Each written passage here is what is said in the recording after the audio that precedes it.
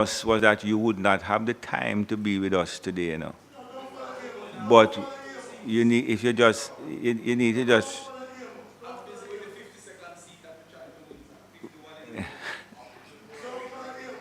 Recognize that it's nice to see you, but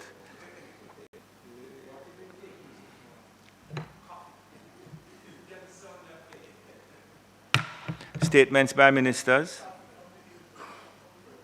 announcements. Laid on the table of the Senate are the following: annual report and audited financial statements of the Sports Development Foundation for the calendar year 2021.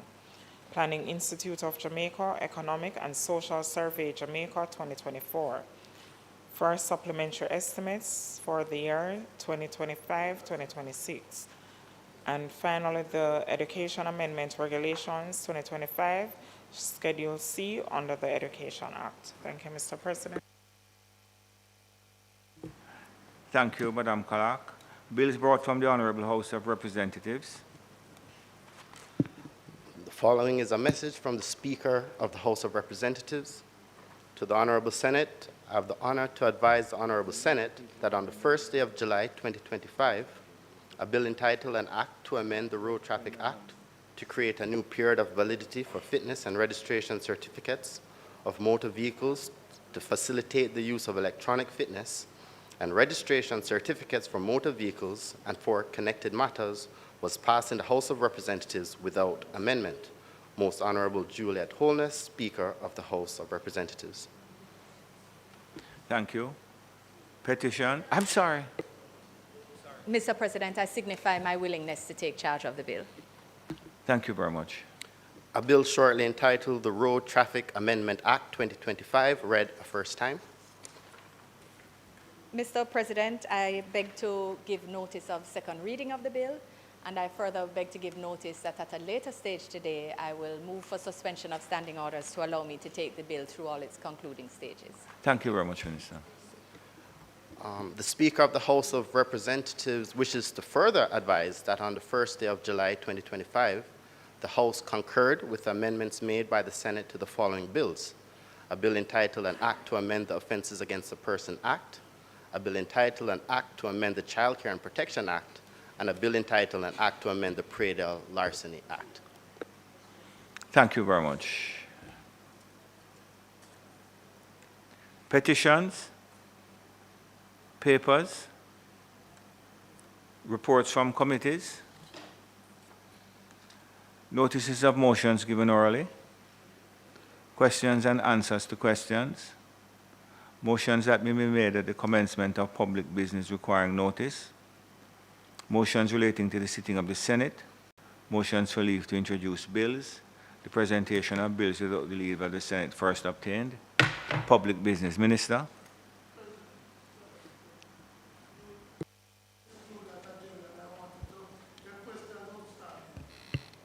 One minute. The question is that the issue, item 9, questions and answers to questions, be revisited. Those in favor? Aye. Against?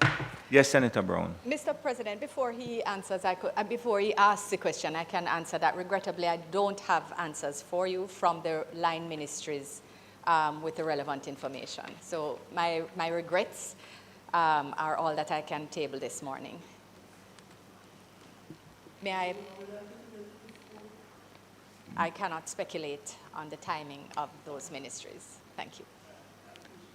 That item having been recommitted back to public business. Minister. Thank you, Mr. President. Mr. President, today we have a full day, so I know members will be minded to ensure that we have an active and efficient use of time.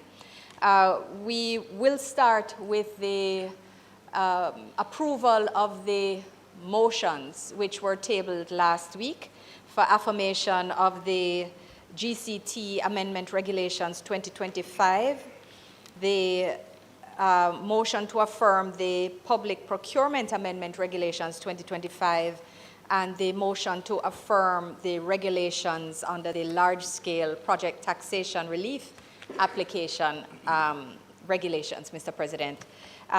Thereafter, it is intended to take the motion, notice of which I gave earlier, which is for us to suspend standing orders to take the amendments to the Road Traffic Act to deal with a more efficient process for certificates, license certificates and registration.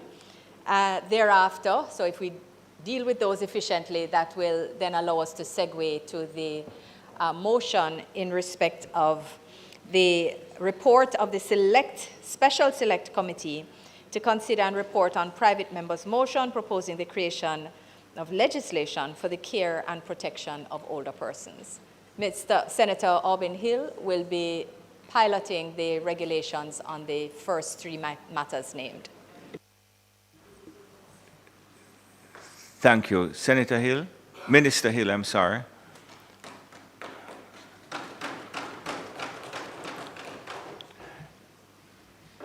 Minister Hill, you're starting with the general consumption tax regulation. Yes, sir, that's the one I'm starting, Mr. President. Mr. President, this Honorable Senate will recall that a number of revenue measures were announced as part of my budget presentation earlier this year, or the Minister's budget presentation in March 11th to be exact. Revenue measures related to, among other things, amendment in the general consumption tax as outlined in Ministry Paper 09/2025 as follows.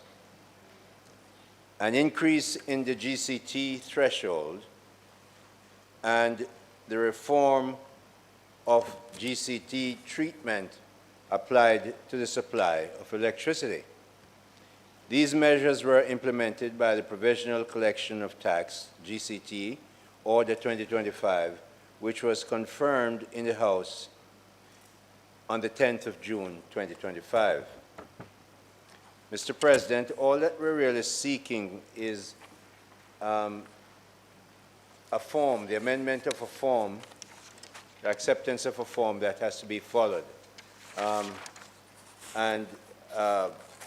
Given what I've just said, I'm quite willing to move on to ask for the affirmation of this matter because it's you could do that, but I would invite. Please. So you're finished with the introduction. That's it. Okay, Madam, may I ask you to sit one seat over, and I recognize you from a seat other than that which is your own.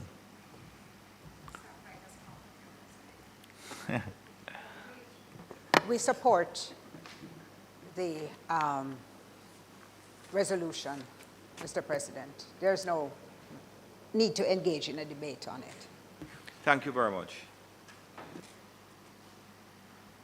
So, Minister? President, I now ask that the motion, notice of which was given on the 27th day of June, 2025, be approved. Thank you very much, Minister Hill. The question the members would have heard. Those in favor? Against? The ayes have it. Public Procurement Amendment Regulation 2025, Minister. Thank you, Mr. President. It's a little longer, but not too complicated. As this Honorable Senate is aware, the Public Procurement Act of 2015 was recently amended by the Public Procurement Amendment Act 2025, effective March 27, 2025. These amendments corrected conceptual or fundamental deficiencies found in the Public Procurement Act, clarified procedural ambiguities, established a new competition threshold, and the increased contract approval limits. Consequently, Mr. President, there is now need for corresponding amendments to the Public Procurement Regulations 2018, the regulations to ensure legislative concurrence, enabling the achievement of anticipated improvements to public procurement practice. Mr. President, this Honorable Senate may also recall that the Public Procurement Regulations, the Public Procurement Review and Reconsideration Regulations, and the Public Procurement Registration and Classification of Suppliers regulations were brought into effect by appointed day notice along with the Public Procurement Amendment Act 2018 on April 1, 2019. It is within this context, Mr. President, that I am pleased to table in the Honourable Senate today the Public Procurement Amendment Regulations 2025. This amendment is being made pursuant to the regulations making powers set out in Section 60 of the Public Procurement Act. Mr. President, I will now proceed to present specific provisions of the regulations.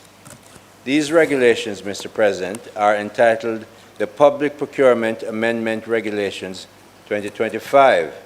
Mr. President, the preamble sets out the statutory content within which we are seeking to promulgate them.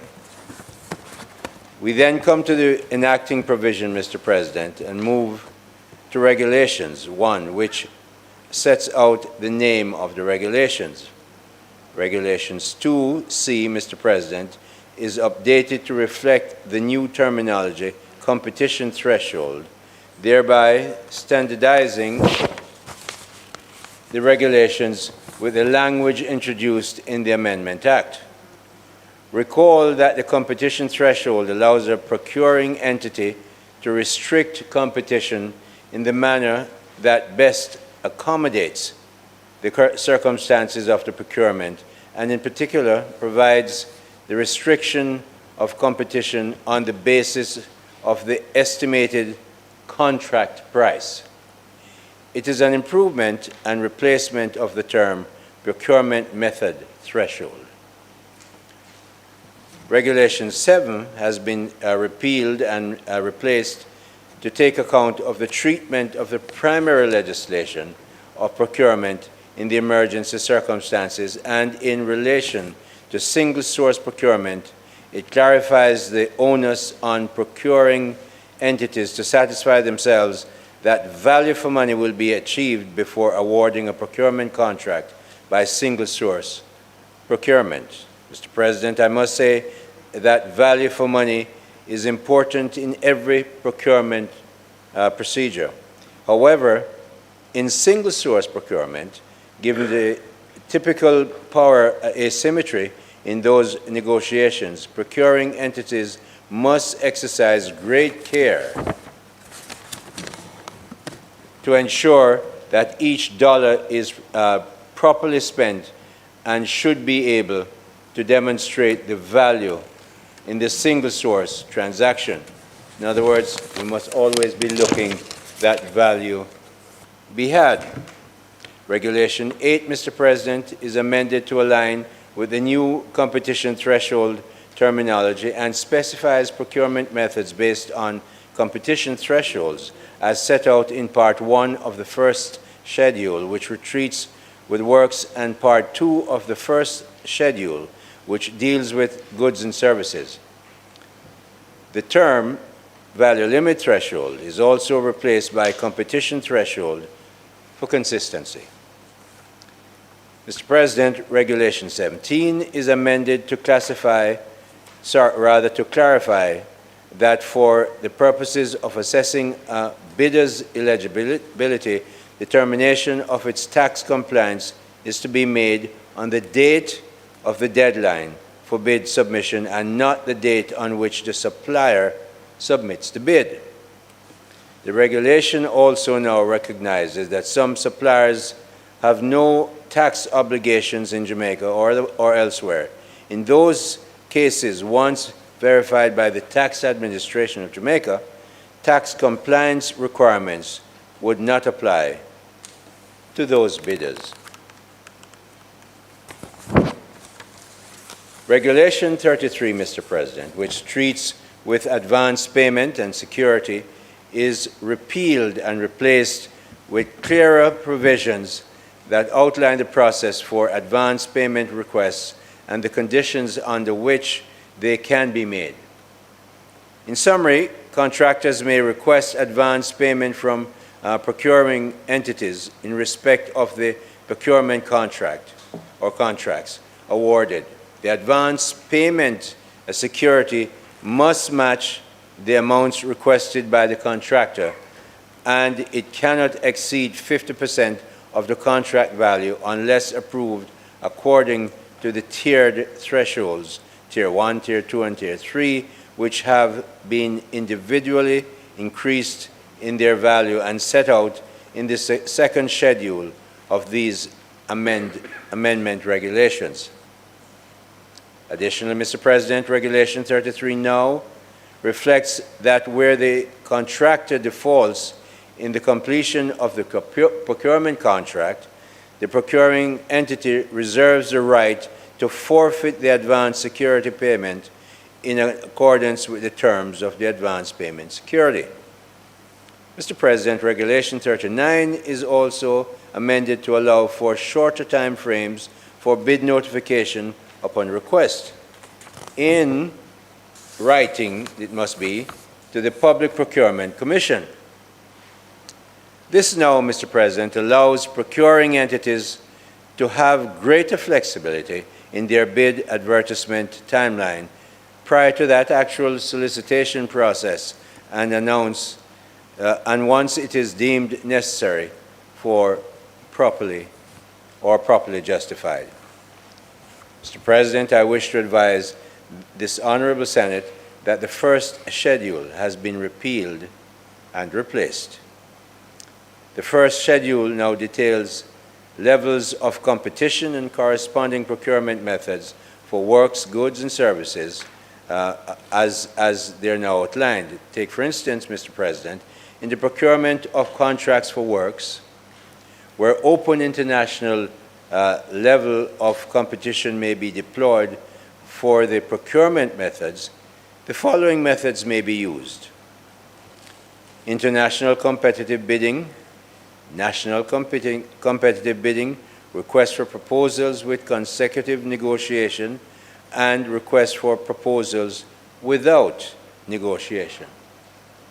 While, Mr. President, open national level of competition can be done using national competitive bidding, requests for proposals with consecutive negotiation and the request for proposals without negotiation procurement methods.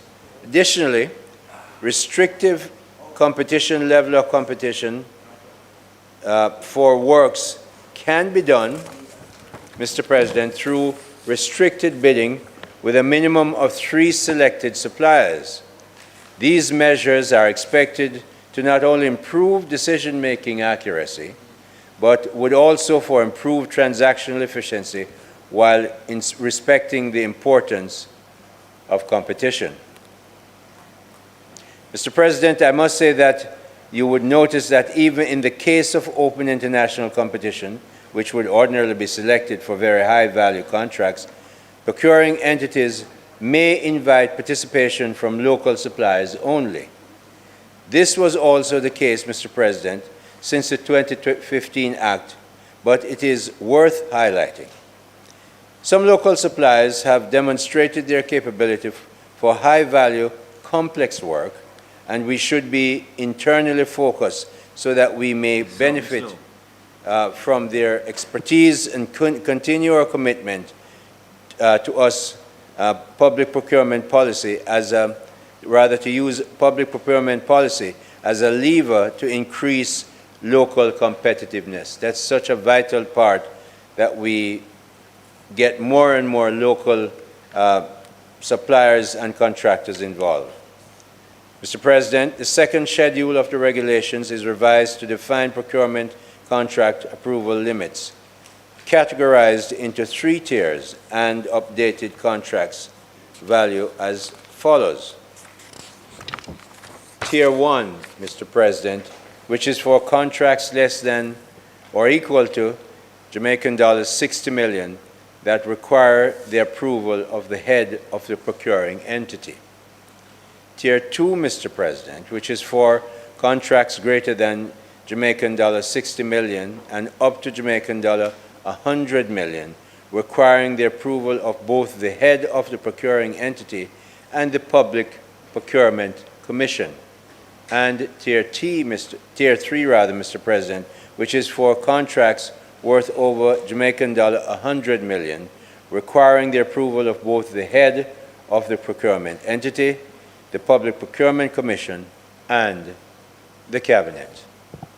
So, Mr. President, the Public Procurement Amendment Regulations are a proactive response to the evolving demands of public procurement in Jamaica. So many times we've heard them say the limits were too low over and over for years, and now these are being changed and the regulations are being adjusted to accommodate the changes.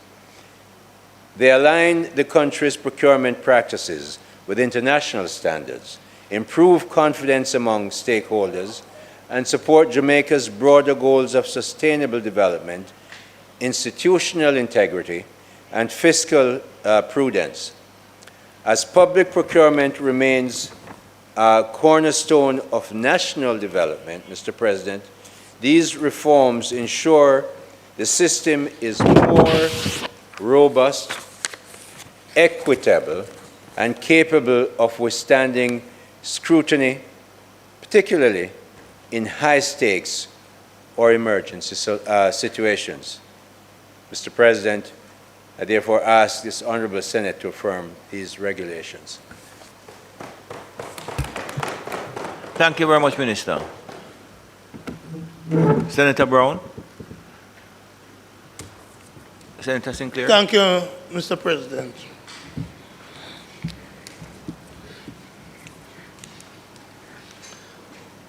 When I came here today on the anniversary of Norman Manley's birthday, I thought we were going to have a long sitting, but the GCT issue moved through very quickly, and I believe this one will move through as quickly.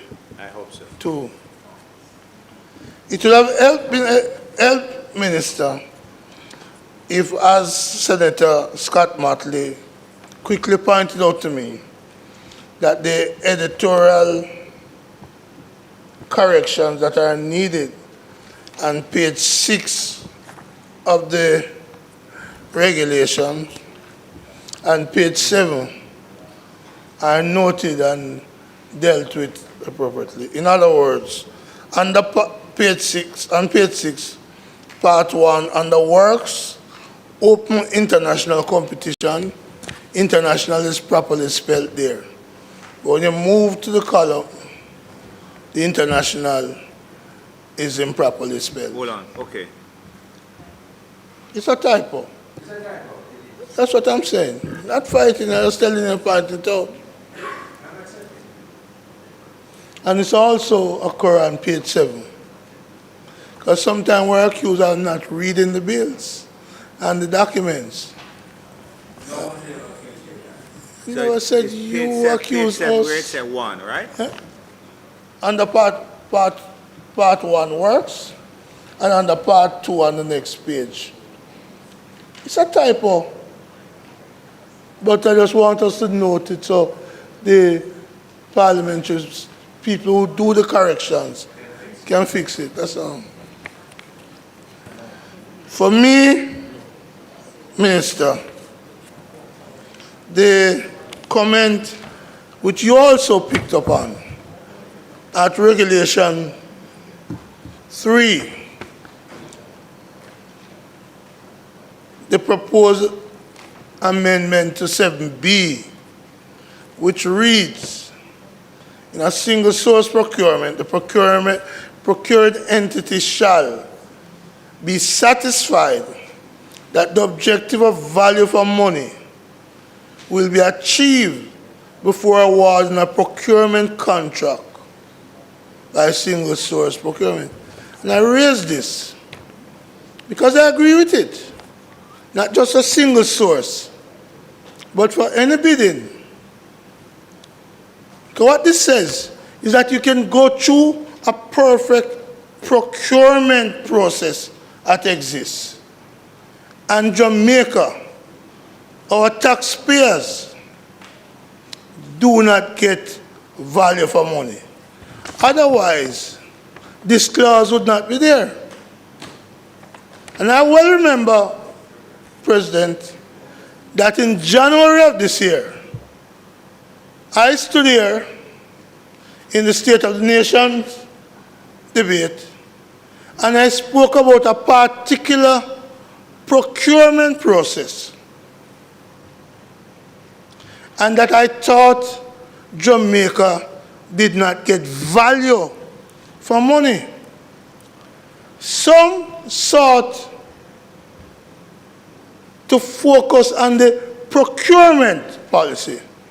Certainly at least one senator over there, certainly the Minister of Health, who described the issue I raised as the mystery drill.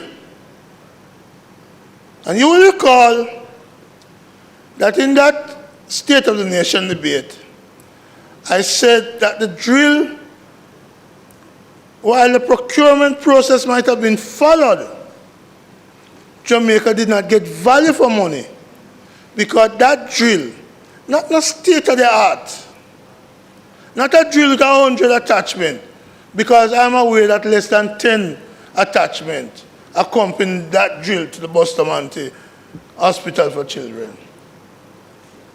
But I made the point then, and some went on radio to try and contradict me, that Jamaica could have purchased that drill for significantly less than the US dollar value, which Sarah has admitted that they paid for the drill. So in this regulation, the value for money point accords with what I was asking about for the drill. It accords with what Dr. Alfred Dawes have been saying about the drill. That drill, Jamaica did not get value for money. And it's so important what you said, Minister, that when Jamaica doesn't get value for money, it means we can buy a CT scan for the children's hospital. It means we can buy a microscope necessary to carry out surgery at the children's hospital, because we give that money to people who prefer to write an American invoice, Jamaican date form, rather than American date form. When we don't get value for money, we can't provide an MRI machine for the children at Bustamante Children's Hospital. And when we don't get value for money, it's difficult to provide the bed that the patient need, whether that's Savlamar, KPH, Port Antonio, St. Anne's Bay. It means when we don't get value for money, the medication that poor people need from the hospitals, they can't get it. Put another way, when we don't get value for money, it leads us to say we need to kick down corruption door, stepping out of darkness into the light, and to kick down corruption door. When we don't get value for money, it means that we have to build back, and build back better than before. So I am pleased to see that the government has taken the point I was making about the importance of value for money. Because there's some are up to say it doesn't matter the cost. It matters to me and the poor people who I associate with and who are deprived of benefits, that we do not corruptly exploit the procurement system and deny people. So value for money is important. And on that, we will support the resolution because it begins to move in the direction of recognizing that the whole procurement system did not always guarantee us value for money. And we must, like you said, Minister, put a premium on value for money because they're not only in the pre-national place we have 2-foot posts, but in government contracts we also have 2-foot posts.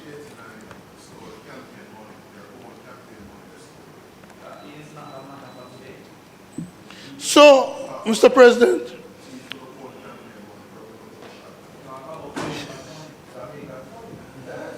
let me finish now. Fly, let me finish. Because I don't think what I'm hearing coming from there is dead baby crying. That's what I hear coming from over there. Mr. President, another part of this regulation. Yeah. I'm like the Prime Minister when he was in opposition now. He has the ability to hear the spirit of dead baby crying. I have now gotten that, and I hope it will lead me to victory too. Mr. President? So you say you plan to ride the dead baby? No, I'm not riding dead baby. I am outlining, I'm highlighting the hypocrisy. But Mr. President, I want to deal with this. No, but you're not dealing with that. You Miranda. I deal with this. You Miranda all over the place, you know. No. I am President. So we have some visitors up I here. come into this. You and the visitors are participating in the hearing. I want to come to the next item on Just this. stick to the script, man. Well, just like Marlon not to interrupt me then, no? No, but Marlon is not speaking on the mic, you know, so I don't hear him. I know, that's why you don't know. Unfortunately, I'm hearing the dead baby crying. You stay there. Unfortunately, I'm hearing the dead baby crying. Yeah. Item 5. Item 5.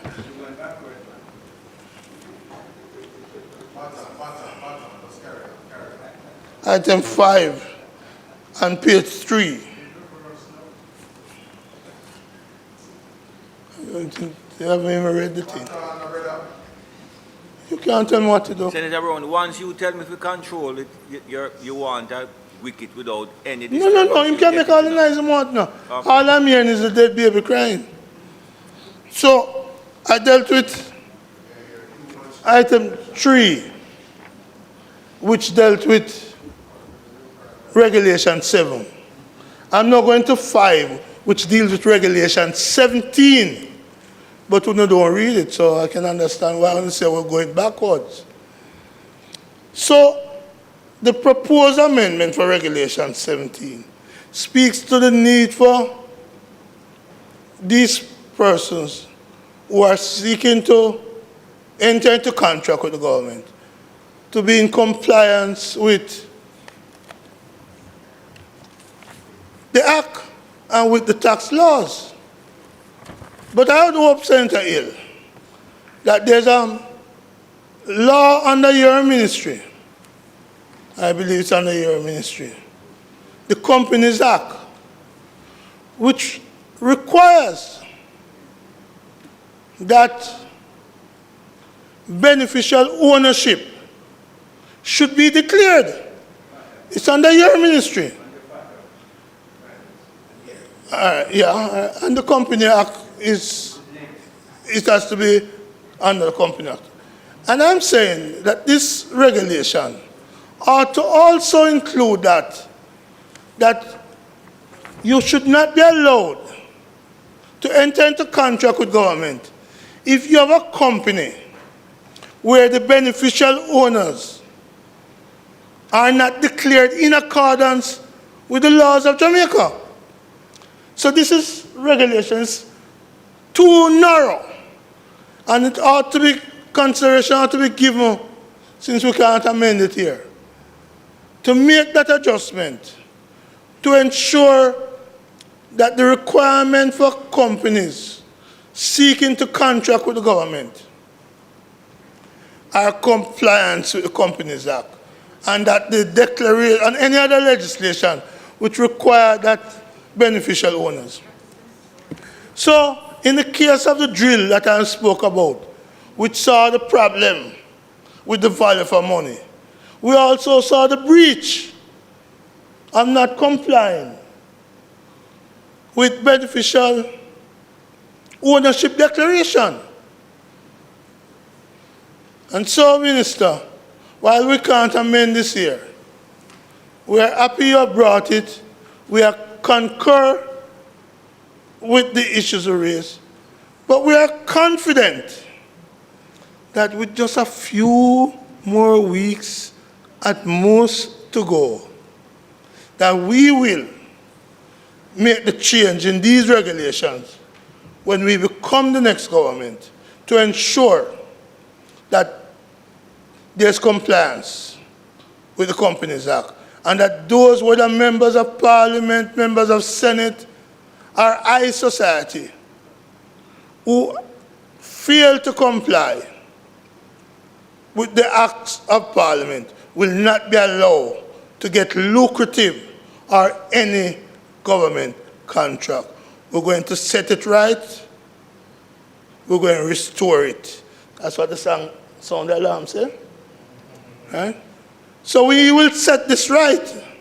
But we're giving you notice, if in a few weeks you have leave, you choose to fix that because it needs fixing, so that taxpayers are not shortchanged by those who want to play wise and those who employ lawyers who are well connected to hide the fact that they are the ones getting the contract from taxpayers.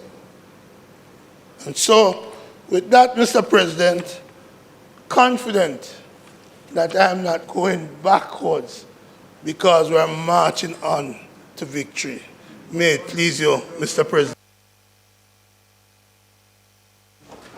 Thank you, Senator Brown. I want to put on the record that I'm going to miss you.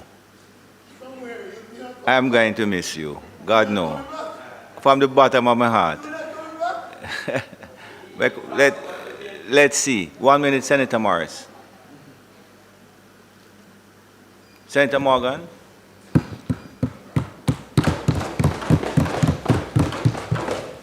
Thank you, Mr. President. Mr. President, I rise first and foremost on this, the anniversary of the birth of one of my mentors, the late Shahini Elizabeth Robinson of St. Anne Northeastern fame, to join with the minister and indeed the members on this side in signaling our support for and endorsement of the regulations that are. Sir, you're in a before seat us. you don't usually, that's not your assigned seat. Very well. So I Mr. recognize President, you from that seat. thank you for recognizing me to speak and venture these brief remarks in this intervention from a seat other than my own.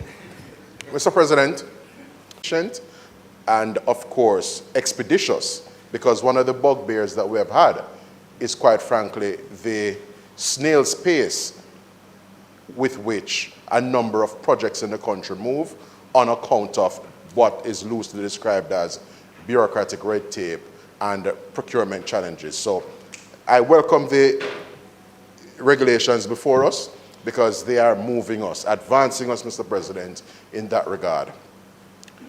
Public procurement, Mr. President, turns indeed on value for money. For the foremost reason and the principal reason that ministries, departments, and agencies of government are not stewards of personal funds. They are indeed presiding over public funds. And it is for that reason, Mr. President, why through our Procurement Act and the attendant and accompanying regulations, what we have is an entire ecosystem and framework governing the stewardship and expending of public funds to ensure that we have appropriate checks and balances and appropriate layers of protection. And so I take considerable umbrage, Mr. President, to the suggestion from the senator opposite just now on the question of value for money in relation to what was characterized by him as a drill. I note over the past several weeks, Mr. President, that what has been characterized as a drill is really properly a bit of a complete surgical system to treat with neurosurgical and spinal surgical procedures in the health service sector. Mr. President, the system comprises a console, it comprises a drill, and it comprises scores, quite frankly, of attachments. At least with this procurement, the referenced procurement opportunity. Mr. President, the referenced procurement opportunity in respect of which the senator opposite ventured some comments just now. It is an entire surgical system. So for it to be characterized as a drill, as they have been wont to do, and as they have done time and time again, yes, is to frame in the minds of the public that what was purchased for tens of millions of dollars was essentially something that does not befit that level of expenditure.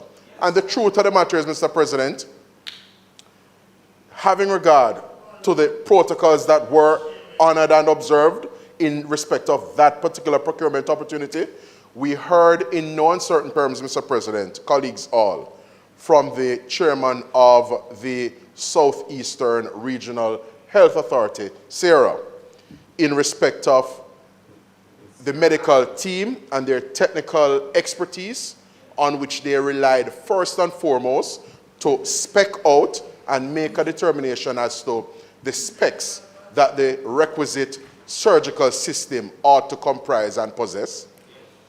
They made mention of the appropriate channels that were used first and foremost to identify what was referred to as comparable estimates. Mr. President, when procurement is being undertaken in the public service, so as to not be operating in the realm of the arbitrary, because senators opposite who have the luxury to babble, they may operate in the realm of the arbitrary, and that is what landed him in trouble. Lambert Brown, that is, landed him in trouble last week because he ventured some comments here in this chamber that were predicated based on his acknowledgement this morning on certain assumptions. Assumptions that have since proven, and by virtue of the Hansard records, Mr. President, proved to be false, patently false, pellucidly false, and that is why he had to retract this morning. So just to be very clear, Mr. President,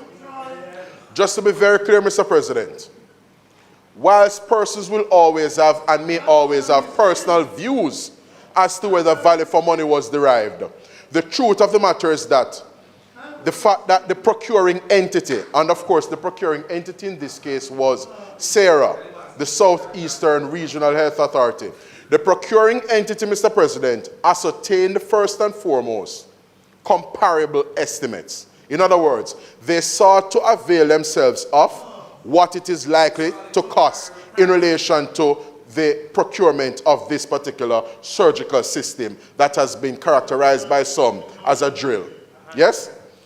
Suggesting and conjuring up in the minds of listeners and observers that it is merely a little drill that you go down at hardware store and go buy. Yes? And quite frankly, Mr. President, we know how these highly specialized and highly technical medical equipment serve the communities and, of course, the clients they serve. Because this drill system, Mr. President, may make the difference between, this system may be the difference between continued discomfort and an abatement to the discomfort that our children, our beloved children here in Jamaica, that we seek to protect. Yes? At the Bustamante Hospital for Children and indeed elsewhere around the island benefit from. So just to be very clear, the suggestion that no value for money was derived from this acquisition, Mr. President, I dare say you can hardly place a price on the saving of lives at the Bustamante Hospital for Children, Mr. President. We have prescribed protocols and mechanisms governing public procurement to ensure that we militate against, yes, persons who may seek to undermine the public purse and fleece the public purse of its resources. So the idea is that when a cabinet submission, for example, in the old regime, in relation to procurement opportunities in excess of 60 million Jamaican dollars, is to be done, a number of procedures are set out, including the comparative estimate, the comparable estimate rather, and of course, setting out the value for money. And whereas the senator opposite may have a divergence of views on this matter, the truth of the matter is that the Jamaican people are better off this morning for having Citywet at the Bustamante Hospital for Children this morning, that bit of neurosurgical equipment, yes, that is actively engaged and at the disposal of doctors and surgeons in the discharge and conduct of surgeries to make our children better and healthier, Mr. President. May it please you.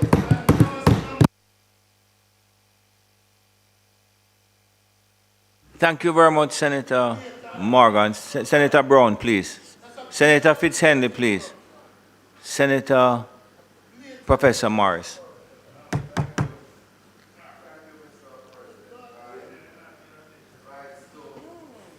Participate in the debate on this resolution. And in doing so... Sorry, Senator Morris. Take off the other one. Okay, go ahead now, Senator Morris. Okay. I recognize. Thank you very much, Mr. President. You need the No. And in doing so, Mr. President, you know, I just want to say two things in regards to the prefacing comments made by my colleague who just completed his presentation. And, you know, not because a piece of equipment is secured and is in fact contributing to the saving of lives of individuals means that the process of acquiring that equipment should not be contested or spoken about. Because if it is that individuals identify a corrupt mechanism to acquire that piece of equipment, it means that we have a right to speak about it. Have a right to speak about it. And then I want to say, Mr. President, you know, I hear people talk about individuals babbling. Senator Morris, you know, Senator Brown raised the issue of the drill, what he referred to as a drill. Senator Brown, come on, man. So consequently, having introduced that, Senator Morgan responded. About the system. And concerning that system.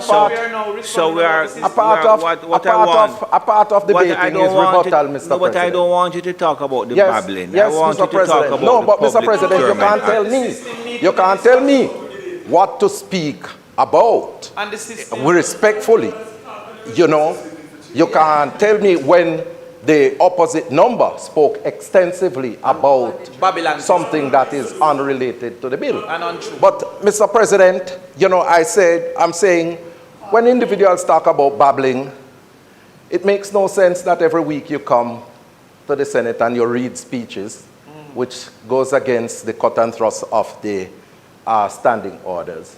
And then at the end of the day, you are not even recognized in your presentation publicly in the media landscape. So that is it in terms of babbling.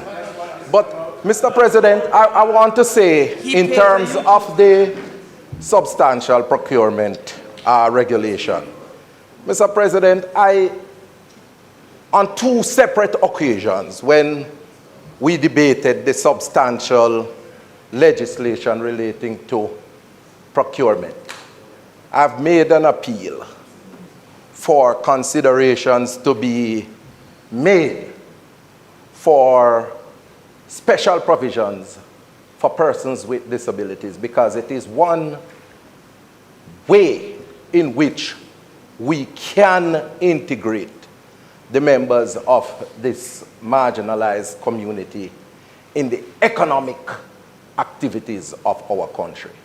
And I remember the last time when we were debating the amendments to the Procurement Act, an express commitment was made from the minister piloting the bill that this would be taken into consideration into the whole procurement architecture of the country. And we come today with a regulation that has no consideration of that commitment that the minister and the government made then. And it leads me to wonder if it is that the government only think that the only thing they can do for persons with disabilities is to include persons with disabilities in welfare programs. Welfare programs like the Solidarity program that they have mentioned persons with disabilities. And persons with disabilities want much more than that. Not to be just considered for welfare program, because we have long passed that welfarist approach to the disability agenda. And in 2018, I remember moving an amendment to a legislation in this parliament to the HART NTA legislation.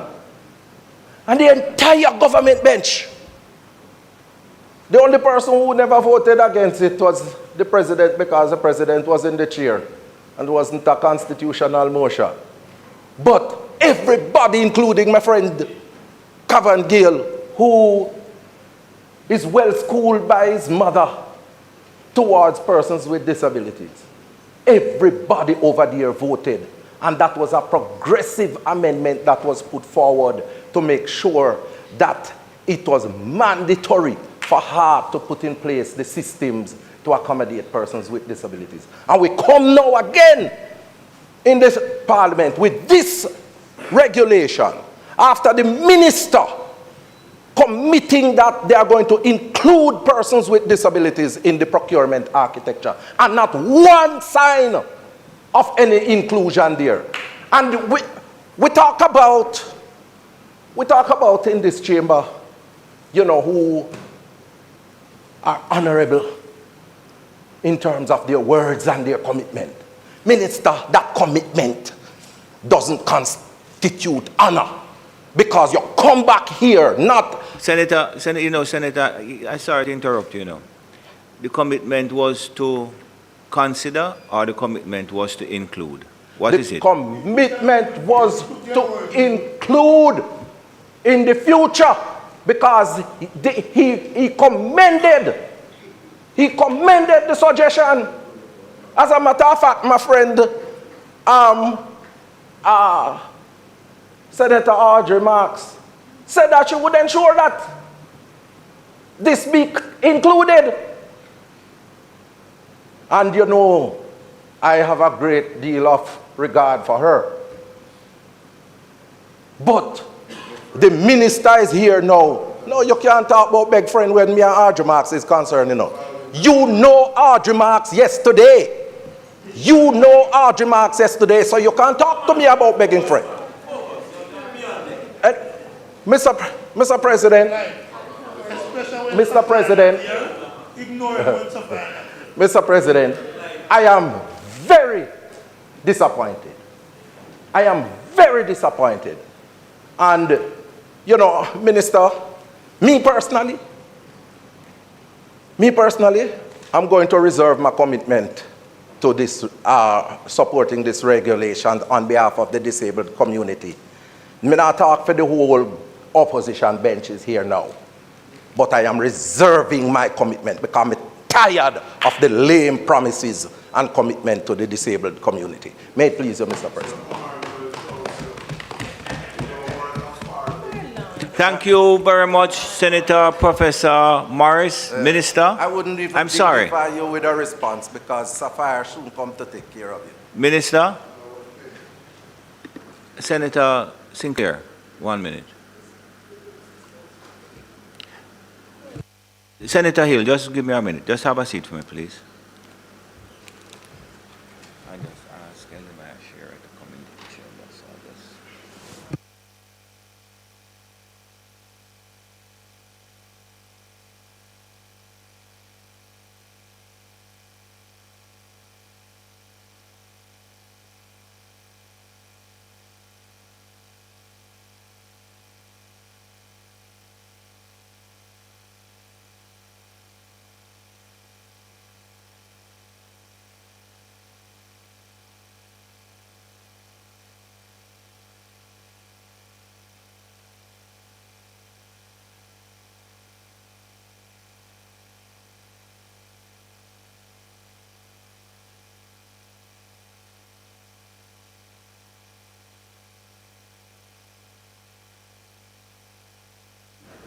Just 1 minute, Senator Hill.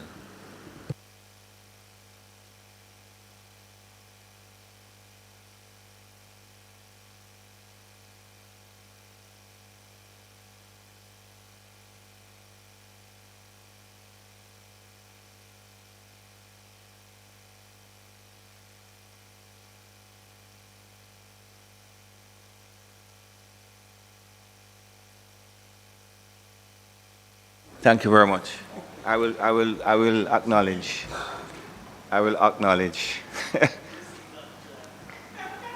my special guest in due course. Senator Hill.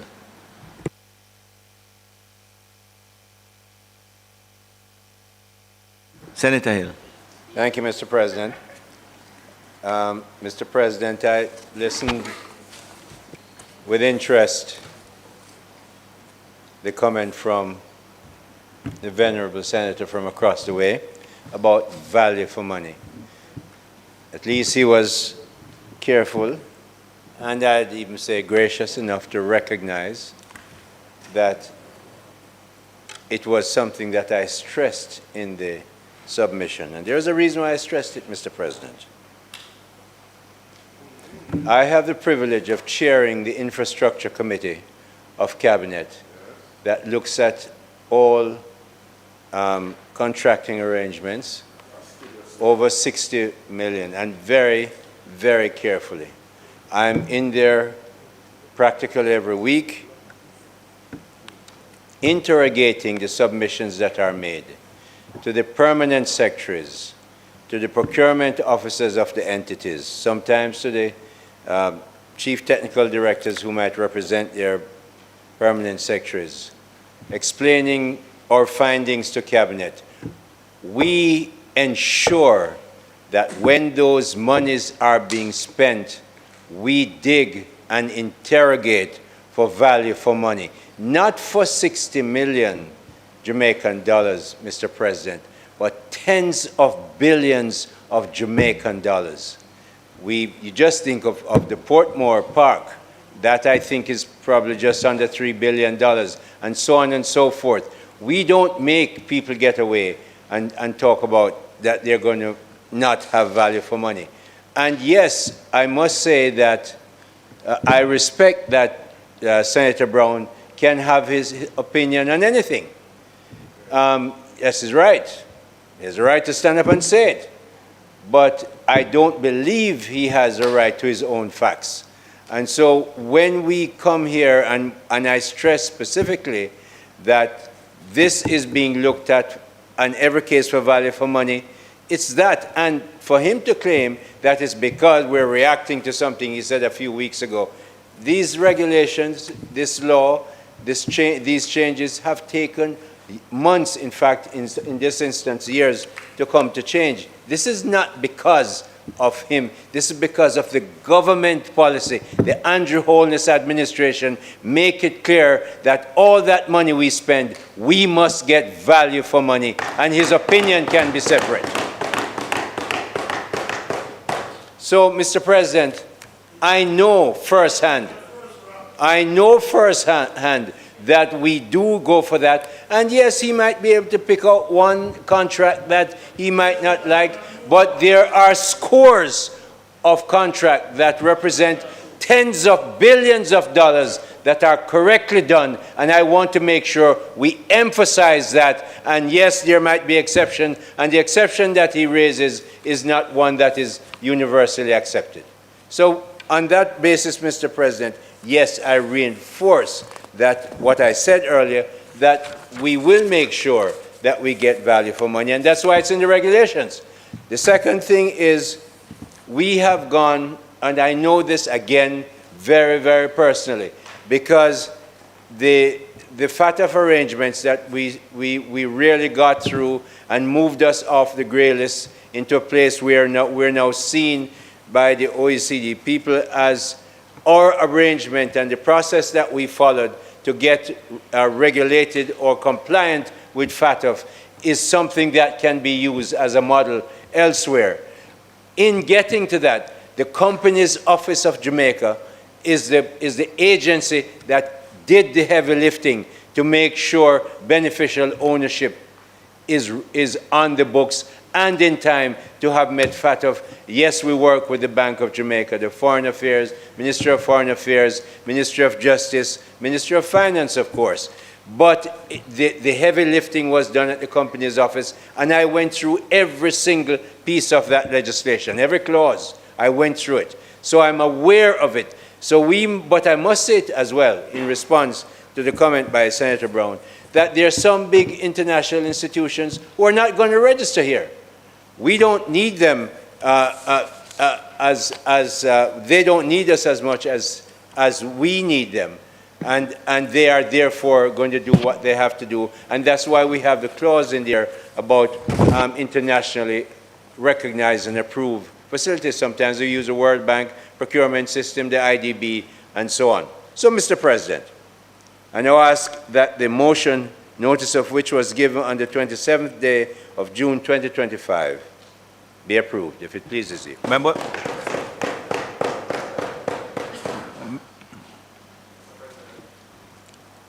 Senator Morris.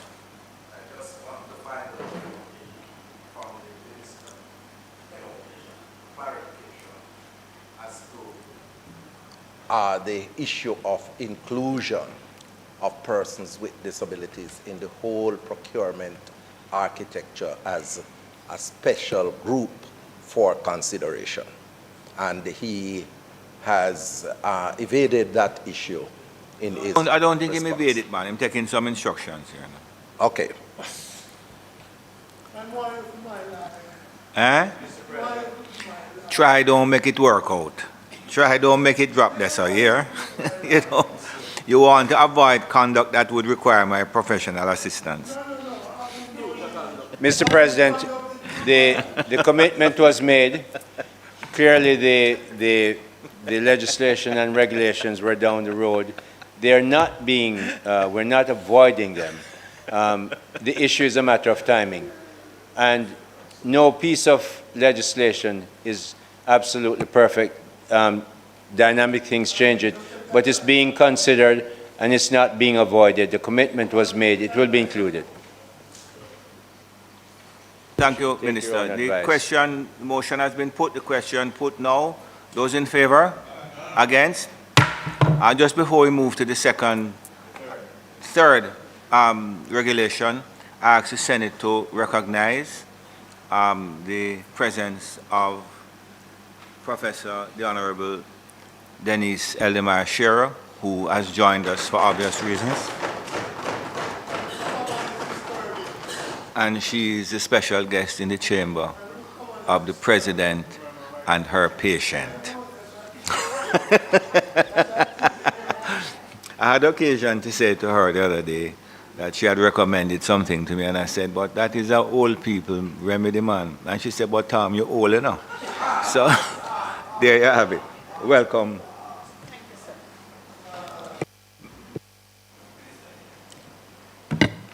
Mr. President, this Honorable Senate is reminded that the large-scale projects and pioneering industries Tax Relief Act 2025 was passed in both houses of Parliament in May of this year with no amendments and support from both sides of the aisle. During the debate, Mr. President, it was indicated that regulations would be tabled in the House and Senate, of course, to support the large-scale projects and pioneering industries Tax Relief Act. In this regard, Mr. President, the large-scale projects tax relief application regulations 2025 is hereby being presented in the Senate today. Mr. Speaker, Mr. President, the Senate should recall, not even running.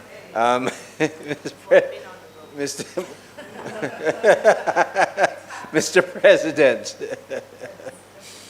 these projects should be aligned with the strategic priorities of the government of Jamaica.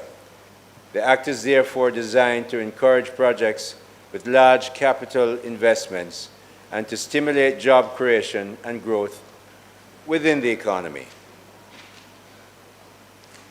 Mr. President, the regulations before us today have been crafted to clearly set out the requirements for approval as well as streamline the application process for entities seeking to receive the benefits provided under the Act.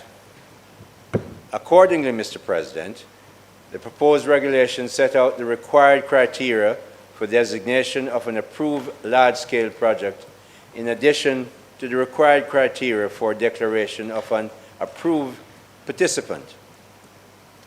Mr. President, the regulations also include the relevant forms to be utilized to apply for the benefits and stipulate the supporting documents that should accompany these forms as part of the application process.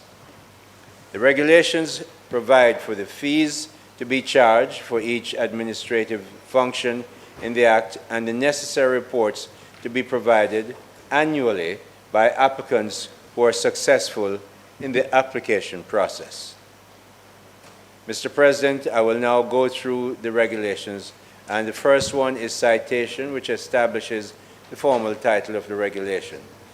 Number 2, application for certificate of approval, Form 1 schedule. This provides for the application process and documentary requirements for an application to become an approved participant under Section 6 of the Principal Act.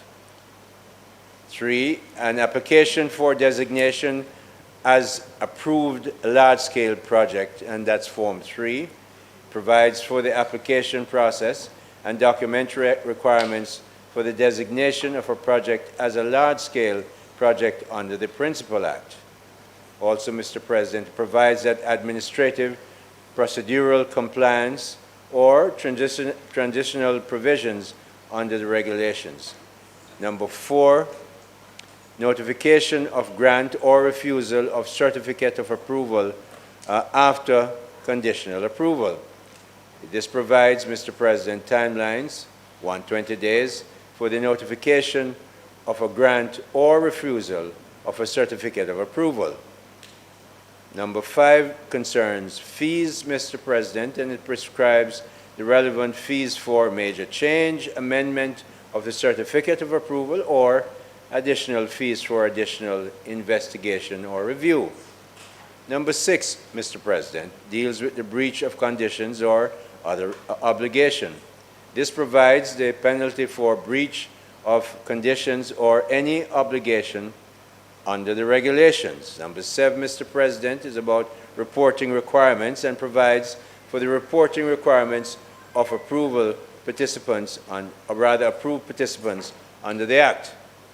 Number 8 is transitional, Mr. President, and this provides that any large-scale project already approved by the government will be obligated to pay the application fees imposed by the regulations. So, Mr. President, I now invite members of the Senate to support the passage of the large-scale project tax relief application regulations 2025.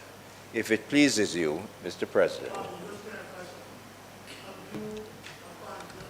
Senator Brown, turn on your mic and talk now, man.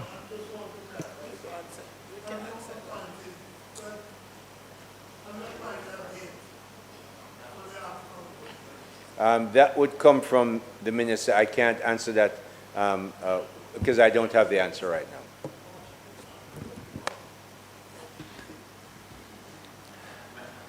Senator Crawford, you're speaking on this?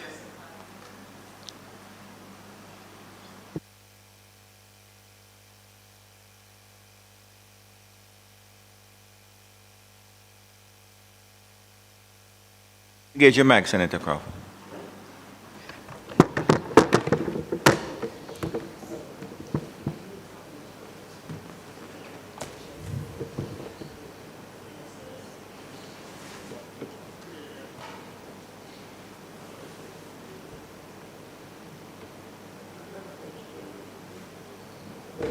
Thank you, Mr. President.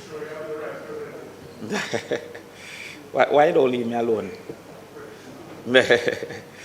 All right. So, Mr. President, I stand to speak on the large-scale projects bills.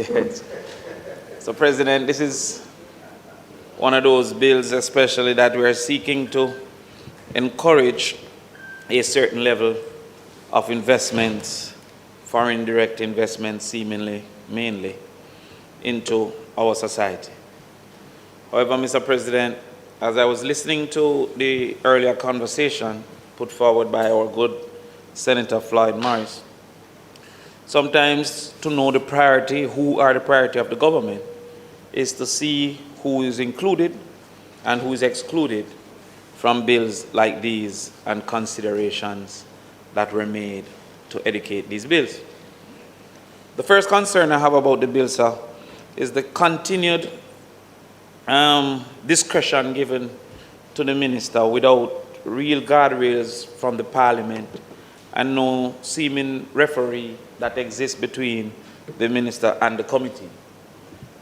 This committee being established would make recommendations to the minister that could choose, it seems, from the lack of communication, could veto those recommendations. And in vetoing those recommendations, I believe that that middle ground, without any further consultation, without any referee, without indicating to Parliament, may be opening the door for corrupt activities and the sale of influence. Additionally, Mr. President, I recognize that there were mainly two concerns or considerations for qualification. The first was that there was $1 billion, and the second was that it would engage high levels of employment. However, Mr. President, there are some things I believe that were lacking in what could be beneficial to the general society. For example, there is no mandate for linkage with local industry. So many times we have seen, and let us first establish the context that these investors are going to be beneficiaries, profit subsidized by tax exemption and tax alleviation.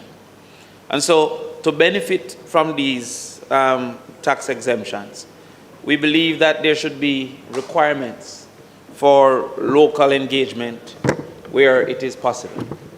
This local engagement and linkage is very necessary, as over time we have seen that even within our highly developed tourism and hotel sector, that there's high levels of leakage and a very low multiplier effect. To that extent, Mr. President, I believe that consideration should be for qualification to include linkages to the local industries and consumption of produce and labor from our local entities and MSMEs. Indeed, sir, developers can come and ignore local architects, local engineers, local experts, and also ignore local producers. Additionally, there was no obligation for decent work or labor standards And so while it is that it mentioned a consumption of labor, there was no obligation about, you call that contract work and the level of contract work. There's no obligation for insurance and the types of treatment. For those labor standards, there's no obligation outside of what is legal, for example, minimum wage, but there's no obligation. And it carries my mind immediately, Mr. President, to an entity that we, and I hear the good senator say labor laws. There's also encouragement. There's law and there's encouragement. So within our labor laws, unfortunately, we have allowed for many persons to be employed almost into perpetuity on contracts. Within our labor laws, we have allowed for persons not to receive pension. Within our labor laws, we have allowed for persons not to receive health insurance. If it is that we're going to subsidize these investments by giving up taxation, then we should be able and at least willing to suggest to them that this is the type of labor engagement that we are encouraging for them to move forward.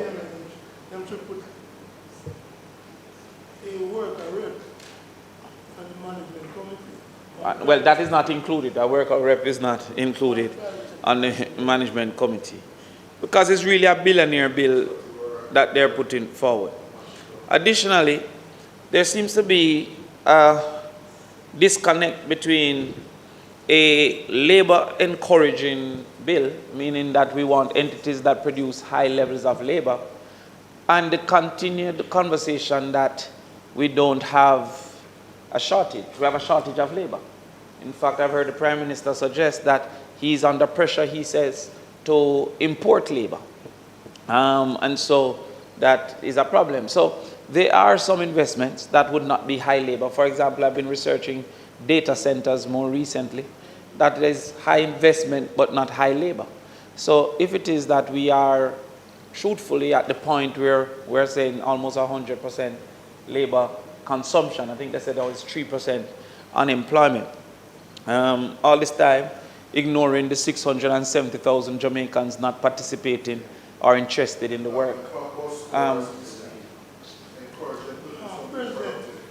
Yes. Well, Mr. President, yes, the ignoring at this time of the 670,000 Jamaicans who have withdrawn themselves from the labor force, unwilling to seek work and uninterested in work. The public should understand that in calculating unemployment, this 670 is not included, 1,000, because they are now at a state of depression, I would posit, and uninterested in labor. However, the labor component, Mr. Minister, the labor component seem to disqualify some entities, especially now with technology, though there's an innovation component, but the innovation seems to be more in the newness of the activity than in the technological center of an original activity. So if there was an original activity that is not new, a new industry, but not a high labor consumer, though the investment may be high, it might be ignored. One of my concerns, historically and continuously, is that while we seek high labor consuming investments, we often don't pair that with community development activity. I praise the recent hotel development, Princess, down in Hanover, that have taken it up on the, I keep on telling you, one station here come and they look at YouTube where you pay for carry, you know. You don't come on the news. You understand? So stop delaying newsmakers, right? No. yeah. Him just want to hear him advice by TV later. But there's this hotel called Princess that has developed a full housing facility for their workers. It has two benefits. One, it reduces the probability of squatting communities evolving, as we have seen in Lilliput and in some other areas of Montego Bay. But two, it also opens the probability of creating opportunity for non-proximity workers, meaning people that don't live directly within that space. And those spaces are getting short of available people. In fact, the hotels are now in competition among each other. As a future member of Parliament, and I see my friend Delan over there too as a future member. I don't want him to take my ideas, but we have sought to rent houses in some of these high tourism spaces so that our residents of Northwest St. Catherine can get to go into these rental spaces, in particular for the period that they're not full-time, because there's an engagement 6 weeks that they are on training, etc., and would not qualify to be in these housing provided. And we have sought to rent some spaces to create those opportunities. However, with these investments that are supposed to be attracting high levels of labor, I believe that one of the commitments should be worker housing facilities, so that the social negatives that come with that don't get entrenched. And most of us know that squatting communities comes with some other negatives, especially because it is undesigned and policing is difficult, and there's often violent activities that evolve, etc. So we would hope that that is included. As it, as it relates to, as it relates to food security, you look at brother, do your mother tell you to take care, right? So you have to just take care, right? And Prime Minister only said, tell me if you look out for you when he coming, so I gotta look out for you. But in the list of innovative industries and cultural dependent industries, I was taken aback, Mr. President, that food security was not included as a specific segment for investment, because food security is of great importance, especially with the general uncertainty that we're facing. And I also found it, again, that energy should have been a declared category in the same way that cultural industries was a seemingly declared category.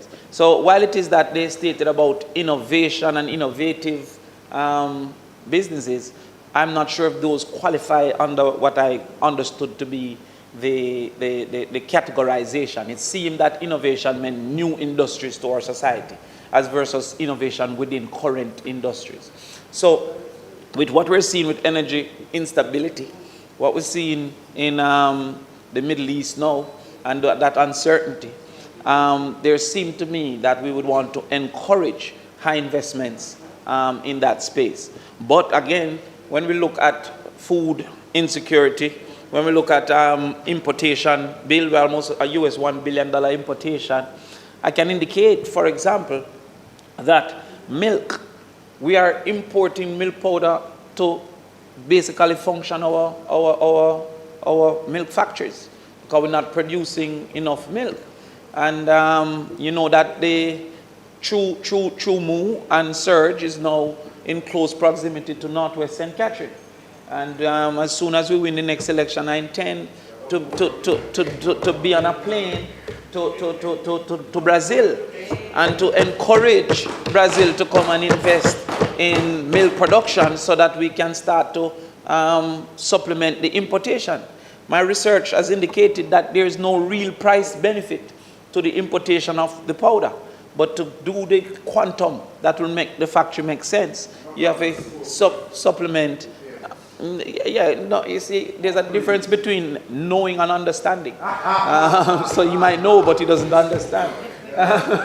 So therefore, we would want to do that. And it would give us an opportunity to use some of the original cane lands that are all across Jamaica to start to do animal feed, and then to feed our children in schools more than the $76 that the JLP has indicated, with nutritious meals up to 33% of their daily nutrition intake. So I was concerned that they were not there. There also seemed to be a discrimination because there was no consideration for scalability. Senator Delano, you would know, Senator Seabright, you would know that Rio came, and then Rio started expanding and expanding and expanding.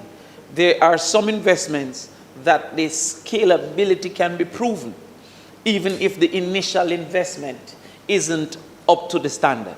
So you're saying this investment should be $1 billion. What if a person have an investment of 200 million, proving that over time it can grow to be $1 billion? So therefore, do they qualify or do they not qualify because they don't have this initial $1 billion? And equally, what about entities that started before this facilitation existed and can come to prove that our middle scale chicken business can become $1 billion chicken business over time? There's nothing in it. It's a one-off billionaire bill and not a builder's bill, not a person growing and being able to grow. So I believe that within this there should be a caveat for persons to be able to show scalability and to almost be obligated to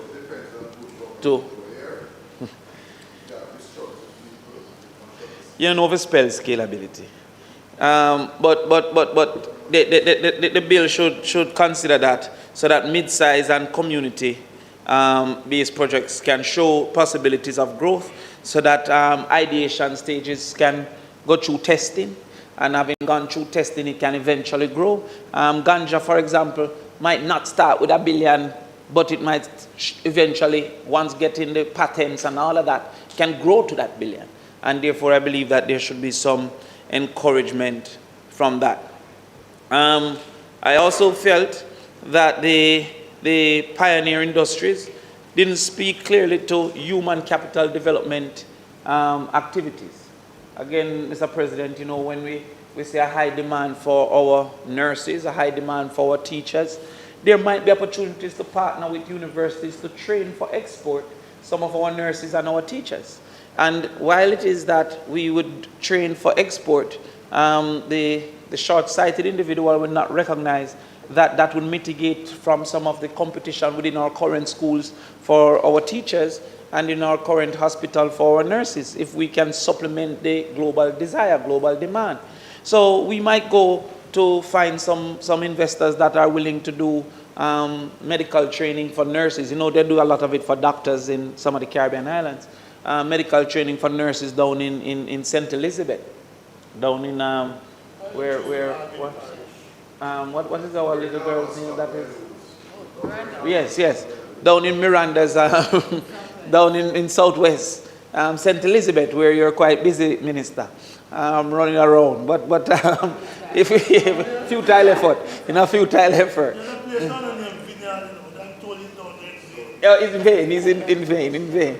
The leader of government business is planning to endorse my candidacy next week. I've heard about it. But look here, we have some visitors here who are here for something specific, and you need to just let us move on as quickly as possible here. When this man was talking about system, you never stopped him. I'm talking about legitimate things. And you're stopping me, Mr. President? Am I stopping you? Yes, sir. No, man, I'm not stopping you. I'm saying rather than engaging in babble, just deal with the I was seeking issues an at hand. endorsement, Mr. President. All right. The pioneer industries, sir, it didn't speak to human capital development. It spoke to cultural, depending on cultural resources, etc. And I believe that there is a role for investment in human capital development that should be highlighted. There was an obligation to develop the human capital as it relates to the investor should have training, etc. But businesses focused on human capital development, there was no particular avenue stated there. So generally, Mr. President, while it is that we encourage investments, and I know that this one is seeking to facilitate something that I'm quite concerned about, which is the gambling. I'm not enthused by this full speed ahead in gambling activities and allowing for Jamaicans to participate in those gambling activities. I've highlighted here my concern about the negatives that come with that. from the individual and the social realities. I see one of the gambling lobbies over there talking about gambling already exists. Yeah, we have also seen it seeping into our schools because we have allowed it to be prime time in our society. However, Mr. President, yes, the gambling advocates. But I said to you, Mr. President, that this bill doesn't seem to It's a regulation. these regulations doesn't seem to facilitate the country's development sufficiently for what we will be giving up in our taxes. I believe we should add the linkages. I believe we should add the human development probabilities. I believe we should add the standard of work that they provide. And in that case, I believe that they would then reasonably qualify for the exemptions that we are considering. With that, I thank you, Mr. President. Thank you very much.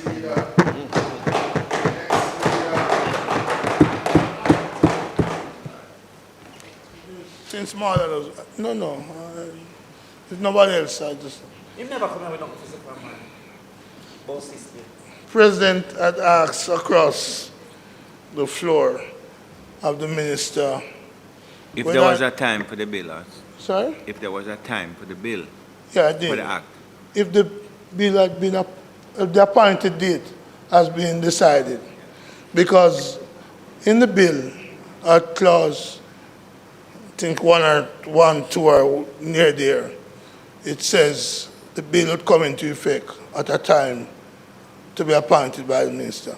I'm not sure if since then you have gotten from the technical people whether or not this bill, the appointed time has come, because the next question will be, when will the resolution be effected?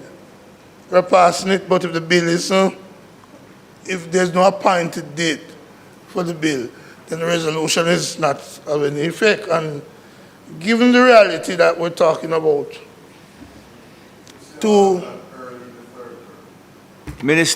Senator Morgan. Given that we have just a few more weeks, we may not see the resolution and the bill come into being. And I raise this, President, because when we debated the similar bill in 2013, then you were on this side and Nigel Clark was on this side. And he spoke in that debate. And Senator Fraser Binns was on that side, as she will soon again. And she also spoke in that debate. There was a specific date set. It was December 2013. And the bill would take effect on the 1st of January 2014. And that's bill, if there's no appointed date for this, that bill would be the bill that is still in existence. And I'm aware, Minister, that the IMF have been pushing for tighter control over the relief, the tax relief that is given. A cap has been set on the annual budget, I believe 0.25 of GDP of the previous year. So this bill has some specific control, and in fact, it is so tight that I wonder how many large-scale investors are going to really benefit from these tax things, because I believe the IMF doesn't really want the tax relief to be given. And I'm sure successive government in 2013, Mark Golding piloted the bill in the Senate. And that bill would be the bill that we're looking for now. And I remember promise of a big electric plant. And I thought that that big electric plant was part of the new and pioneering and large-scale industry. But instead of the big electric plant that was promised in 2015 coming, we have seen a doubling of the light bill charge. President, I hope that there will be these large-scale projects that will come. I just want to say, one of which, and I must say, since you're bidding me farewell, President, one of the things that will help me leave quicker, when you took over the chair in 2016, you made certain promises about certain things. I won't go into them today, because the Right Excellency is here, and she will know that elderly like me is not being taken care of when I walk up a step. I have no elevator nor escalator. And but we won't go into those promises that were made in 2016. But there are some other promises that were made, President. The promise for this new parliament from 2018, which was a national strategic priority.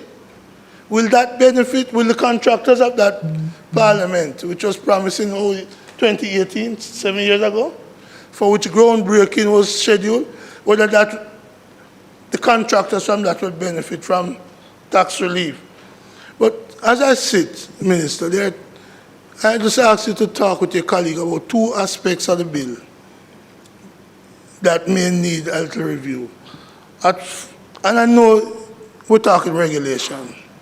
And I'm being sincere here, very, very sincere. Clause 14.3 speaks to cancellation of approval. But I believe the wording of 14.3, and I thank the Deputy Clerk for sharing the bill that with us this week.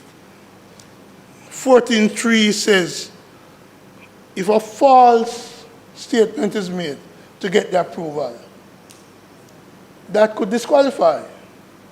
But 14.3 goes on to say, there has to be a false statement and intention to deceive and bad faith shown. So you could see the elements are cumulative rather than being separate elements. And I'm just going to ask you to look at I'm not asking you to change it today, because you can't. But 14.3, whether the word and should not have been replaced by the word are. Or. So that what we will be looking at is three different elements rather than a single element of three things that need to be proven. For deceit, intent to deceive, doing stuff, and bad faith. Sorry? Yeah. Well, I'm not going to be. I'm just asking them to look at it, just to make sure that we're not asking for three elements to be proven, as against any single element being. So that's one.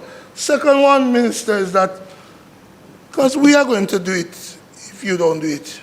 16.3. 16.3 speaks to confidentiality. But it's an offense to disclose issues unless certain conditions are met. And it strikes me that one of the conditions that it is left out and for which somebody may very well face a criminal sanction is if somebody acted in accordance with the Protective Disclosure Act. I believe that 16.3 should include a whistleblower acting in accordance with the Protective Disclosure Act, and that such a person should not be penalized or punished. And the final thing I wish to ask you to, because I'm going to ask the PNP to do it, is Senator Gale, the Management and Application Committee, number of government appointees, 2 members from the private sector, but the body that you, I, and HL has given our lives to have no trade union representation, and that committee, yet as you said, Damien, Senator Crawford, it is going to deal with a condition of workers, and that's a factor to decide approval. And I'm sure Senator Gale will support me in saying, just as Senator Golden Campbell supported me on the amendment last week, to urge them to say, don't leave out the workers. The workers played a role with the private sector and government in EPAC, in the energy sector as well, in the crime CMAC or whatever it's called, CMAC. So what I'd suggest to the government, consider as part of your policy the working class. Don't let the working class feel of you that you take away the increment and you give them zero increase. Include them as policy. May it please you, Mr. President. Thank you, Senator Brown. Minister.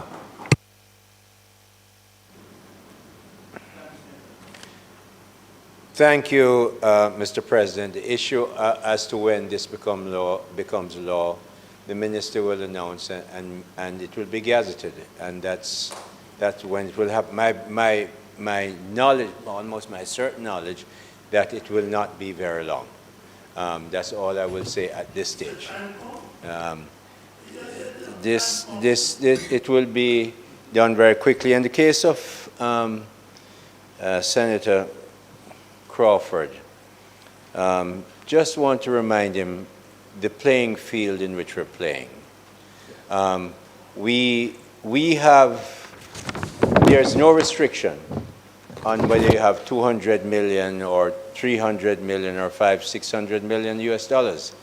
To get the particular benefits, you have to come in with $1 billion US dollars.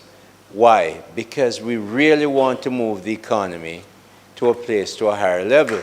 And also remember, as I said, the playing field, we have the biggest economy in the world offering billion-dollar investors all kinds of benefits and a huge market that we can't compete with. So it's in that field that we're playing, and we believe that the rules that we've set, discussed from as long as 2005, this has been going on. I think we have reached the right balance. And in the case of what the amount we can give, read that clause again that says 0.25. You'll find that there are additional issues there. So, Mr. President, I now ask that the motion, notice of which was given on the 27th day of June 2025, be approved. If it pleases you. Members would have heard the question. Those in favor?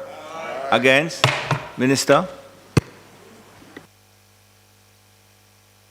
Mr. President, thank you very much, and thank colleagues for their efficient conduct of the matters before us thus far. It is now intended to take the amendments to the Road Traffic Act after first, of course, asking for suspension of standing orders to allow us to take it through its paces. Thank you very much. Members would have heard the question. Those in favor? Against? Thank you, Mr. President, and thank you, colleagues, for your cooperation. I think it's fitting that as this bill addresses matters of efficiency and new ways of doing things, that I appreciate the cooperation of the opposition in allowing us to go forward without extending the debate on the proposal to take everything today. It's appreciated. Mr. President, the bill complements the government's broad goals of modernizing and enforcing traffic management by, in part, enhancing administrative efficiency. It resolves existing inefficiencies associated with a paper-based license and registration system and facilitates more robust interagency data sharing. In this regard, the bill provides for the electronic issuance of fitness and registration certificates. The approach aligns well with global trends, as physical decals and paper-based documents are costly, inefficient, and globally are on the verge of becoming obsolete.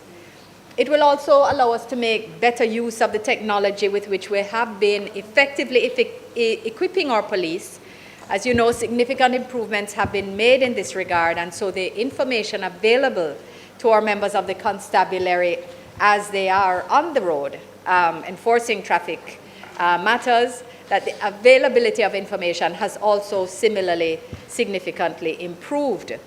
Mr. President, just to remind and make clear right up front that this will not change the, how the insurance certificates are treated. That falls under a different act, and there has to be further consultation with the insurance sector about how that information would be shared to allow for electronic verification of that matter. So right now, we are concerned with fitness and licensing. Mr. President, the amendments not only modernize the government's processes, but perhaps more importantly, they benefit motorists by providing longer periods of certificate validity, and they also reduce the cost to operators, reduce the cost. I know Senator Crawford must be dancing at seeing these amendments, shelling down even. Shelling down, I don't know how much shelling down happens in St. Catherine, but we know where he finds the opportunity, he takes it for us to, because, no. But because I know he has always had a concern about the revenue aspect of traffic enforcement, and therefore the very clear manner in which the amendments before us will allow a savings to be experienced by our motorists. I'm sure that that is something to be welcomed by both sides. Mr. President, the focus is clearly then, while not on revenue, on the improvement of service delivery and looking at how we integrate technology to better serve our citizens, to better allow them to access more efficient service delivery. Mr. President, the key objectives of the bill are as follows. They are to create new periods of validity of the fitness and registration certificate for all categories of motor vehicles. Secondly, to enhance administrative efficiency and modernize road user management by applying Section 129 of the Act and the Electronic Transactions Act generally in order to facilitate the use of electronic documents for motor vehicle fitness and registration certificates. And of course, after we've done this, then of course we can move to other documents, etc. The removal of the requirement to affix license decals, you know, that sticker that changes color that no one can ever figure out how to get off your windscreen clean. Yes, that decal will be no more. It is gas and warm water. And kids, don't try this at home. Please don't listen. Please don't listen to the President's advice on that point. You may take it on other matters.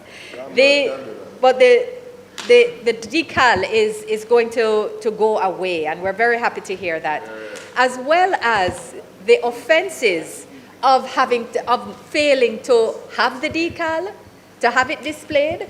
You know, it has occurred where people have simply not put it on, and it's not necessarily now or at any particular point in time, and you get pulled up. You have the old one with the wrong color on, and it's just not on yet, and it's just an offense to not even have it on the screen. That goes away, Mr. President. That goes away.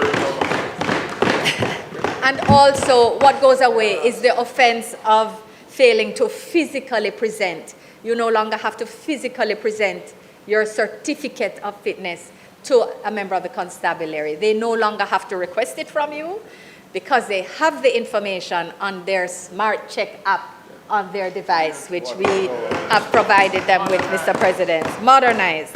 So less of a burden on them, less of a burden for the citizen, and of course, just a cleaner process. It makes sense. So the good thing with this is that it also, of course then, if it removes the offense, it removes the penalties. So we have several positives that are coming from this bill before us today. Mr. President, I will jump right into the clause by clause because I want to recognize the members of the CCRP who are here and our most beloved, most honorable Professor Dr. Eldamaya Shearer. Yes. It's a pleasure to see you here, to see you all here. I know you're not here for motor vehicle fitness, but you will also benefit. So welcome to everyone, but in deference, I will try to move along as quickly as possible. Pardon me?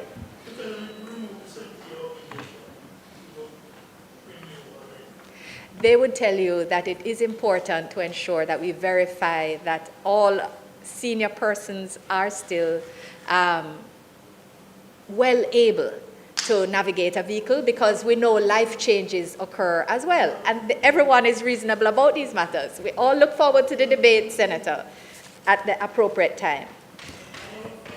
Clause 1, Mr. President, is the short title and has the name of the bill and the short title. It, of course, will be cited as the Road Traffic Amendment Act 2025. And, of course, as always, it will be read and construed as one with the Principal Act and all amendments to it. It also provides, Mr. President, that the bill will come into effect at an appointed day to be given by the Minister by notice and published in the Gazette. It also allows for different days to be assigned by which different provisions in the bill will come into operation, just out of an abundance of caution. Clause 2 deals with the amendment of Section 2 of the Principal Act, Mr. President, and that is where we remove the term license decal, and we also remove the term license decal from several provisions through the acts and regulations. In particular, just named for ease of reference, under the Principal Act, we remove it from Sections 2 and 13, and from the 2nd, 3rd, and 5th schedules, as referenced in Clauses 2 and 5 of the bill. Regulations 18, 20, 26, 77F, and 98, as set out in the schedule to the bill, will also be amended because, of course, these are all places where the license decal is referenced. Clause 3 amends Section 7 of the bill, Mr. President, and this is where we remove the mandatory requirement for drivers to provide evidence of motor vehicle registration and fitness certificates for inspection on demand by a constable.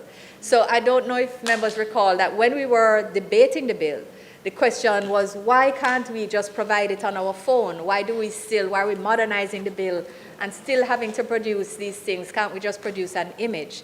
Now you don't even have to produce the image because the police will have that information. So it's not changing the requirement to provide your license. We are not there yet. So it is still an offense to drive without a license.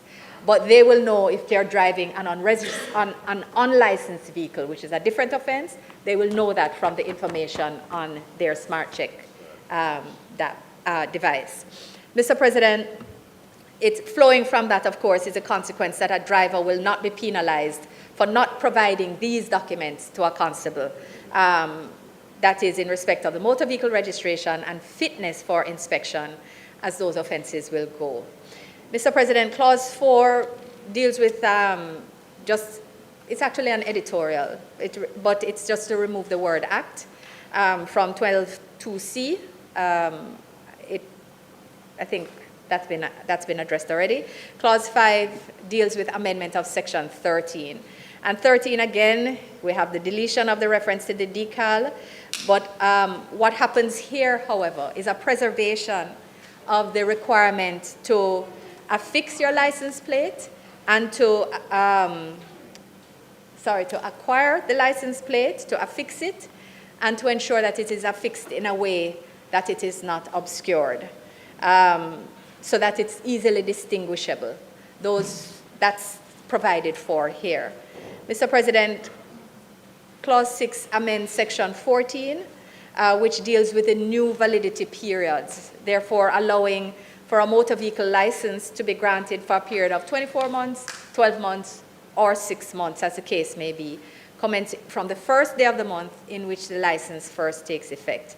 And the license duty payable will be, under Section 17, will be payable for the 24 months, for the biennial rate of duty, which is actually the figure that's set out there. I think, Minister Vaz, if people were following, I know a lot of people were following the debate in the lower house, they would know that the amount that you pay is not going to change. That figure that's there as a license duty now in the schedule is the figure that you will pay for the 2-year period. And then, if you're only renewing for a year, you will pay a half of that figure, and if you are only renewing for 6 months, you will pay a quarter of that figure. So there's no increase. You're not multiplying the figure by 2 to get a biennial rate. That is the rate and of the license duties under the listing of license duties in the schedule. Mr. President, Clause 7 amends Section 16. It repeals and replaces the existing Section 16 so as not to require the holder of the motor vehicle license to immediately surrender it. And that's because, by technology, it will simply be cancelled because it's in the system. So you remember, you don't have to get a certificate and hand it in. It will just no longer be valid. So when the policeman stops you because your tire is worn or your brake light is broken, which are different things altogether, and offenses that remain under the Act, he will check to see if your certificate is still valid and the certificate or your license is still valid, and he will see it, or she will see it on the system. So again, efficiency. And what it means is that there's no need to physically surrender it. The remainder of the provisions in respect of the need to surrender, of any other documentation, that's not changing here. That remains the same under 16. Amendment of 17 actually just works with seeks to support the fact that we now have a 24-month and a 12-month and a 6-month period by removing the word annual, because before the license duties were only annual. You remove that, they're just now the license duties, and accordingly it's the biennial rate. Mr. President, clauses 9 and 10 amend the first schedule and second schedule of the Act. They delete certain specified offenses under column 2, which are related to sections 7.3, sections 13.3 and 13.5. And again, this is because, as I said earlier, these offenses now removed because you are not required to do certain things anymore. And in respect of 7.3, the 5th, 6th, 7th, and 8th offenses specified in column 2 will be deleted, so that the failure, again, of drivers to provide evidence of motor vehicle fitness and registration is not an offense. This is where that amendment is perfected. Mr. President, in the offenses under column 2, in relation to sections 13.3 and 13.5, the words license decal are again deleted, so that the use of the decal in respect of motor vehicles or other new motor vehicles or other motor vehicles in relation to a license decal not affixed, that doesn't constitute an offense. Mr. President, clause 11 actually deals with the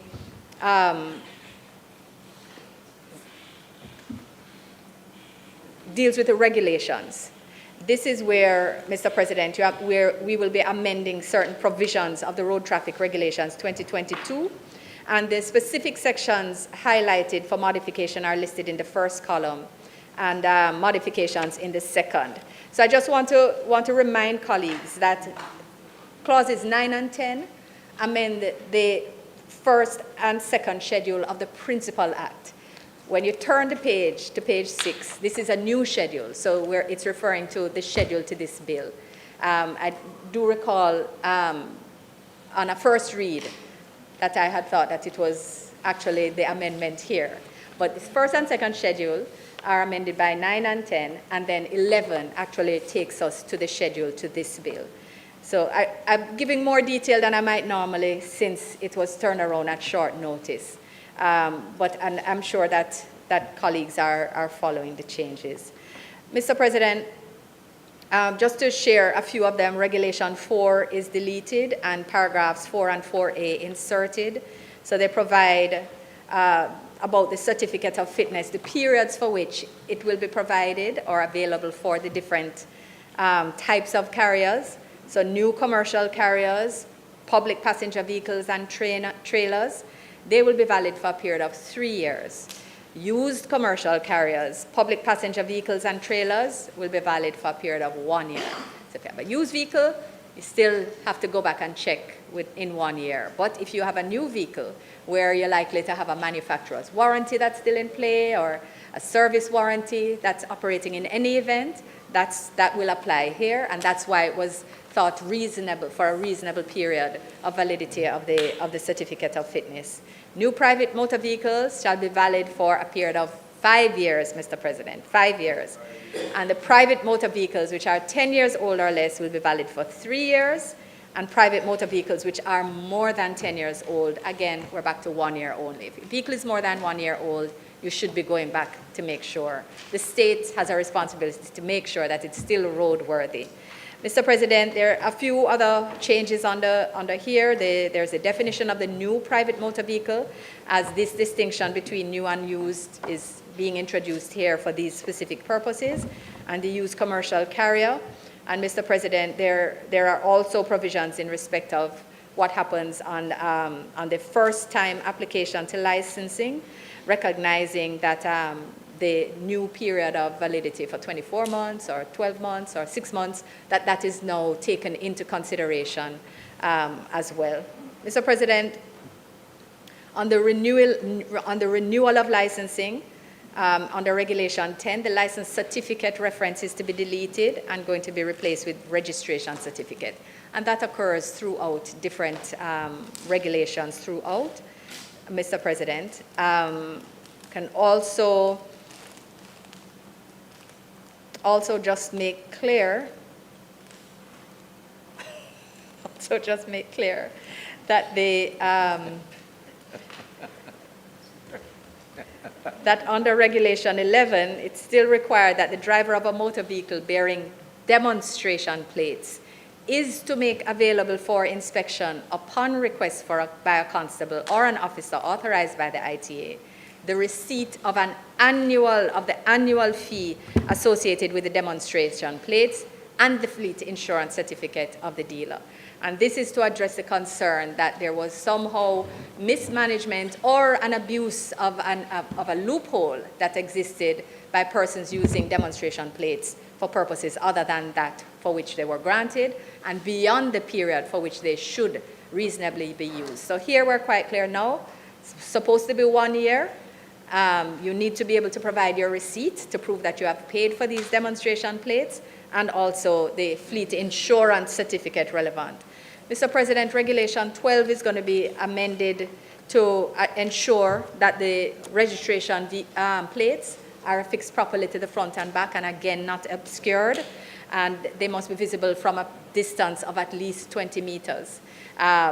So no Sharpie changing a P to a B to try to avoid the glare or the quick observation of the constable, and no placing of pieces of cloth over a part or have them hanging down in a way that they cannot be read. It is important that in the general mode of enforcement and use of technology that this is required. And similar provisions are there for motorcycles and trucks and trailers. License registration plates must be properly displayed and should not be obscured in any way. Mr. President, throughout, there are several regulations, as I indicated earlier, license certificate, license decal. License certificate throughout is changed to registration certificate, and license decal is deleted. So I will try not to go through all of them because it's actually quite numerous. And thankfully, the deletions don't change the flow of the clauses in most circumstances. I have highlighted the ones where they needed to be clarified. Mr. President, also just to be clear that the third schedule will be updated in order to have a reference to the motor vehicle registration certificate as a heading to Form B1, because that is the clear reference to be made for that form. And in the fifth schedule, there are amendments again being made in respect of the offenses. They are being removed. Mr. President, it's important to recognize that this initiative, as we look at reforming governance to ensure increased efficiency, speed, and speed of business, that this is in fact the government's first speed initiative. So we had hoped that, that Ambassador Marks, Minister Marks would have been here, as it's the first collaboration on review of government processes as to what can be done more quickly, more less expensively and with more thought of the citizens' ease in mind. So this is the first project in which we are streamlining processes for efficiency and economic development. So it's a collaboration between Minister Marks and Minister Vaz. We thank them both for making life just a little easier for the citizens in respect of vehicles. And I look forward very much to the contributions on both sides to this debate. Thank you, Mr. President. Minister, just before you call, would you just take the 125 motion, please? Mr. President, might the Senate be allowed to sit beyond 1:30 to complete the business of the day? Members should have heard the question. Those in favor?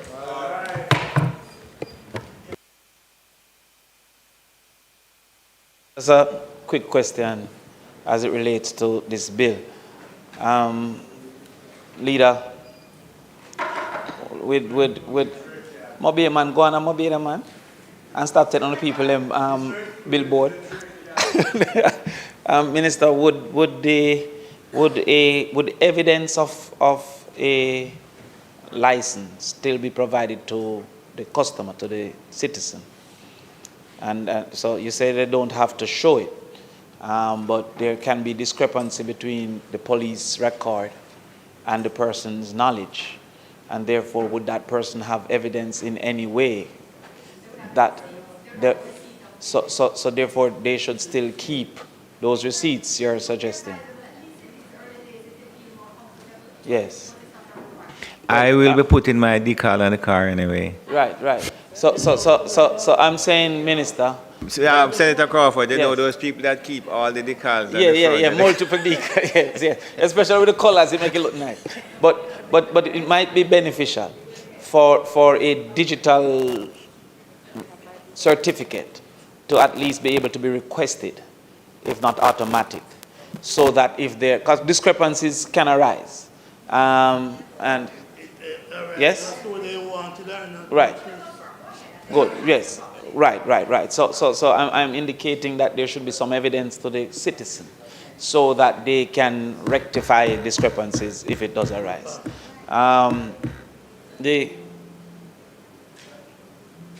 The second aspect I would therefore wanted to say is, if such a discrepancy arises, how is that handled? Is it that I would have to go to court with the ticket, or would I go to the station to indicate their information was incorrect? Because as you have said, it's speed, and going to court don't allow that. Neither for the court nor the person clogging it up with these things. So those are the two questions. The other recommendation that I've always had, as you have indicated, my concern of the profit motive of ticketing. But I've said here, and I repeat, have we considered using a portion of the revenues from ticketing for a in-school traffic education plan? When I said, I mean driver's education plan. And that might not include physically going on the road, but the rules of the road, that little book that many have not read, is an important aspect. So I once again recommend to the government, though there's a short period left, that we consider the diversion of some of the revenues from traffic ticketing to improve drivers' knowledge at the high school level, 10 and 11th grade, as they're captive to the society at that time. So I reiterate. Sorry? Next term we'll do it. All right, thank you. We'll take that on. All right, thank you. All right, Mr. President. Minister? Oh, I'm sorry. Thank you, Senator Crawford. Senator Fitzhenley? Thank you, sir. I want to begin my brief comments by acknowledging the presence of Dr. the Honorable Denise Eldemeyer Shearer, who is with us in the chamber today. I want to acknowledge as well in the gallery, I see Mrs. Jean Laurie Chin and Mr. Hubert Chin. I'll endeavor to be on my best behavior for the rest of the sitting, sir, because indeed we are in the presence.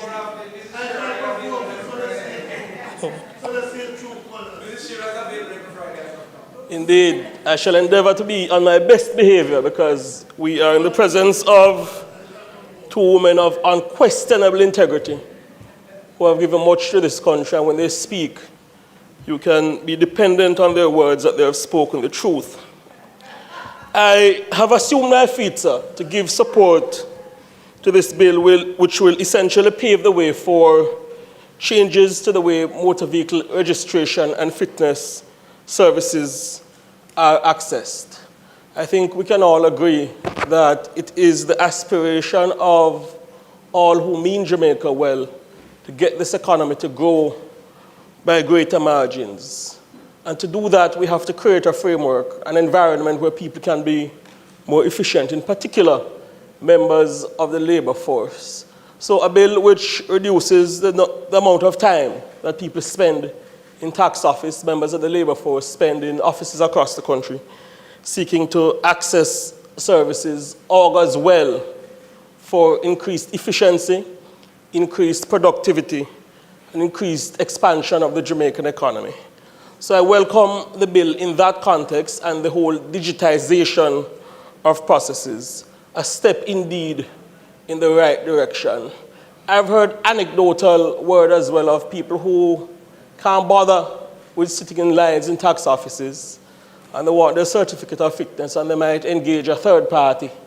I believe the bill as well, by limiting the amount of time that people are asked to spend in lines in tax offices when they could be otherwise productive.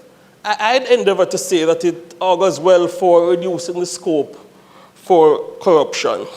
I want to end my brief remarks by offering special words of commendation to the Portfolio Minister, Darrell Vaz, who has played a critical part in the piloting of this legislation. The Minister has been able to advance a number of initiatives, including the school bus system. Oh, here. This bill pertaining to fitness and other areas which will endeavor to make easier the lives of the Jamaican people. I want to commend as well the Minister on the indication that the administration of Prime Minister Andrew Holness will not renew the Jamaica Public Services license under the existing terms. Again, a step in the right direction and an indication that this administration places as priority measures which may alleviate the plight facing the people of Jamaica. Certainly, I recall on January 27, about a month or just under before the general election, the former Energy Minister, Philip Paulwell, inked a Jamaica Public Service, a JPS license, which has not served the people of Jamaica well. You have insisted that this side stick. No, man, that's not true, man. No, Senator Brown. Let me make my point. Senator Brown, please. I better somebody else make the point. No, I am making it. Make me hear. I am making it. Make me hear. Because I want to be the mirror that you look at. Yeah, go on, make me hear. Yeah. You have insisted, especially on this side, that we stick to the narrow confine. Well, let me finish now. Let me finish. To the narrow confine. The issue of the GPS license. Efficiency is dealing with it now. That's why I don't stop him in. I hope when I go there next, you say nothing. But I don't, anytime you get up and talk about all sorts of extraneous things, I don't interfere. Go ahead, Senator. Thank you, sir.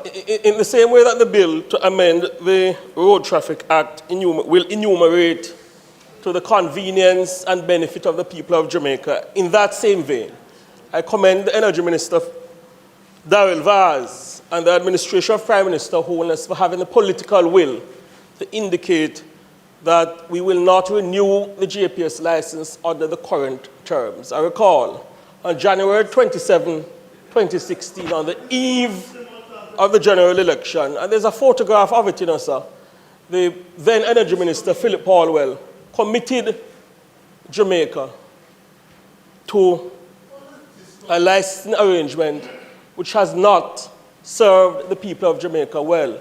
There's a photograph of it on the screen.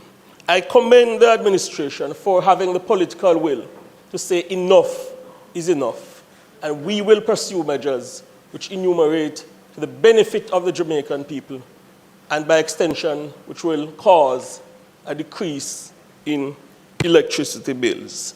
I am confident that the people of Jamaica can depend on Minister Vaz and the Cabinet of Prime Minister Holness to negotiate terms which are beneficial to the people of Jamaica. This bill, sir, the Act to amend the Road Traffic Act 2025, has my support. Thank you. Thank you very much, Senator Fitzhenley. Senator Fraser-Binns. President, and I just want to get two quick clarifications from Minister in relation to the amendments before us. Firstly, if you could clarify for us whether or not persons will be able to go to the tax office, as is a norm, to pay for their registration and their fitness. I know fitness can be done online, but I also know that option exists in person. And secondly, more of a recommendation that as you unroll the process that, or as the process unrolls rather, that you may want to consider setting up special kiosks in our town centers for persons. I was reading, and I'm not sure if you mentioned it when I was out, but I was reading that going forward, you can actually just have everything on your phone. Does it then mean that persons, one, will have to have an email? Is it that the certificate or the documentation will be emailed to the person? Because as it is online, when you apply for your registration or fitness online, then you have to provide an email address. Is it that the person has to have an email address? And if it's just so, we have to consider, and later on today we'll be talking about the Elderly Care Act, we have to give some considerations to our elderly and how that will be accommodated. And I want to make the recommendation that perhaps in our town centers, not just at the tax offices, but in our town centers, we can have kiosks set up to assist persons in the initial stages so they understand how it is done. And thirdly, I want to perhaps make a recommendation for consideration coming out of what Senator Crawford said in case there are differences. So technology fails, it's just the reality. But you do not have the documentation, the receipt, or maybe the soft copy of the license on your device, that perhaps there needs to be a further amendment. Do you remember when we were doing the Joint Select Committee, we had that you have a period of time within which to provide your driver's license. Perhaps we need something along that line that states that in the event of discrepancy, that you have 3 days within which to attend the police station in your area to provide proof of payment or proof of registration. So with that being said, I understand and I support the initiative for greater efficiency. And if you could just clarify the two issues I have raised, I'd be comforted. Thank you, Mr. President.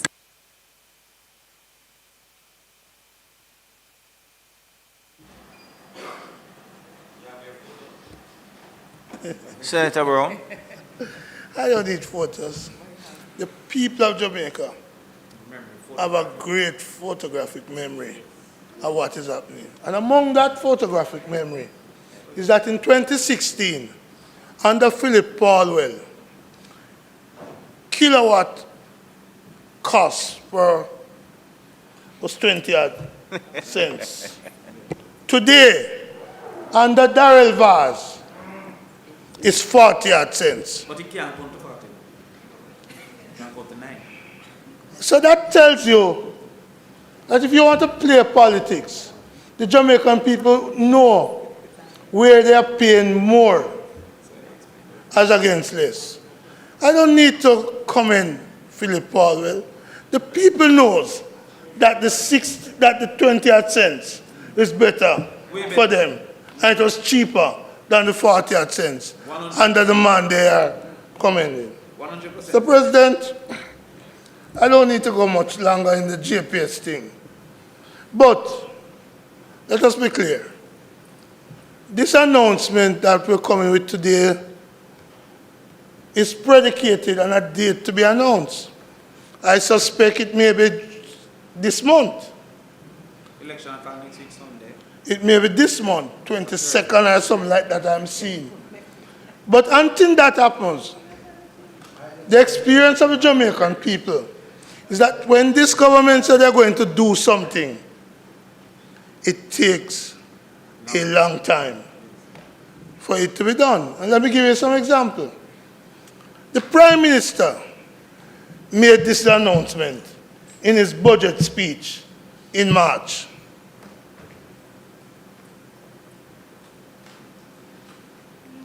One would have expected it to have been done and have been done already from April. But they've come today to say, well, a date to be announced, and we hope it will be soon. There's a bigger date to be announced, which we hope will be sooner. But suffice that, since you are not aware when that is going to be, based on your earlier response, Minister, we await that bigger date. But, Mr. President, having said that we're going to await whatever announcement comes, a couple of things is necessary. This change is significant too. There ought to be, and I hope there is, a rollout of public education so the public can understand that yes, if you can only afford 6 months license, it's still allowed. I know it's still allowed. But we need to educate the people because they're here in 2 years. And as you have said, we're not sure where we're going yet. With the insurance. With the insurance, yeah. You're not doing it yet. But you see, that's why the public education is necessary. Because what the people are hearing is that you're not ready to do it yet. Right? So, so, let's calm now. So what we're saying to you, Minister, a period of public education is necessary. And I hope that in this period, when the government is spending taxpayers' money to do political advertisement, that you will spend some taxpayers' money to do public education and the changes to this bill. Do I have confidence that when it comes to these electronic things, that the government is ready? No. President, you will recall The camera. the bad-worn cameras. Yes. Then buy wrong camera. That's still not ready. The Commissioner of Police tell us that it requires certain, you see how you push your hand a while ago? You see how you push your hand, Sinclair? Yeah, because I'm dealing with electronics.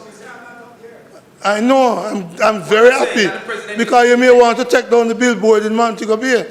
But suffice it to say, President, suffice it to say that the government, yes, I am, beside you, suffice it to say that the body-worn camera technology is not in place. I can tell you something that I was... let me finish and you tell me hold afterwards, on. no? I was stopped recently. Here now, man. I was stopped recently. And the reason why my vehicle was stopped was because the officer, young man too, bright young fella, had gone on the app and determined that there were some issues with the government vehicle. So was it true? Yes. So the government is broke? It was true. In other words, you are saying you don't know if the thing working. Him stop me based on what was on the app. So don't suggest that. President, I am the system is saying working. You're not ready with the body cam. But not only the body cam you're not ready with. That's what the Commissioner said. You are not ready with, under the Road Traffic Act, the electronic ticketing.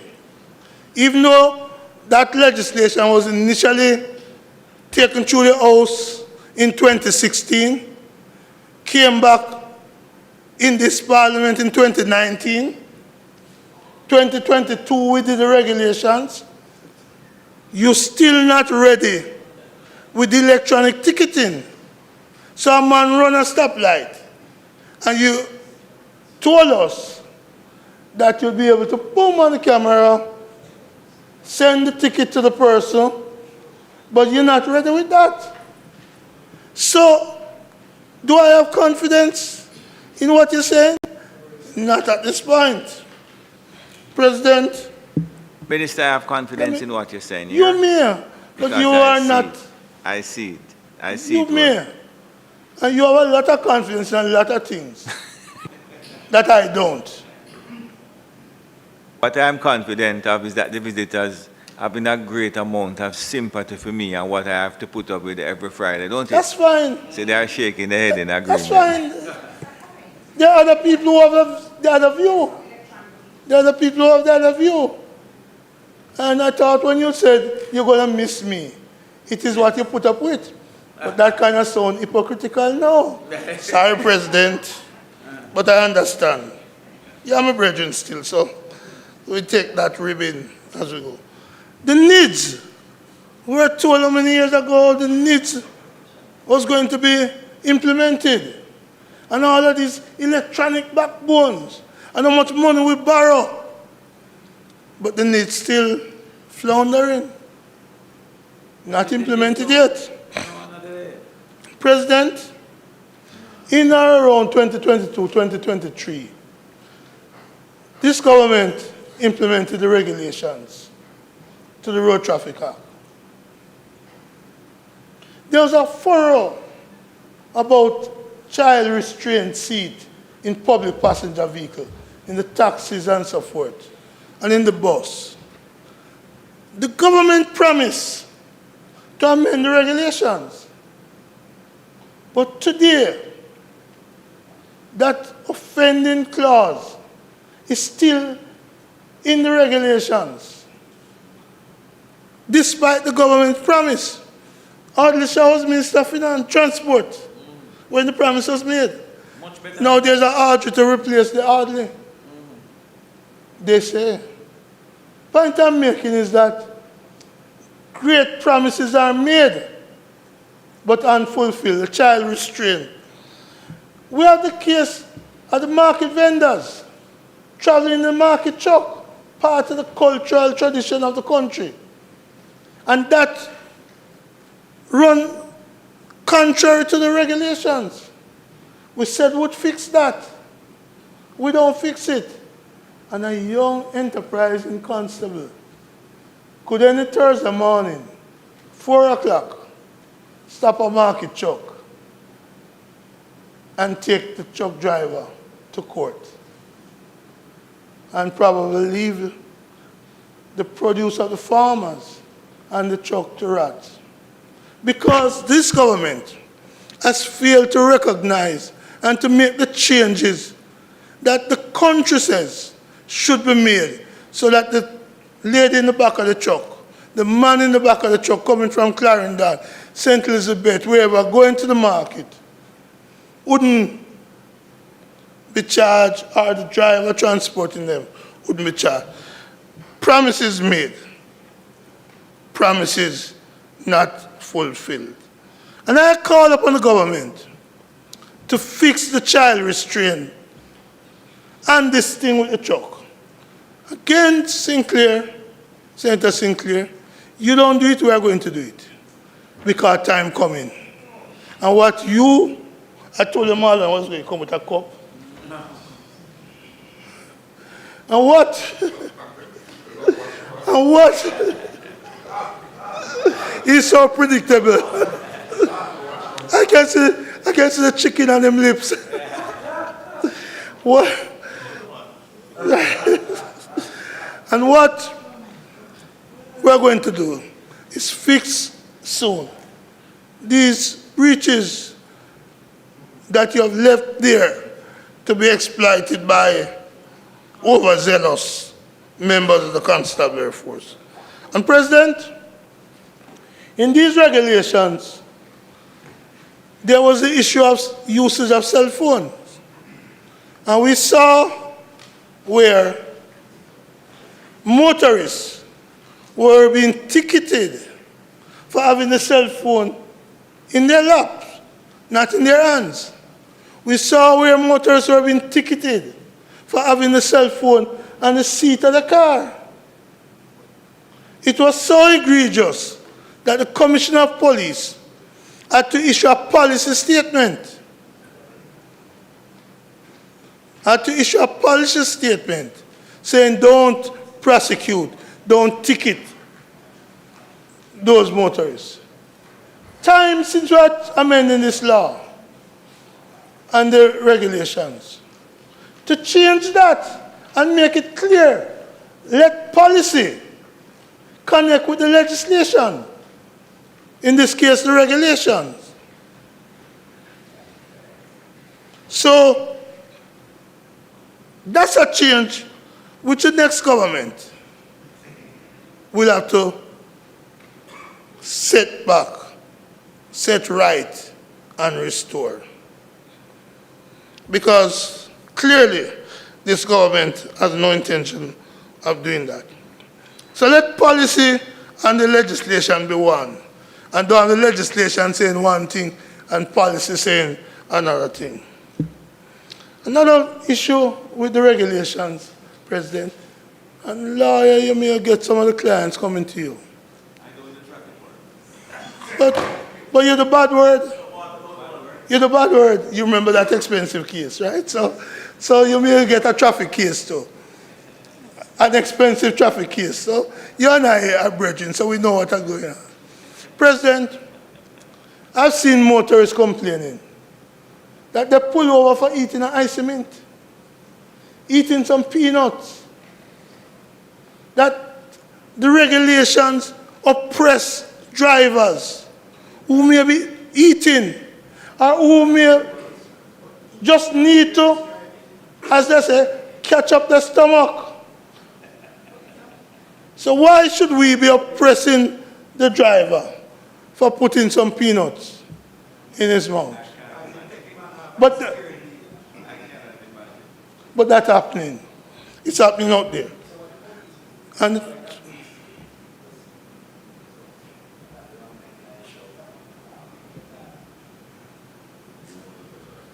but the drivers out there, the motorists, are feeling the oppression and they want it stopped.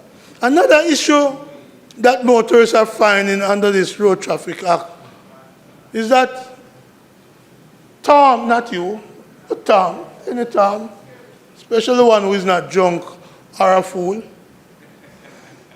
Tom is driving his pickup truck coming from the farm. Or, in your case, President, may have gone to the hardware to pick up some stuff. You put in your pickup, it's all for personal use, it's not for commercial use, but you are stopped and you are charged and ticketed for using your vehicle as a commercial vehicle. This is something that is unfair, and it's something that we need to, as parliamentarians. You'll have your time to speak. He was charged about having bombs and he went to court. And he went to court and he You're charged for having bombs, sir? Senator Brown, continue, please. No, I was even found not guilty. I was even asked to plea. I was even asked to plea. But when, so President, let me be clear. The people out there, the citizens out there, the citizens who are going to go in the voting booth and make that X beside the head. And even one of them, I see, who want to make it beside the bell, was complaining about being charged for having a green light in his vehicle. A green light that his MP gave him to drive to some rally in Hanover. Point I'm making, President. We need to review these regulations and ease the pressure. That's why the songs are flying. Ease the pressure of the people. So the way we treat the commercial vehicles are what is called green plate. When the person is not operating a commercial situation, need to be considered and relieve such person of the burden and the money that they have to go pay in court because of overzealous constabulary. So we are saying very, very clear that the Road Traffic Act is in need of further review. Not just tell us, oh, you're going to ease us from going once a year to twice a year. There are things oppressing the people, and the people need an ease. And I am convinced that the Mark Jefferson-led government, Reparations from Mark Bulling, that's what we need. you soon get it. Call it and you'll get it. So we are clear that the task of the future and the near future weeks, PNP government, weeks to come, we'll have to address these issues and ease the pressure that this government has brought down on the motorist, be they taxi driver, minibus driver, or ordinary motorists. The time has come for the people to pay you back. And I make one call which will please you, because that call may be the one that says, this is my last day in this Senate, is to ask the Prime Minister. A Prime Minister who, since APCA went there, the last election was big up on the billboards. Now him catch up in a little tiny corner on the billboard. Even your candidates despise Brogard. So all I ask of you is to ask Andrew to call it so we can take you out of your misery. May it please you, Mr. President. Minister.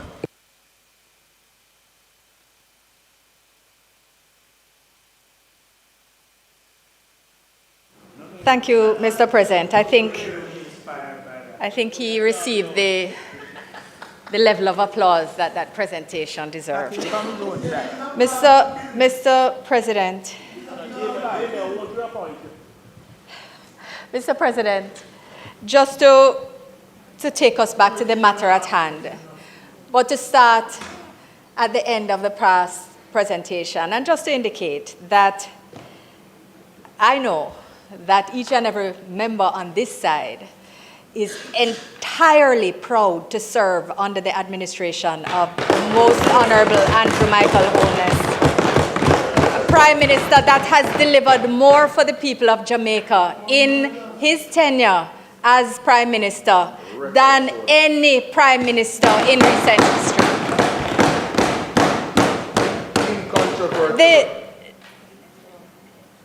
The evidence is there, Mr. President. The evidence is there. And now might not be the time for me to enumerate the number of farm roads, the number of water, new communities to which water has been brought. Mr. President, there is... Mr. President, the time may not be for me to enumerate all the achievements because there will be sufficient time. Safe to say that the evidence is there. The accomplishments of this administration have been transformational by any objective standard. And is you I'm hearing over there? Mr. President, please allow me to engage my dear friend. Next opposition leader. To say, Mr. President, that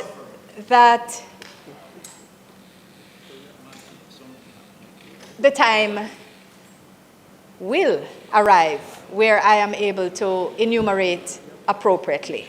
And I think the people know. I think that's the important point. But, Mr. President, because I am considering the guests who are present, I just want to very quickly respond to the points made. So, if you apply for your fitness, or if you pay for your fitness online, then you're going to get an electronic receipt, which you will have and always have reference to. And certainly if you go into the office, which is a service that continues to exist, you will pay there and you will get a physical receipt. And certainly you could then take a picture of it if you want to store it electronically on your phone, or you could keep it in a Ziploc bag, as some people prefer to do with physical documents.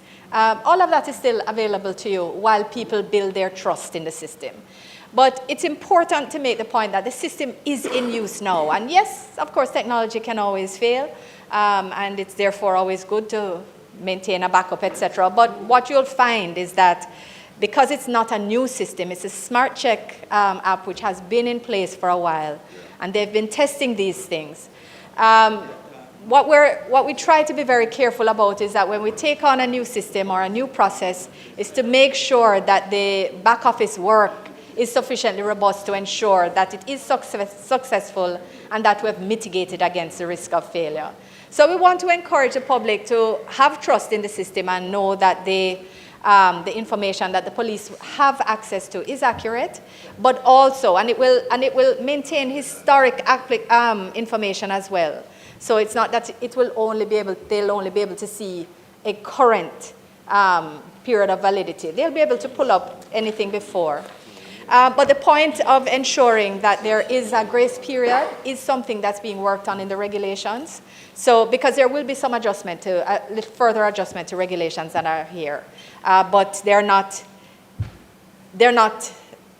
well, they didn't have to be here right now, but there may be one or two things that will come into effect in time for when the notice of appointed day comes into effect as well. Mr. President, I appreciate the suggestion about special kiosks. We're always thinking about how we can deploy places where not only our seniors are able to access services, but we're thinking more widely about that as well. So you'll hear more about that, but I appreciate the suggestion, very much appreciate the suggestion. And yes, the fact that we have community Wi-Fi in more than 300 communities across the entire island, internet is no longer, something that you get in Kingston and maybe in Mo Bay. 300 all over the island, not counting areas where it's been implemented outside of that, including at the primary school where Senator Scott Motley, her father served as principal. I believe there's a community hotspot that's based there as well that also serves the school. We will get there too. We will get there too. But I will let Minister Morgan know. But Mr. President, the point is that accessibility is a widening concept for us, and we do want it to be universal.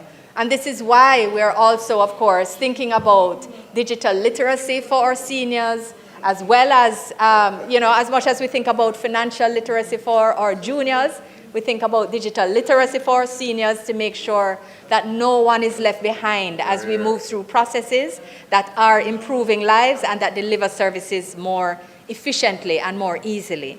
So, Mr. President, I just want to remind that, again, when we try to do things, we try to make sure that they are done well. So, yes, there are some challenges that still need to be amended in the Road Traffic Act. And just to use this opportunity to reassure the public that it is the policy of the government and it has been communicated within the constabulary by their appropriate force orders and other means that the provisions in respect of market trucks, in respect of child restraints, and certainly in respect of use of cellular phones, that they are not, those offenses as currently enumerated are not currently prosecuted, Mr. President. And so the change will come, but I know they want to do them in a holistic manner, and accordingly we're awaiting that. Yes, taking a little longer than we would have wanted, but we are we're absolutely thinking about it, not only thinking about it, sorry, working on it. On the matter of body-worn cameras, I just want to place on record that the Commissioner has explained that anybody can put any camera on a suit and say they have on a body-worn camera and that they've complied. But if you want a proper fit-for-purpose camera with a data set and bandwidth within the constabulary system for not only storage but retrieval of the information, which is supposed to be streamed real-time, that all of that takes capacity building and it takes funding. So that has had to be phased as we balance the other investments in technology, mobility, training, and support that have resulted in the transformation of the force. So just to remind and assure the public that we recognize the utility of body-worn cameras in certain circumstances and that they are included in the policy of the government and indeed as translated by the Ministry of National Security and within the constabulary. And they are used as appropriate and will be expanded when the system, that is the back end, expands as well.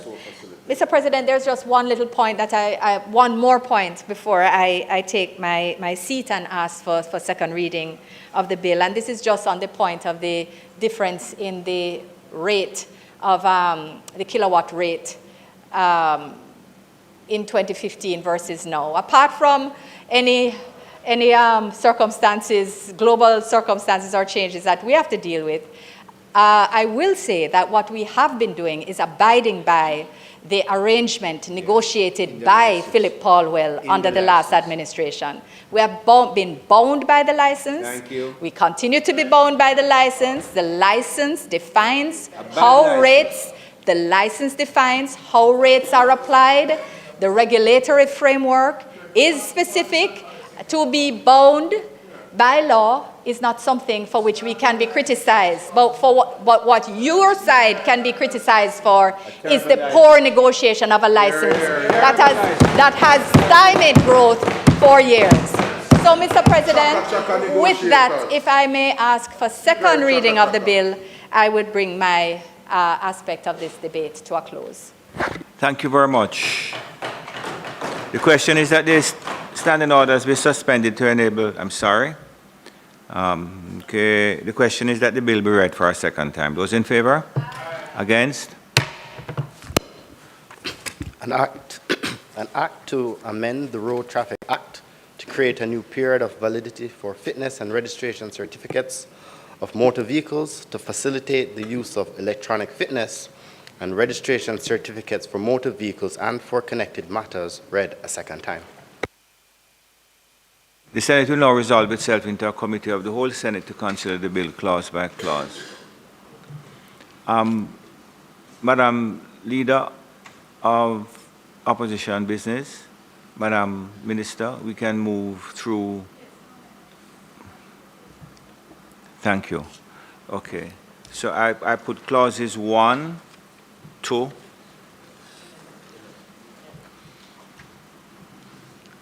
10.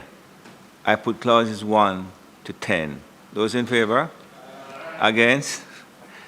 I put clause 11. Those in favor? Against? I put the schedule. Those in favor? I put the title and enacting clause. Those in favor? Excellent. Thank you. The questions that I do report the bill as have been passed committee stage without amendment. Those in favor? Against? I do report the bill as have been passed committee stage without amendment. Minister?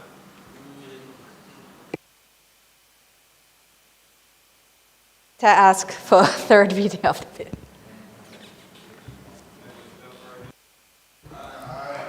Mr. Clark? An act to amend the Road Traffic Act to create a new period of validity for fitness and registration certificates of motor vehicles to facilitate the use of electronic fitness and registration certificates for motor vehicles and for connected matters read a third time and passed.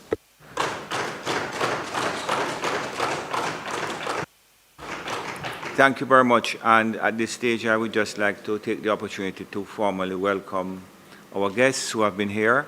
I trust that although the morning might have been a bit long, and in fact we have gone into the early afternoon, that you would have appreciated, maybe it's the first time you have actually seen the process of the passage of legislation and how we go about that in the Senate and the lower house, and I trust that you would have found the proceedings at least interesting.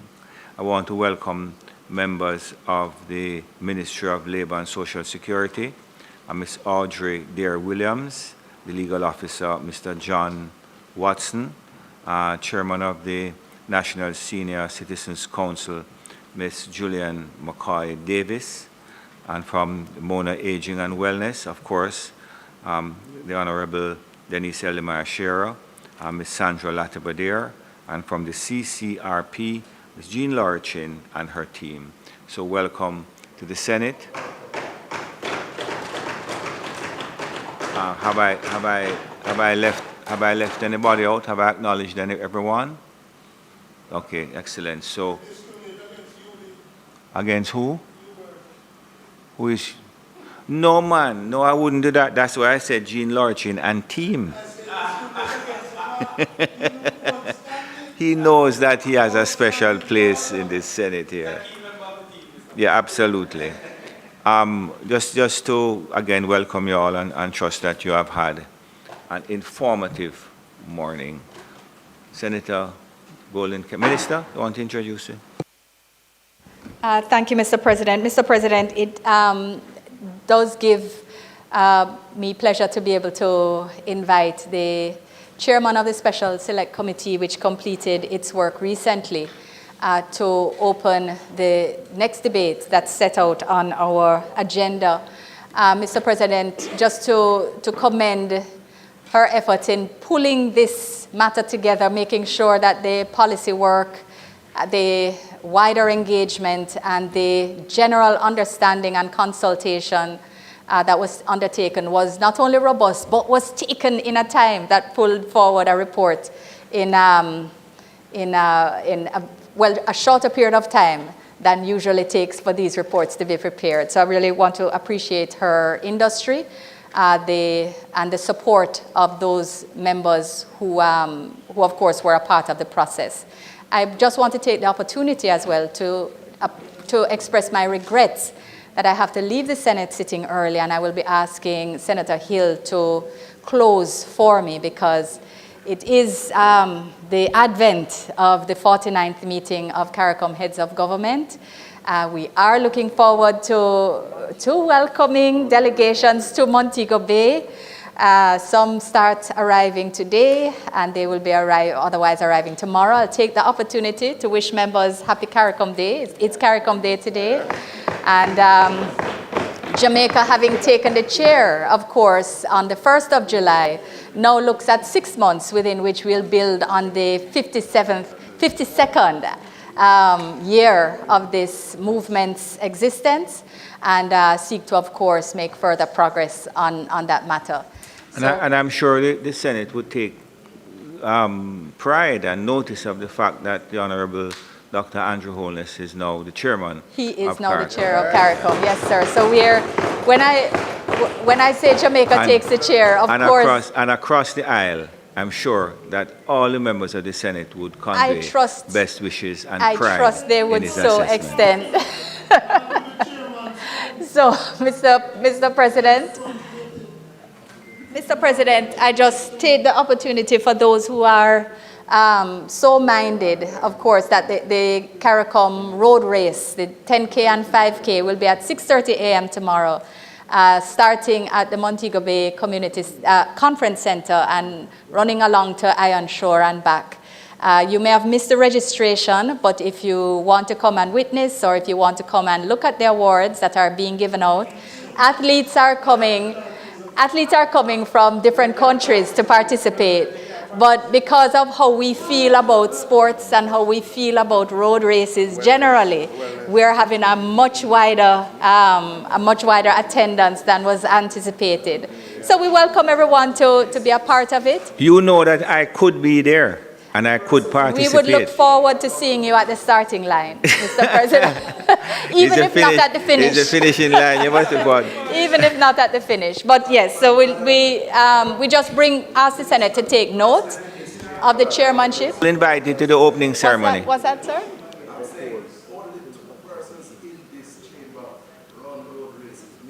You may be right, You may be right, Senator Morris. You may well be right. And I think that we're And all even now I am injured, so I will be walking. we are all invited to the opening ceremony tomorrow. Yes, I understand that that is the case. On Sunday. On Sunday, I'm asking yes. that. But I have to admit I have not managed the invitations myself and therefore can't say, but that is likely to be the case. The Order of Precedence is generally recognized in all of these, at these official events.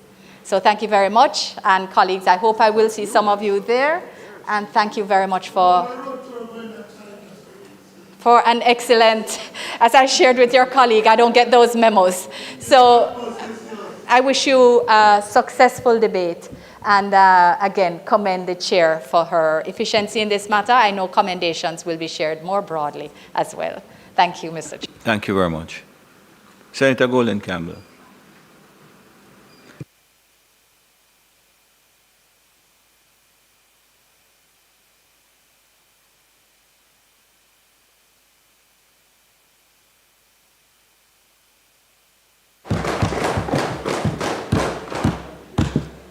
Thank you, Mr. President. Mr. President, I now rise to commence the debate on the motion to adopt the report of the Special Select Committee of the Senate to consider and report on a private member's motion proposing the creation of legislation for the care and the protection of older persons. Mr. President, colleagues, senators, Jamaica. It is with a deep sense of honor, urgency, and national duty that I now open this debate. This motion, the private member's motion, leading to the constitution of the Special Select Committee, I apologize, the report of the Special Select Committee was tabled in this Honorable Senate on the 27th of June, 2025, a week ago. Mr. President, the report is the result of just over 6 months of careful work, expert submissions, heartfelt testimonies, and detailed deliberations which tapped into the solid groundwork done previously by stalwarts like Professor, the Most Honorable Denise Eldermeyer Shearer and the Mona Aging and Wellness Group, the advocacy of our guests from the Caribbean Community of Retired Persons led by founder Mrs. Jean Lowry Chin, and the tireless efforts of the team at the Ministry of Labor and Social Security who oversee the work of the National Council on Senior Citizens. We held 16 meetings and received submissions from various ministries, departments, and agencies, experts on aging, mental health, social work, and family law, as well as from a cross-section of the wider public who shared their personal testimonies and suggestions. I want to thank all of them on behalf of the members of the committee for their contributions. Mr. President, I also express the committee's profound thanks to the parliamentary staff, and I single out our committee clerk and the Legislative Council Department. The work was voluminous, and the time was intense, and they rose to the occasion and delivered the quality of support that has allowed this committee to complete its work in 6 months and to deliver a report to this Senate. Mr. President, before launching into the meat of the report, I have to make note, too, of the collaborative approach of this committee. And in doing so, I recognize Senator Floyd Morris, who moved the private member's motion, which obtained unanimous support from this august body for his participation and his leadership of the opposition side of this committee. Mr. President, the private member's motion called for the establishment of specific legislation in the form of an Elderly Care and Protection Act and asked of the committee that it deliberate on the scope and the magnitude of such legislation to be enacted. Indeed, Mr. President, I was committed to leading that work and the conduct of this committee with a dogged focus on the people of Jamaica and a relentless effort to ensure that the divisiveness of our politics did not seep into our deliberations and pit one side against the other in our effort to do something positive for older persons in our country and in the national interest. And for that, Mr. President, I had full cooperation from all members in doing so. And I believe we succeeded, Mr. President. And I thank my colleagues on the committee for their active support of the work that has led to the production of this report to the Senate. And finally, Mr. President, I must extend my gratitude to the Minister of Labour, the Honourable Pernell Charles Jr., who I kept in close contact with throughout the deliberations of the committee, advising him of the developments as they occurred and the direction in which we were trending. He gave his support, and his team at the ministry was present with us at the critical moments of our work to assist our deliberations. It's my understanding that Minister Charles has already instructed that the work commence on the preparation of the legislation, and so we have all confidence that the work of this committee will evolve into something that should come back to this Parliament in the shortest possible time. Mr. President, we undertook this assignment with one goal in mind: to lay the groundwork for a comprehensive, modern legislative and policy framework to protect the rights, the dignity, and the well-being of Jamaica's older population. The context, Mr. President: Jamaica is aging. The facts are stark. Jamaica's population is aging faster than ever before, and we already have over 320,000 senior citizens, or about 12% of our population, and this number is rising steadily. The shift in demographics is irreversible, at least in the short term. This is not a trend that might happen, it's happening now. As a society, therefore, we must prepare ourselves for the impact of our population trends. The demographic trend that we are experiencing is not a Jamaican reality. It is a global reality. Indeed, Mr. President, the Second World Assembly on Aging, convened in Madrid in 2002, recognized the trends in population aging and adopted the Madrid International Plan of Action on Aging, guiding nations to a policy framework that could support its response to the realities of a globally aging population. Jamaica is a signatory, Mr. President, and the revisions of our own national senior citizens policy over the years has been influenced by the Madrid Plan. Mr. President, our context is that our aging trend is accompanied by rapidly declining birth rates. So while we get older, we are not replenishing our population fast enough. You know, when I thought about it, Mr. President, I wondered if the JCF might take on a new tagline and help us with that problem. I was thinking if they use "make love, not war," it might assist their crime-fighting strategies as well as improve the population trends. They have been very effective in their strategies.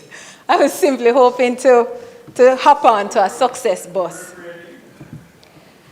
Mr. President, many of our older persons live alone without the support of close family or affordable care. Others face abuse, neglect, and exploitation, often by those they trust the most. Some live in substandard housing. Much more need better access to adequate health care or community support. The committee believes firmly that we must reimagine the care and well-being of older persons as a whole of society responsibility. Just as we protect children and promote youth development, we must now develop the systems and institutions that safeguard and uplift our older citizens. To this point, Mr. President, Jamaica still does not have specific legislation dedicated to the protection and welfare of our older citizens. While we have enacted various legislation that address some aspects of the lives of older persons, there are gaps that remain unaddressed or inadequately addressed. And so, Mr. President, I will now summarize the report itself and the committee's recommendations on that score. The report of the Special Select Committee presents the background that informed the committee, and it sets out the raft of recommendations and a summary of the deliberations of the committee. But it does another thing. This committee has delivered to the Senate for its approval a document which we have called the Roadmap for Legislation on the Care, Protection, and Inclusion of Older Persons in Jamaica. It is our attempt, Mr. President, to guide those who will continue this work in another place to a clear pathway for the development, the drafting, and the enactment of a comprehensive law, along with amendments to companion laws. Mr. President, the report is organized according to the topic areas on which stakeholders addressed your committee. So it speaks to legal rights and framework, protection from abuse and neglect, freedom from discrimination on the basis of age, long-term care, health care and mental wellness, social protection and income security, housing and infrastructure and accessibility, family and community integration, institutional capacity and governance, data and digital systems. The roadmap document further consolidates the recommendations of the committee in an even more reader-friendly way, presenting an overview of the policy context, the key demographic and social trends affecting older persons, identifying the key issues and challenges, reviewing the current legislative framework, outlining the proposed changes to current laws and policy, suggesting the way forward to develop the proposed law, including the purpose and objectives of the proposed law, the principles to be considered, the recommendations for policy improvement, the scope of the legislation to be developed, and finally, an example of what the proposed law should look like. We actually scoped out the law and suggested what kinds of provisions should be included in the law. Mr. President, arguably the most significant recommendation of the committee, as consistently urged by almost all stakeholders, is the inclusion of provisions establishing the rights of older persons in law. That being, Mr. President, the right to dignity, autonomy, and decision-making, the right to inclusion and participation in the society, the right to protection from abuse, neglect, and exploitation, the right of older persons to basic amenities, food, water, social security, the rights of access to appropriate care and support services, the right to institutional and community health care, protections for the rights of older persons with diminished capacity, the right to fair and non-discriminatory treatment, and the right to maintenance. Mr. President, the committee makes another very significant proposal in respect of the care of older persons. We have proposed that a duty of care of older persons be set out in law, and that a system of registration and certification of those with caregiving responsibilities be established. Such a system would include informal caregivers and care situations in the home. Mr. President, the committee looked at the current framework for the monitoring of care facilities and recommended that the applicable laws be updated and that provisions be established for licensing and accreditation of care facilities.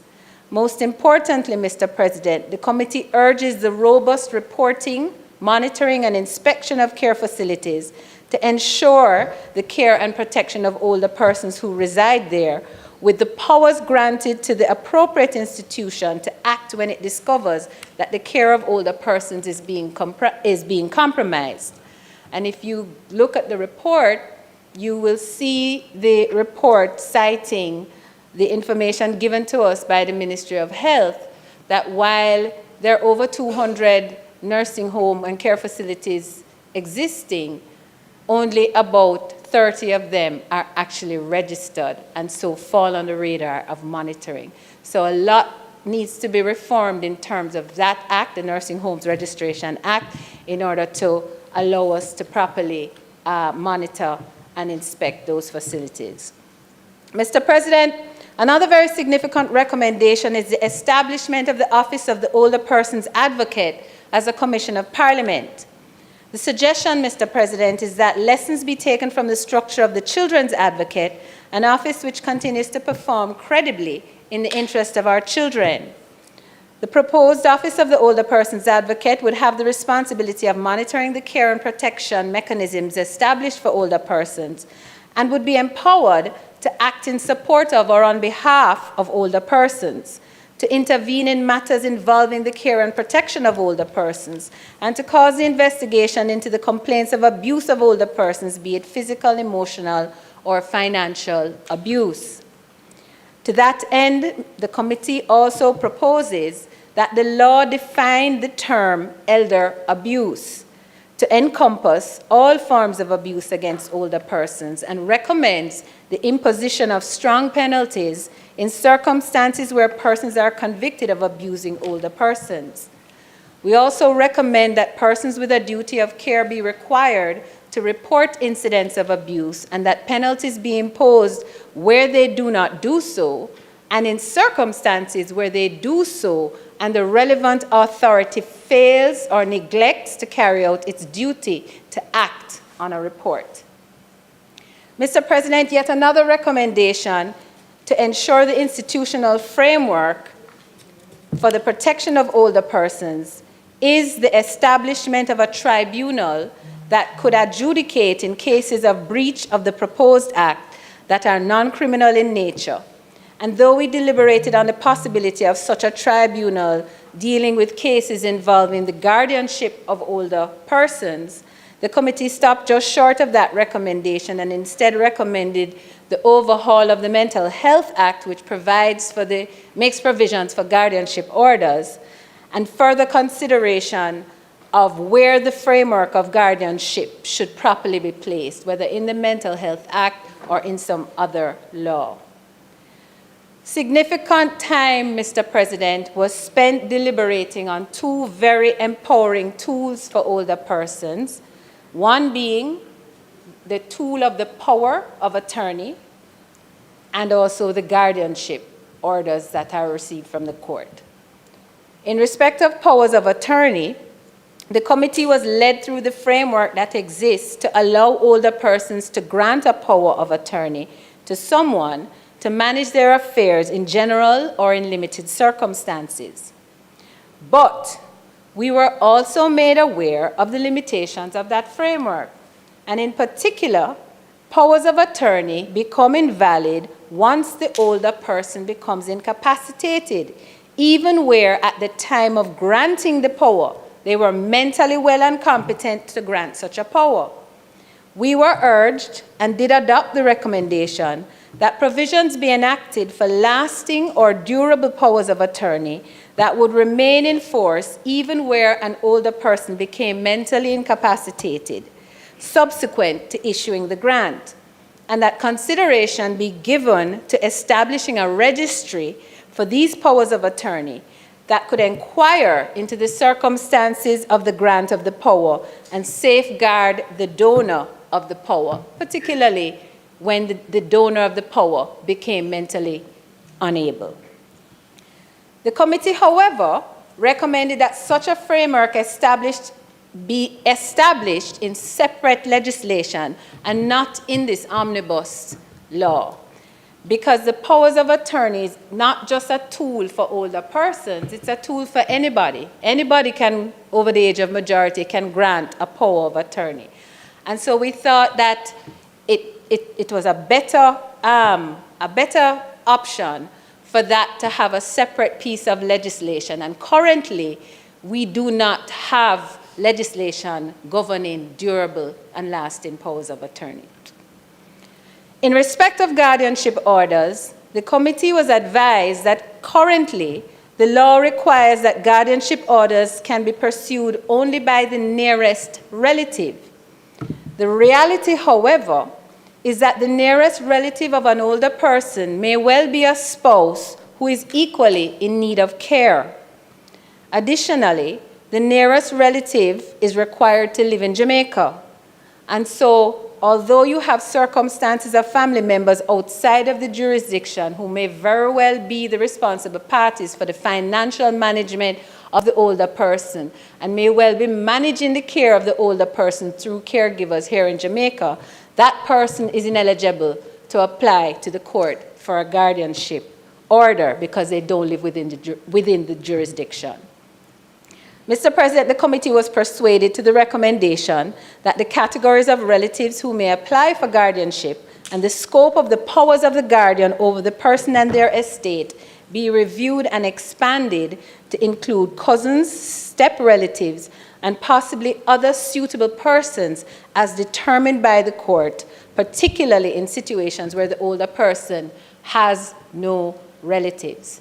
And I'm going to pause, Mr. President, to just share a story that I have permission to share from a 93-year-old client of mine who had no living relatives in Jamaica, only had a niece in the UK. That niece was outside of the jurisdiction. However, we made an application to the court to appoint a guardian, a friend, who lived in Jamaica, and the niece, through affidavit, joined that application and supported that application. The court appointed the guardian a couple weeks ago.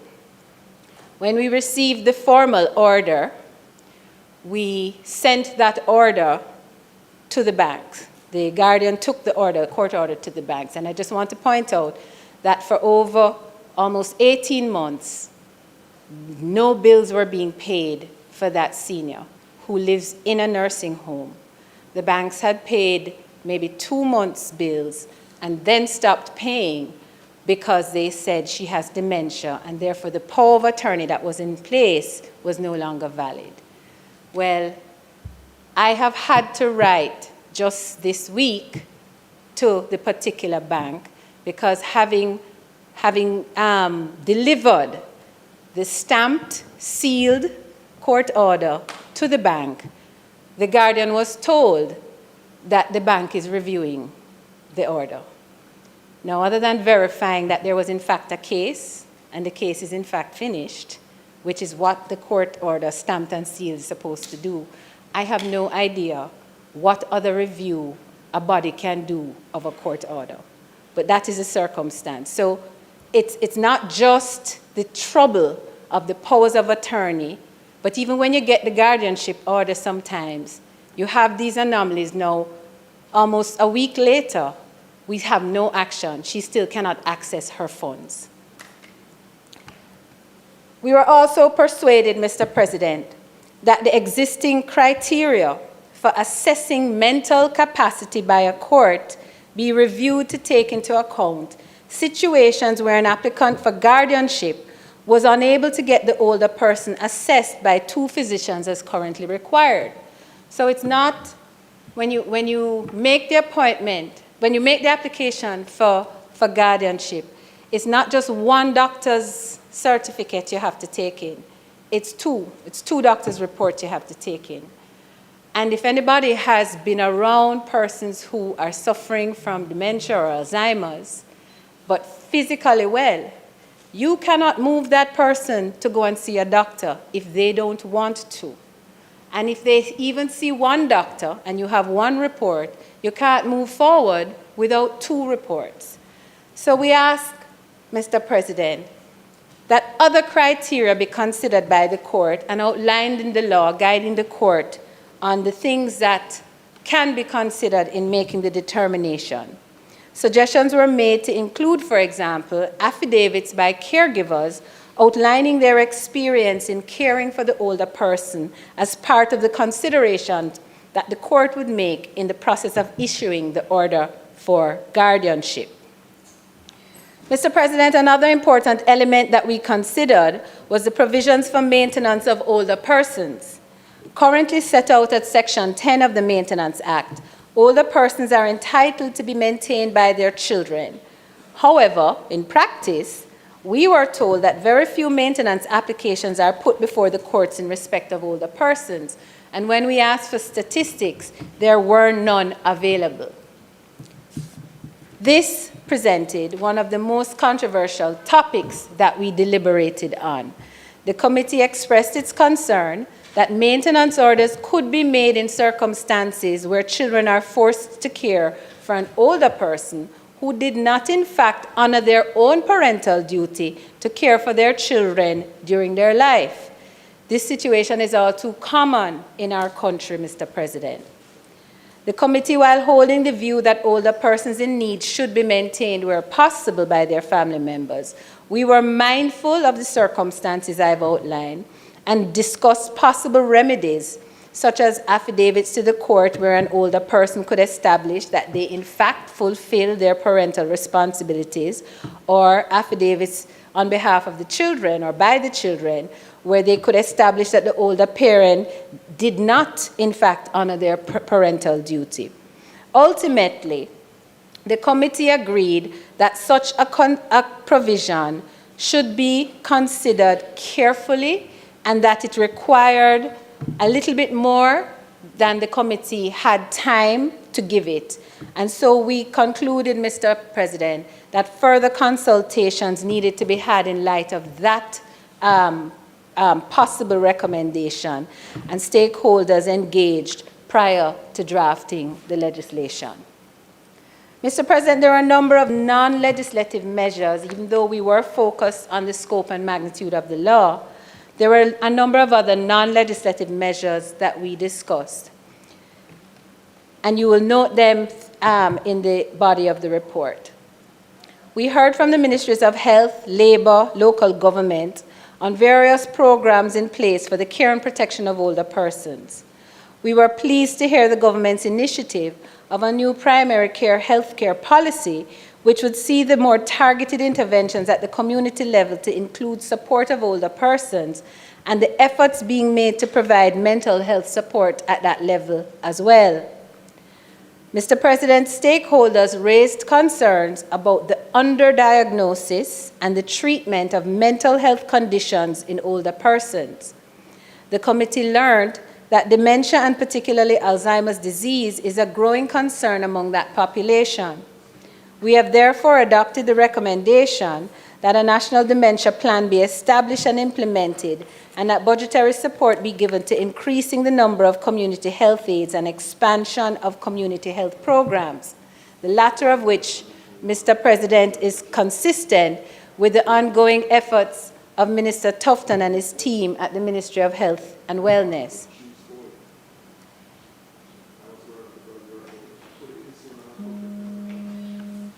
Mr. President, long-term health care was a major issue raised by stakeholders, and the committee supported the enactment of provisions and implementation of strategies that will allow older persons to age in place, recognizing that where older persons are able to be supported in their own homes, it reduces the burden on the state to provide care facilities. There were many other recommendations, Mr. President, that dived even further into solutions in a granular way. The committee agreed, for example, that consideration be given to providing financial support for the retrofitting of homes of older persons, especially those who were not contributors to the NHT, and that provision be made in the social housing program specific to older persons' needs. So we're talking about retrofitting with, like the grab bars and the kind of facilities in the home that, that older persons, particularly those with disabilities, would need. Mr. President, I will leave the rest to the detailed reading of our report. As I said, we have the normal report of the committee appending the roadmap document, which I think is an easy read, easy and logical read. But suffice it to say, Mr. President, the committee undertook its work in a very serious and organized way. We sought the counsel of various stakeholders with expertise in the area, and we relied on our team of technical persons in the Parliament and the Legal Reform Department, Statin, and others to guide us with reliable data that informed our approach and our recommendations. We had the benefit, too, of learning from other jurisdictions who have introduced similar legislation, courtesy of the research of the Legal Reform Department. So these recommendations, Mr. President, are not about our opinions or our feelings. They are driven by data, advice from experts, which itself arose from data and lived experiences. Mr. President, I believe my committee's members would join me when I say the contents of our report and the recommendations contained there form a moral imperative. It is a blueprint for dignity. It is a call to action. And Mr. President, it's overdue. I'm very proud of this work, Mr. President. I'm very grateful to my committee members for their input and collaboration and guidance too. And I want to make special mention of Senator Dr. Sophia Longmore, who is absent today and who I know would have wished to have been here to make her own contribution. But all members of the committee, Mr. President, participated robustly. I am humbled too by the support of my Senate leader and my government, and I'm ever so pleased that my government, even before the completion of this parliamentary work, has seen it fit to begin the process of establishing the law. The treatment of our elders, Mr. President, is a measure of our maturity as a nation. As our motto says, out of many, one people. But let us also be one people, all ages. We owe our elders not just gratitude, but security, care, and justice. And just popping into my mind, as she does probably 3 or 4 times on every day, is my grandma, Enid Louise Goulding, in whose name I conducted this work and who I still miss tremendously every day. The committee is confident that the recommendations in this report can form the basis of a draft elder care and protection bill. It is my fervent hope that it will assist the crafting of the new law and that the people of Jamaica will see the expansion of much needed support and changes that will make their lives easier and better as they age. I commend this report to the Senate, and with that, I yield to my colleagues who may wish to contribute to this debate. May it please you, Mr. President. Thank you, Senator Goldie Campbell.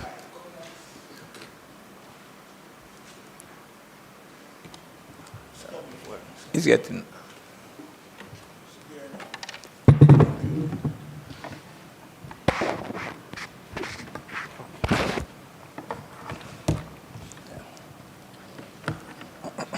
All right, Senator Floyd Morris. Thank you very much, Mr. President. I am a very happy man today. And I'm a very happy man because of the resolution, the motion that is before us for adoption. And I support, Mr. President, the comments made by the chairman of the committee for, first and foremost, the excellent work that she did in terms of navigating the work of the committee. But before I venture into my substantive presentation, I would like to remind the chamber of where we are coming from with this report. And in 2021, I tabled a motion which I will repeat for emphasis. Whereas Jamaica is a rapidly aging society, with senior citizens constituting a critical mass of the population, and whereas estimates are pointing to over 350,000, or over 13.2% of the population, being classified as senior citizens, and whereas these individuals are regarded as vulnerable citizens, and whereas these individuals have toiled and labored for Jamaica, and whereas these individuals deserve to be treated with care, respect, and gratitude, and whereas we have seen from time to time the disregard, disrespect, and neglect of these individuals by family members, and whereas there is an urgent need to protect these vulnerable citizens, and whereas there is no specific legislation to protect the rights and dignity of senior citizens, be it resolved that this Honorable Senate call upon the government to establish specific legislation in the form of an Elderly Care and Protection Act to protect our senior citizens, and be it further resolved that a special committee of the Senate be established to deliberate on the scope and magnitude of this legislation to be formulated. So that is the motion that was tabled in 2021, and the debate started in 2022 and completed in 2024, and was referenced to the Special Select Committee. And I want to point out, Mr. President, that before the resolution was tabled, because of the fundamental nature of what was being proposed, I had to have internal consultations with the leadership of my political organization. And it was referred to the leader, Mr. Mark Golding, who undoubtedly gave his thumbs up for the motion. And this is how we operate in terms of matters that are going to have profound policy and legislative effect on our society. So, Mr. President,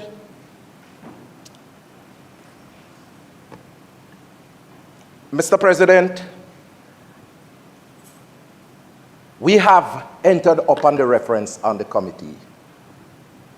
And I must say, colleagues, I wish some members of this chamber were on that committee to get a lesson in collaborative work.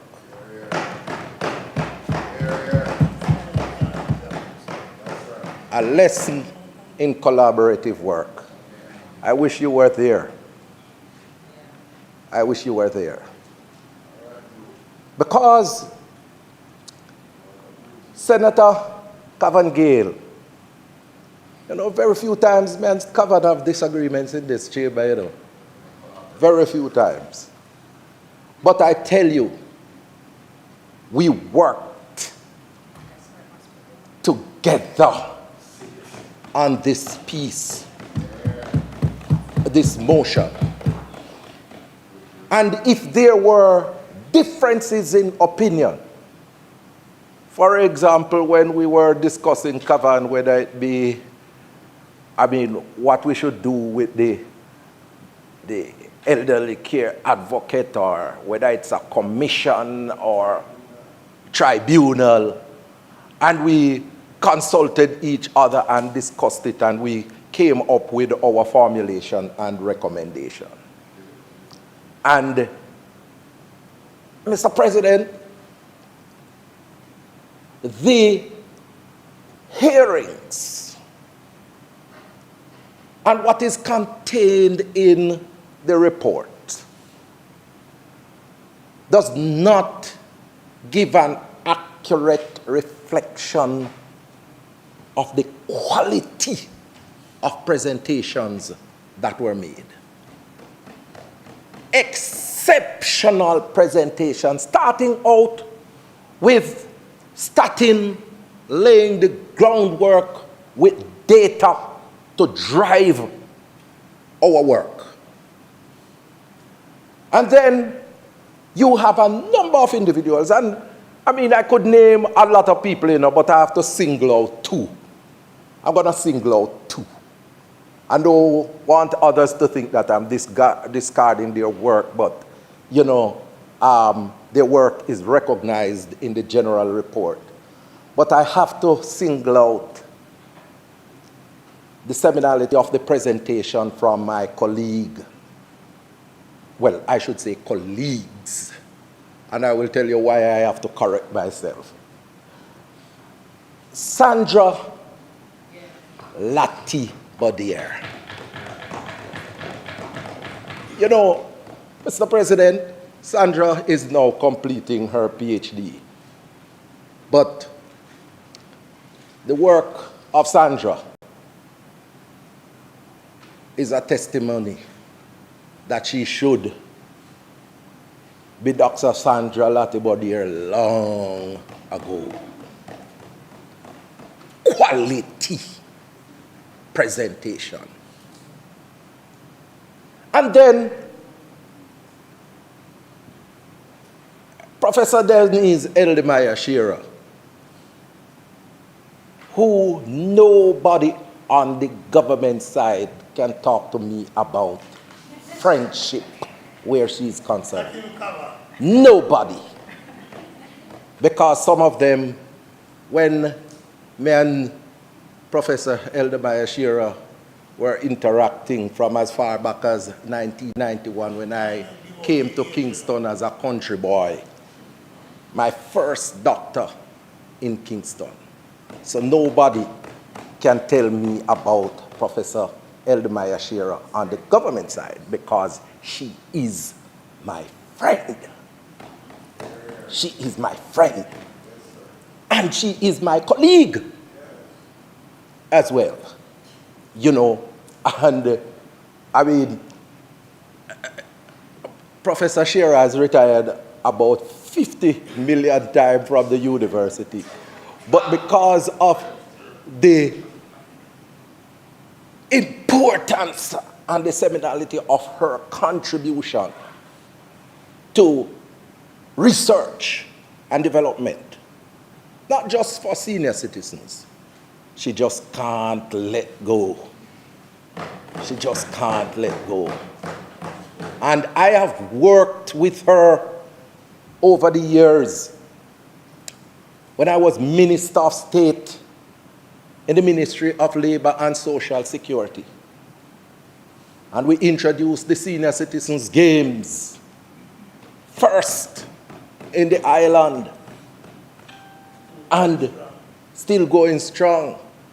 You know, I mean, a whole lot of work we have done together.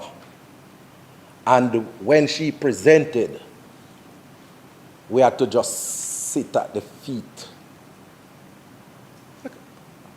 Gamaliel is a male name, right? So I would have to find the equivalent, right? But we sat at the feet of Denise, and it was a treat indeed. And, Mr. President, some very creative and interesting suggestions have been contained in the report. And I am looking forward to the Ministry of Labor and Social Security running with this report. Because I see my friend, Miss Audrey Dear Williams, and I can say these things, when I use the term friend, I don't use it loosely because Audrey was there as well when I was Minister of State in the Ministry of Labor and Social Security. So I know her work and I know her worth. And I know that she is going to ensure that we get the process moving, because based on what has been done here is for the ministry now to prepare the cabinet submission, to go to cabinet to say, give us permission to draft the Elderly Care Act or the Older Persons Act, whatever it is that we are going to call it. And then cabinet, based on how the legislative process works, is going to give that drafting instruction. And it goes back to the ministry now for them to engage the Chief Parliamentary Council. Mr. President, I think if you listen sometimes, my friend, you will learn a lot in the Honorable Senate. But, Mr. President, I must say that when the legislation goes back to, the instruction from cabinet goes back to the ministry, then the ministry will engage the Chief Parliamentary Council. Significant work has been done, but there was one element of it that was not completed, which is we had hoped to go into the parishes and hold parish meetings. And Madam Chair, I think that when the legislation is drafted, recognizing that we had done consultation and heard from the different groups, including another of my friend, Mrs. Jane Laurie Chin. Yes, because I live good with people. I live good with people. And Mrs. Laurie Chin made their presentation as well. But what we would want to see when the legislation is formulated or drafted, we have a series of consultations with the citizens across the country.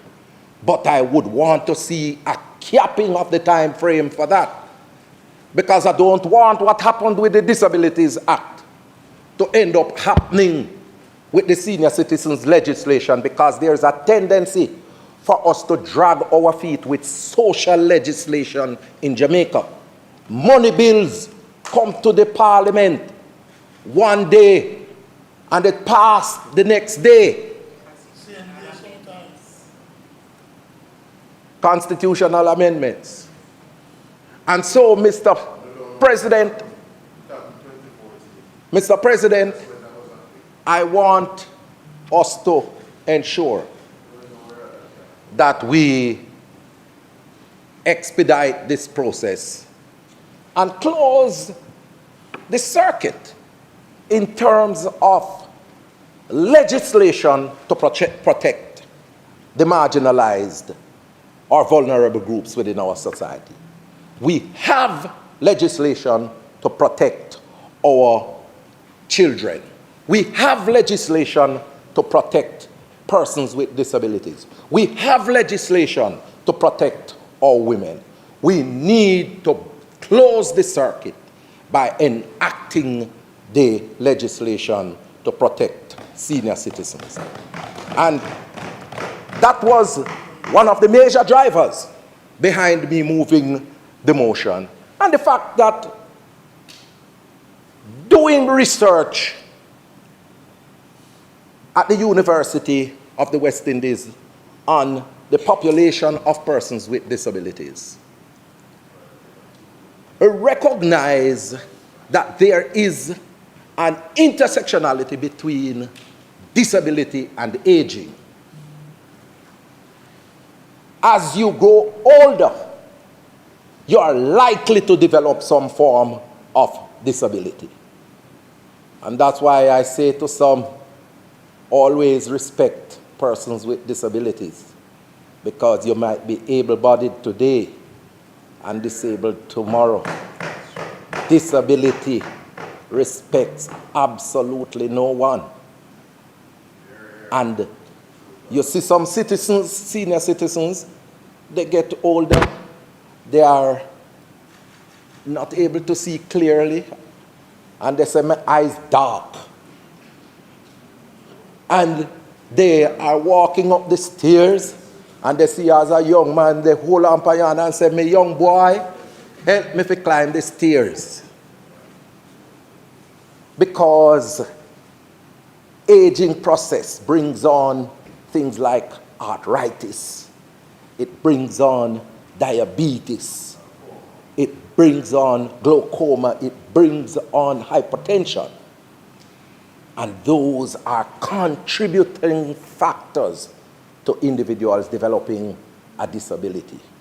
And that is the context based on research that I have been engaged in at the university that sounded the alarm that we needed to have legislation.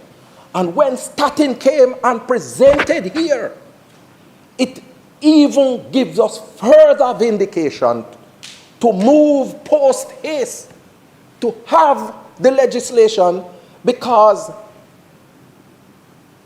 with our aging population, we are expecting to see by 2050 a significant jump in the population of senior citizens. And by 2030, it is expected to move from 13.2% to, I think, 18%. 2030 is just around the corner. It's just around the corner.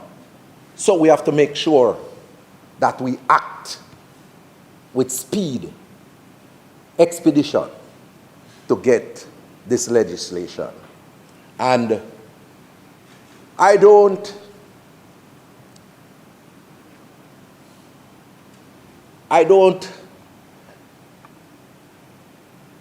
want to embark upon the political here.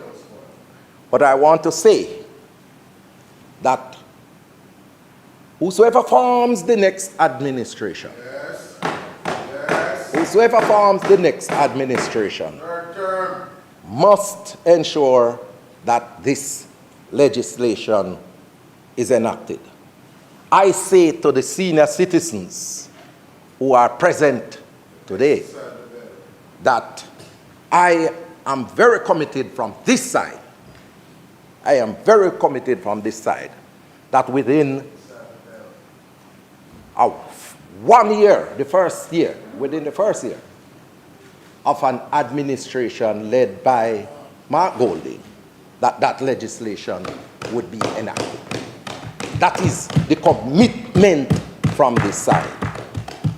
And I want to say again, Mr. President, that I really say to you, Madam Chair, I enjoyed working every moment with you and my colleagues in this committee. It built some solid relationships. And even though I wasn't covered in the chamber all the time, if I am not there, I can expect a call from Cavan to say, boss, you know, join me. What is the situation? Cavan was one of them who was always in the chamber.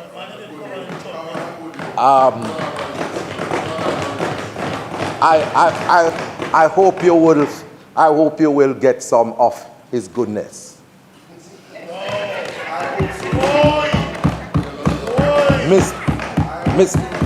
Mr. President, we work together as a team. We work together as a team, and teamwork makes the dream work. And we have presented this report for members to consider, and I urge all to support and endorse the report. May it please you, Mr. President.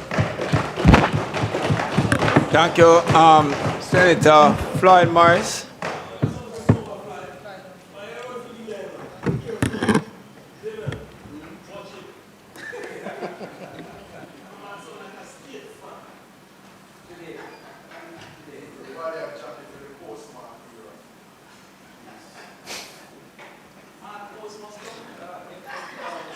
Senator Cavan Gill.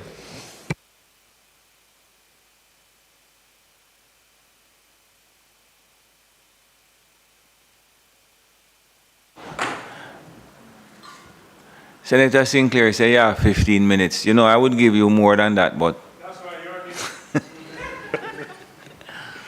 President, you know, protecting our elders, it's a national duty and a shared responsibility. And the journey that has built Jamaica was part of their contribution. And so we must safeguard their future. You know, it's with a deep sense of honor, sir, and commitment that I rise to express my full support for the report of the Special Committee of the Senate. And, you know, I will say that it was, in my mind, fully collaborative. And Senator Morris, even though your motion may have aged a little between the time you laid it, it is alive and well. You know, I want to place on record my sincere gratitude to all those who made it possible. I want to single out first and foremost the chair of the committee.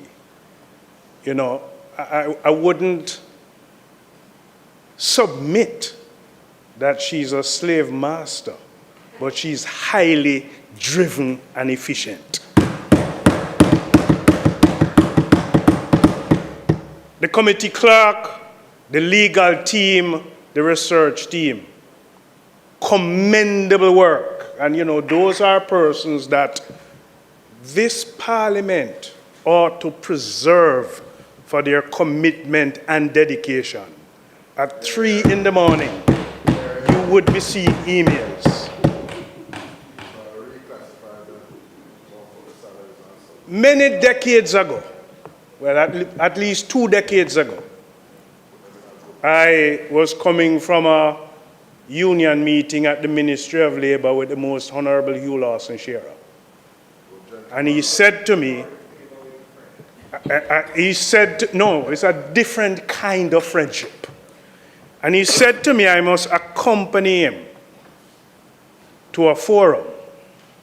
And then that was where I saw a different side of the life of Hugh Lawson Shearer. When he presented with the level of passion in the protection of the elderly. And then lo and behold, in these committee meetings, Professor Denise Eldemeyer Shearer's presentation, I got a sense of a deja vu feeling.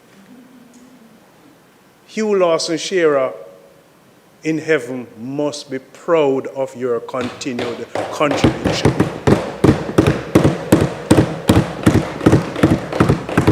You know, we couldn't do this successfully without other stakeholders and all the persons who contributed, whether by group or by singular individuals. They came, they made valuable contribution. And you know, Jean Laura Chin, we could never have done this without you. Sandra Latibadier, hurry up and become doctor. Because we could never have done this without them. President, it's a national imperative that the older persons who have given so much to building this country, they deserve legal protection, institutional support, and social recognition. And I wish to highlight 3 areas that jumped out at me during these deliberations.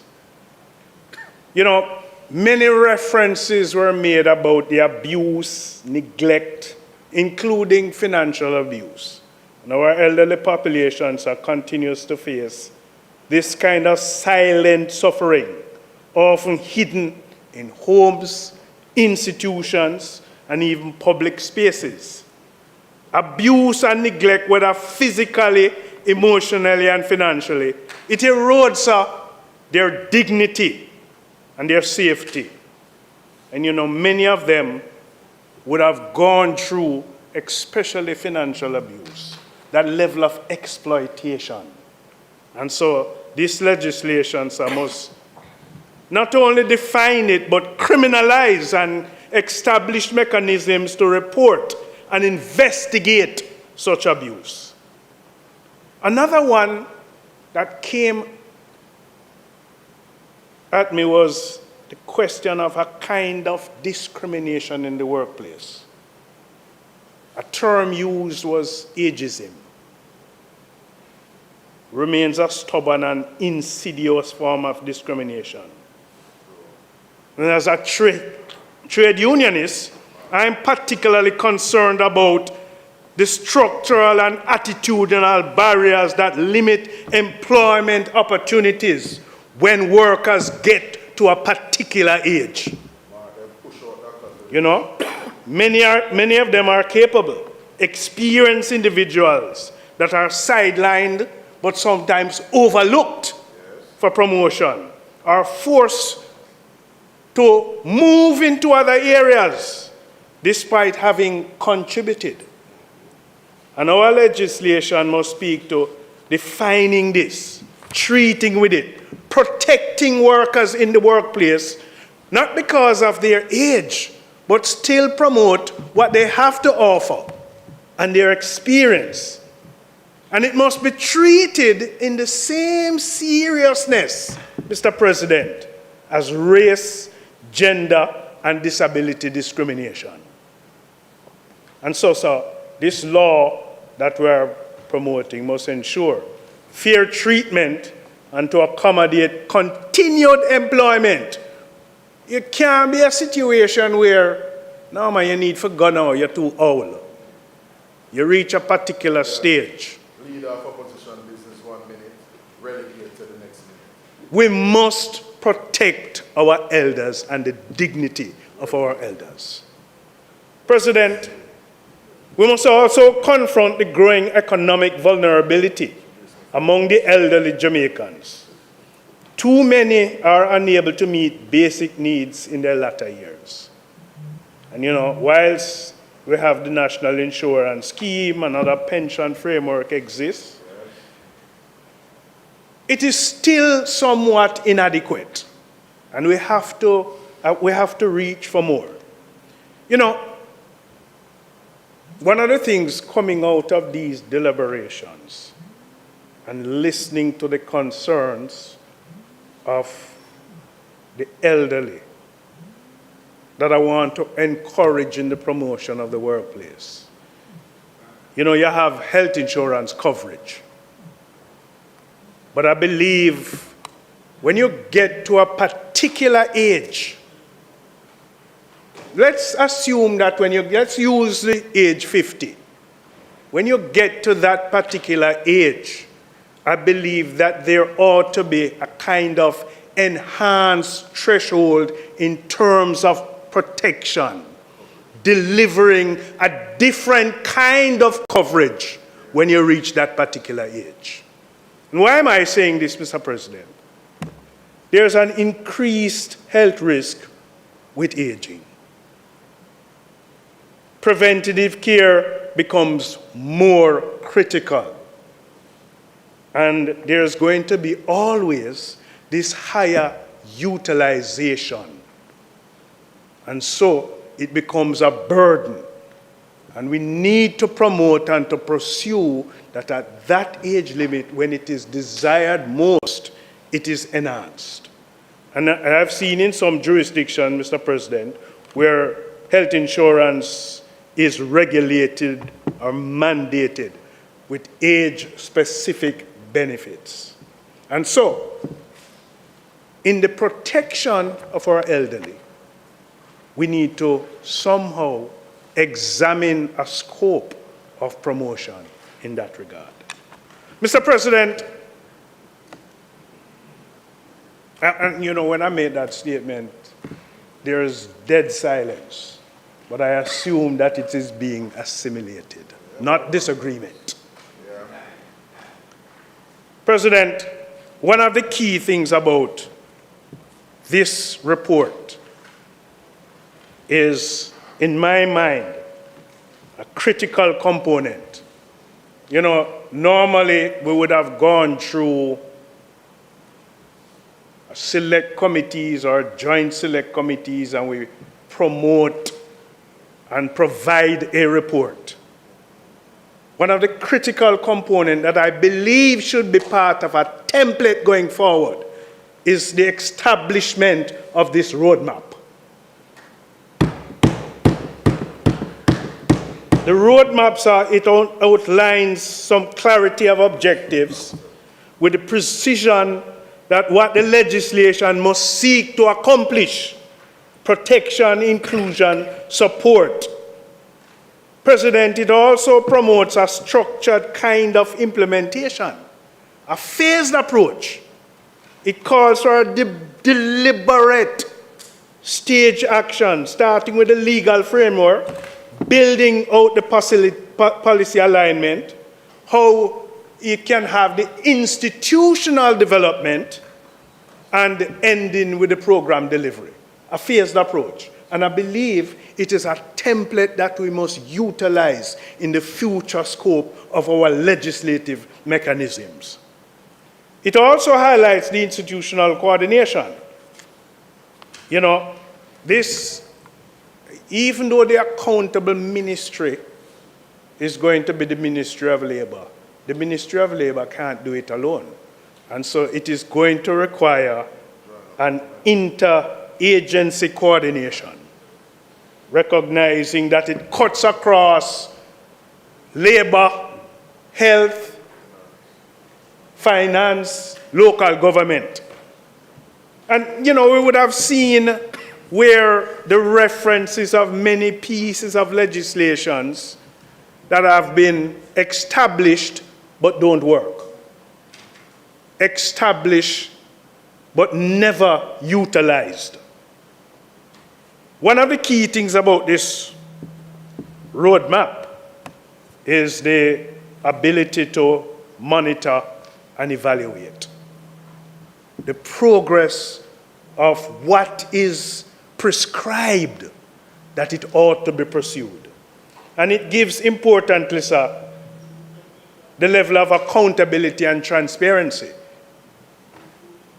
That there ought to be timelines in terms of reporting to Parliament. This piece of work that we would have done in a very short time,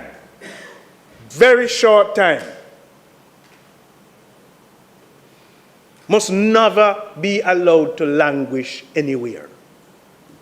Can't fall on nobody's desk or in any file cabinet or in any folder. The work must continue and be kept alive. Now, we would have done the work in a very short time.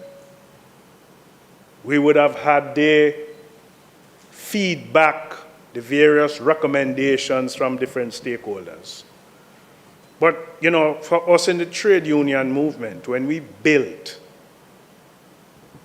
and promotion, consultation continues. And so the public awareness and the public engagement is going to be fundamental for the success of this legislation. And even when it's enacted and starts to work, we have to evaluate how it's working to promote improvement. And one fundamental way of doing that is the continuous public engagement. Make we see how it works now. Make we see what is working from what is not working. Let us see what needs to be improved. And so, it's important that we continue, sir, the engagement. And I would want to suggest, that the same alacrity that was utilized in arriving at this report is the same alacrity and energy that must be utilized to promote an enactment of this legislation. And so, sir, I want to today commend this report to the Senate. And I will continue to call for the level of collaboration and support for the future legislative steps. May we honor those who came before us, not just in words, but in law and in action. May it please you, Mr. President. Thank you. Thank you very much, Senator Gill.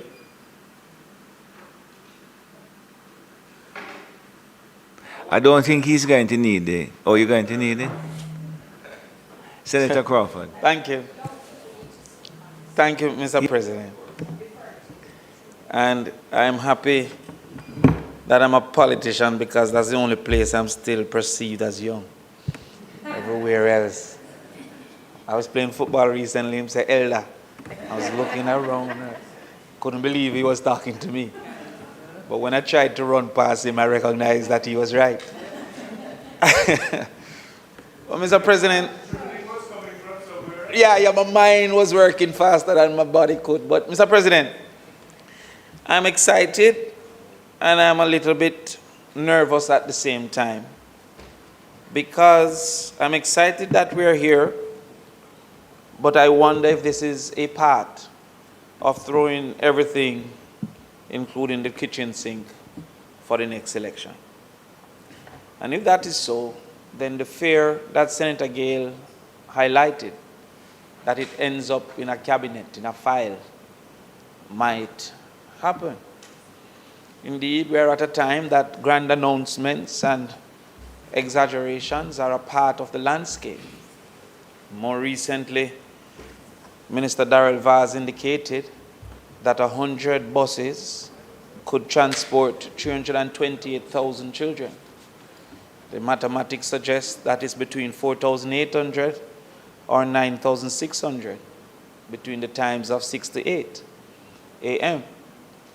What is worse, President, is that the minister goes further to suggest that in 2 years, he'll be able to transport 650,000 rural students in the primary and secondary school. The total number of students in primary and secondary school is 440,000, between 440,000 and 470,000. The minister suggests that he would transport 650,000. He would have to have imported some children. And we know he's speaking to primary and secondary schools because he highlighted 850 schools. So before they fabricate falsehoods that, oh, he was talking about basic school and every single school in the world, there's not sufficient persons for that argument to be true. We then heard an announcement repeated today that we would not renegotiate the JPS license under the current terms. The current terms end in 2027. Everybody knows that. The time ends in 2027. That's not a decision of the Jamaica Labour Party. And what we have, well, one term is the date. And him not understand nothing, you know. But I want to hurry up and get to the point. So the terms, what is the new terms? It can be worse terms. Nobody knows what the new terms are. But he said, won't be in the current terms, and it's being highfalutin and repeated and promoted. Yes. Yes, because as Senator Lambert Brown has indicated, yeah, the cost of energy has doubled. It means that it was 100% better. However, Mr. President, if there's any real meaning of Ubuntu, I am because you are. It exists because those before us have created a country that we're happy to be a part of. I remember once in France, somebody asked me where I'm from, and I said Jamaica. And his response was, oh my God. And that response was created by those before us that fabricated a type of nation that people aspire to be associated with. Some names we will remember, some names we have forgotten. But I say to people that Sam Sharp could not have been effective had he not had the support of many persons in the rebellion. And sometimes while we remember Sam Sharp, we forget those who had contributed in other ways, more simple but less revered and valued. Mr. President, my presentation today is about making the elderly more independent, as I perceive that most times the conversation is almost as if they're automatically dependent. And that is not so if the systems are in place that can assist in their own independence. One of the things that we have recognized, especially Senator Golding, among men, because as you know, 47% of our households are single-parent households, the vast majority of which are female-led. And it has led to many of those children not feeling that any commitment, any responsibility to the male who they perceive that abandoned them in the first case. And so there's a disproportionate amount of elderly males that just don't have the emotional support nor the attachment. I know Mrs. Lurchin want to hear what I say. You know, she pay me attention on the Twitter. She want to hear what I have to say. She don't follow you. She follow me. So make me tell her what is happening. So, sir, there's that disproportionate amount that comes from the perception of abandonment in financial support, in presence, etc. That needs to be corrected too from the point of the male's responsibility and duty in the family. Indeed, the Asian average of single-parent experience is 4%. The global average is 17%, and we are at 47%. That has contributed greatly to single-parent household. In that reality, therefore, I've heard calls, for example, that the father's name must be on the birth certificate. Because, I know into primary school, they said the neck bone connected to the shoulder bone and the shoulder bone connected to the backbone. And if we don't correct some of these abandonment issues, then some of this law might become questionable. Because how can it be my legal right to a father I've never met? A person is going to reasonably ask that question. How can it be my legal duty to a person that never contributed? They might go reasonably ask that question. And we have to consider that as we move forward.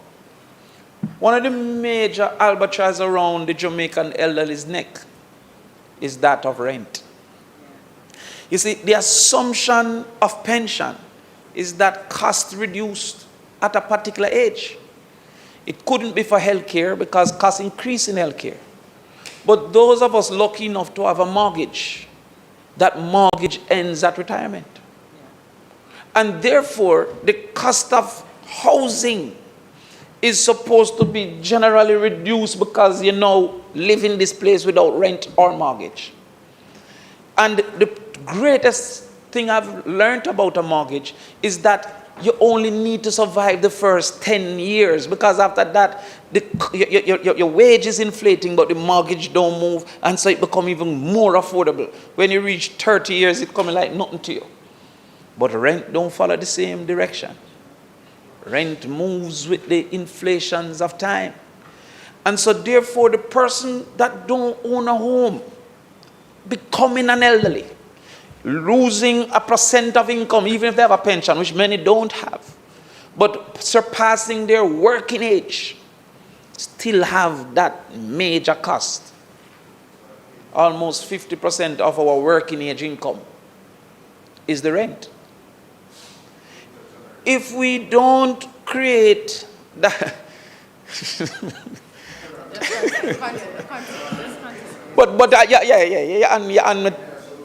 yeah, man. We're on the same page. Yes, sir. Right? But yeah, intergenerational mortgage we talked about 9 years ago. The man re-proposed it to me now if I agree. I agree. But what I'm saying is that is one option. But if we don't move to greater home ownership or rent, special rent considerations, because for some of our citizens, unfortunately, their income will not qualify for mortgages in the short term, mid-term. And so therefore, I know in New York, they have rent control and all that for certain demographics. There may be a need for consideration for a kind of a rent control retirement village system that the government facilitates. Well, you know, you have to learn from everywhere. And I have visa, you know. And not like a man with a visa have a special stamp in it. The other thing that we must consider, so the housing and the shelter, there must be conversation, especially because many don't have the opportunity of ownership. And even those that have the opportunity of ownership, our system don't create policies that allow ease of downsizing. And so therefore, the cost of maintenance have also become an albatross around persons who don't need this type of house anymore, the size of home. But having become comfortable in the space, in the environment. My mom is here. My mom, me and you go sit down and we discuss it. Because so we have to figure out some of these things. But Sorry, my mom... Senator Crawford. Yes. Don't get distracted. Just focus. I'm not being distracted, yes, sir. but you are, because what you're doing is that you're responding to the... Oh, I've been entertained. Yeah. Don't be entertained. But I'm asking it's you, funny. Do not. Because those sort of us comments, you don't have to respond to them. Just do your presentation. You know, Ms. Lorichin don't follow you neither. Everybody was. It doesn't matter, Senator Crawford. Come on, man. All right. I'm just asking you. I'm on it. Because it becomes a little disjointed when you do that, right? I'm on it. No, but the person who's not supposed to disturb me. You see, yeah, man, you beat the pitney with them trouble. Don't be the one who do the troubling. Now, watch me now. The system, Senator Golden, my mom is here visiting, and where we were born, in a little lane down in Walton Park, 130. She wants to go there every day. She feels a certain connection. She knows the people. Where we live now, we know the community by the car that they drive. We don't even know the people's name generally. So you say the black car person or the one with the Benz. She can't bother with that. She won't go upon lane and thing. She feels a certain connection to that community. But oftentimes, when that house was for 5 children, and my auntie, she alone don't make sense in that house at this particular point in time. But that camaraderie, there's no replacement of it. So policy should allow, and that is why I really believe in a retirement village system, that they can seek camaraderie and not have that cost of maintenance of some of these homes that were necessary when they had larger families. And with high migration, these families not even around to participate in that space. The other thing we have to look at is healthcare. Now, I remember when a 60-year-old was Mass John, walking with stick, bending over. I don't know if it's healthcare that have caused this transition, but I remember when my uncles were old, and they're my age at the time. I don't want to feel that I'm old. But I said to you that we need to ensure that as the life expectancy lengthens, the quality is considered. Because what we're seeing is that the life expectancy is lengthened, but because they have these communicable diseases, non-communicable, such as diabetes, that often lead to losing a limb. I've seen it, especially among the poorest. And eyesight, losing eyesight. I've seen waiting lists for cataract for months, going into years. The fear of it alone, when you speak to them, that's one of the greatest things about a campaign period. You have to be in their spaces. They might tell you their realities, their fears. And the fear the menace is getting less, more blurry. Hypertension leading to stroke, eventually leading to needing physiotherapy, many of whom can't access physiotherapy. I met an elderly person, bedridden, had 3 strokes in a matter of less than 2 months. And they're now on a waiting list to see a neurologist. Am I saying the right? Yes. These are realities. So the first thing we have to look at is how we, and I've seen some effort, but how do we encourage the 40-year-old now for lifestyle changes, the 25-year-old now for lifestyle changes that would cause for a better experience? I'm speaking, though I'm not, when I say I don't necessarily follow. Still eat a whole heap of ice cream. But you can feel saying I agree with you again. A lot of syrup. I still eat a lot of gravy. But you grow up on those things. But I don't see adequate communication, societal marketing campaigns against these lifestyles that are creating difficulty among the elderly, almost causing for dependence. More features, more training, food and nutrition in schools, so students can understand the importance of nutrition, affordable food, so that we don't eat for your belly full, because the nutrients is secondary to what we're eating now, dumpling and butter, chopping up the things so that the gravy make it stretch, preferring mackerel over sardine, because sardine have no gravy. These are realities that we have to start to have conversations. But there's also something that we can do for elderly. The greatest thing the youth can do for the elderly, in my opinion, as a national campaign, is a national health insurance. Because a national health insurance means that those with lower risk offers a subsidy to the cost of those with higher risk. And the age reality has often been synonymous with the perception, on average, of higher risk.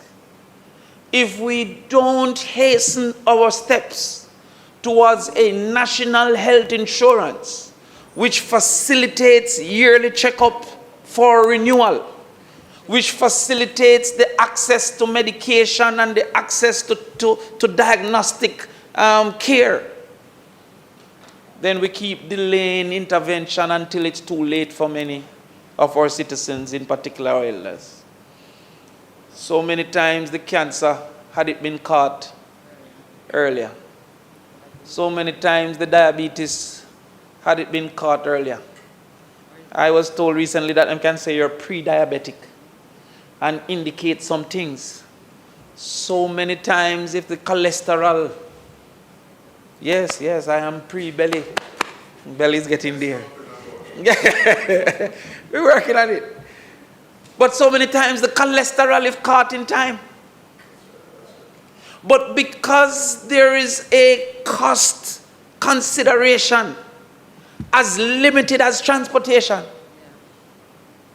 and as expansive as diagnostic, blood tests, this, that, screening.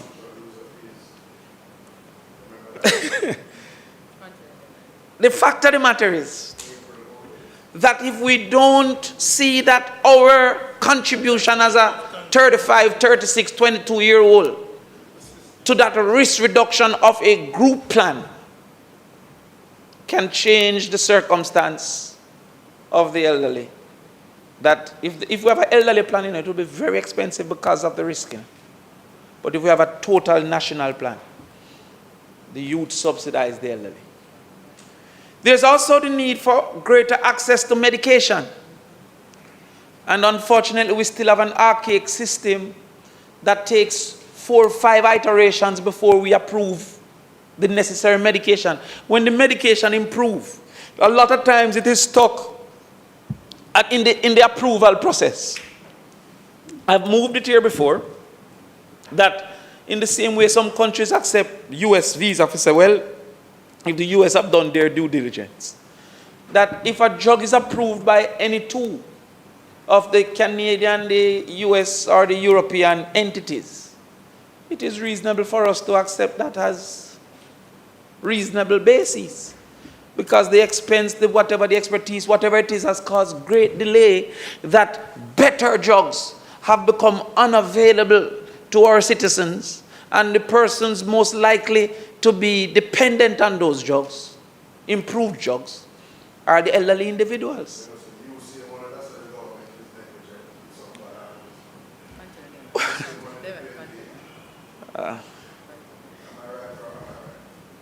Can you follow him, please? Follow him? Yeah, man, I'm going to say something Yes. that Charlie will be upset about. Mm-hmm. I am told the part of the chicken and eat downstairs. The point I'm making is that if there is a 4th iteration drug that we still stuck at the 2nd iteration, when the side effects and everything and the ability to improve the circumstance and the cost and everything of the new one is being held up in the approval process, right? When there's systems that can be analyzed to say these people are going through the proper procedures, and we're now mitigating the risk by saying 2 of 3, any 2 of 3. Then if unfortunately something goes wrong, reasonable, you believe that our systems will catch things that US and Canada, or US and Europe, or Europe and US will not catch, in all reasonableness. And you believe that that delay, you have cancer medication that were 3 iterations behind it. 3 iterations behind. That need to be changed. The other thing I need to look at is earning opportunity. And sometimes, unfortunately, Mr. President, we call earning salary. Salary is one type of earning. So they say, oh, they need to have a job. But their businesses, there's nothing to encourage ownership among the elderly when they have transitioned into retirement. No special fund, no special course, no. It's like, oh, you have the Small Business Association, you can go to for direction. There's nothing, it's almost only youth. When a 70-year-old cannot live 20 more years.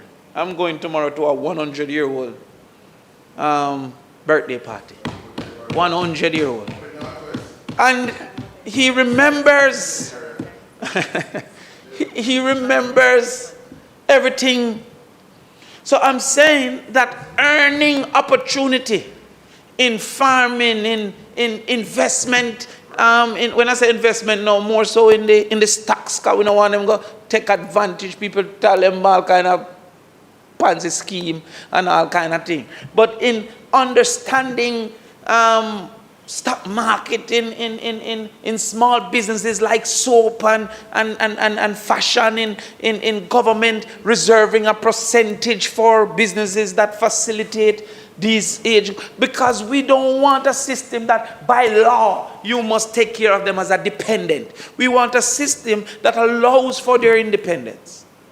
One of the areas that is too quick to let them go is education. We have recently been extending the retirement age because of shortage as well.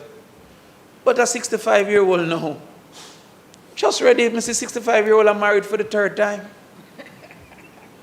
No, there's no incompetence.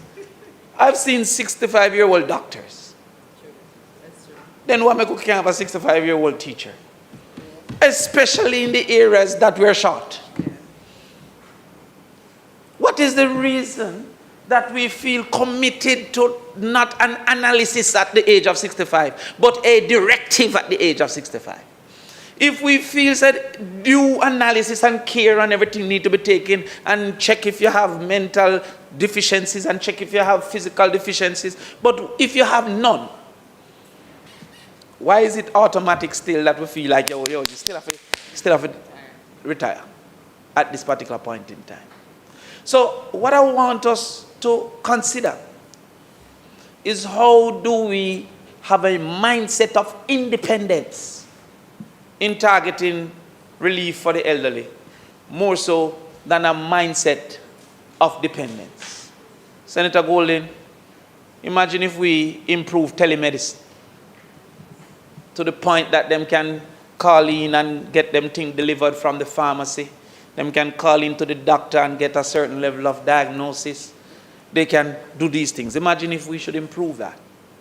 That is independence. So, I'm happy that we're here.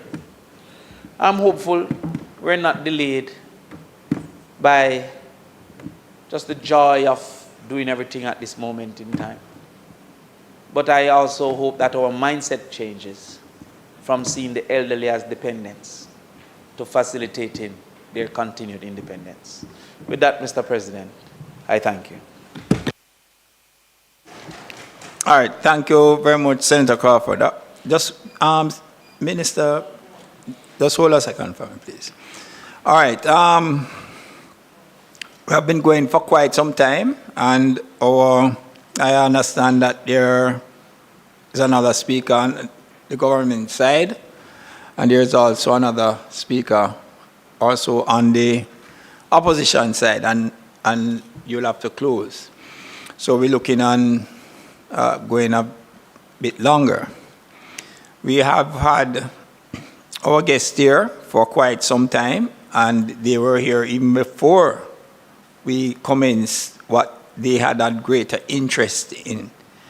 And so at this time, and me just sitting through and going without any refreshment and so can be quite challenging. So I am indicating Professor Shearer, if at any time that you wish to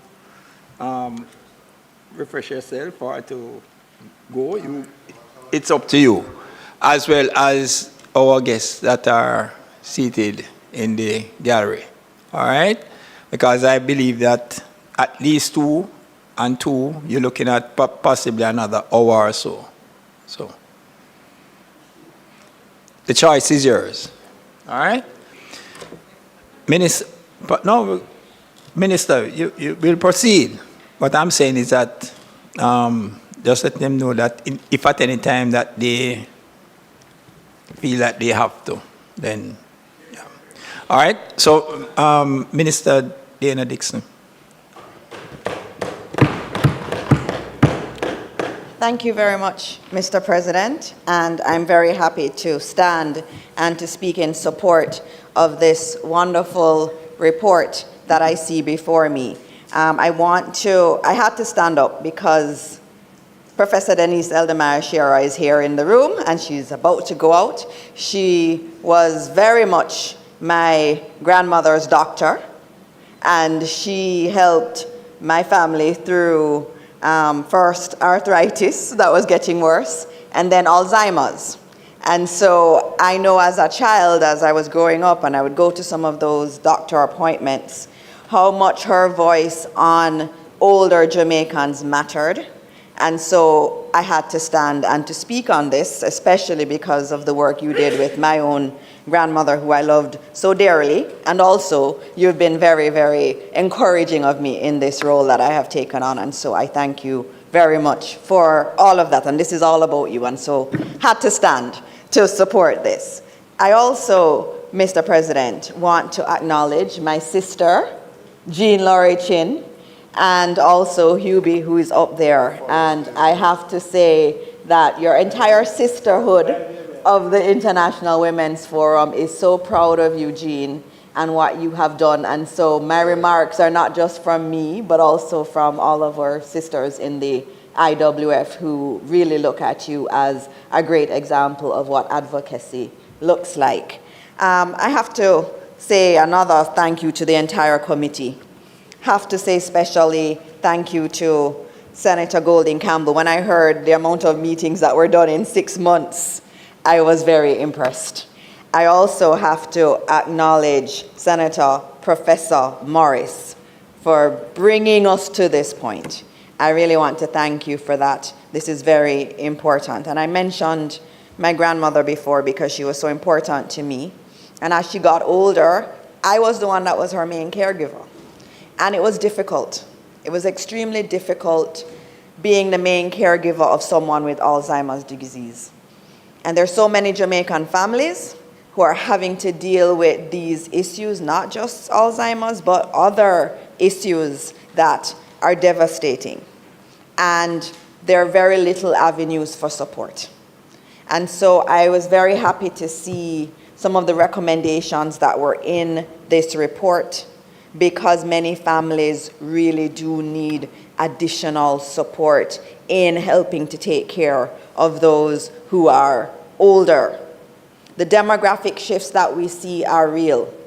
And this morning I was looking at a demographic predictor that can predict what your country will look like. And we're looking at 20 years from now.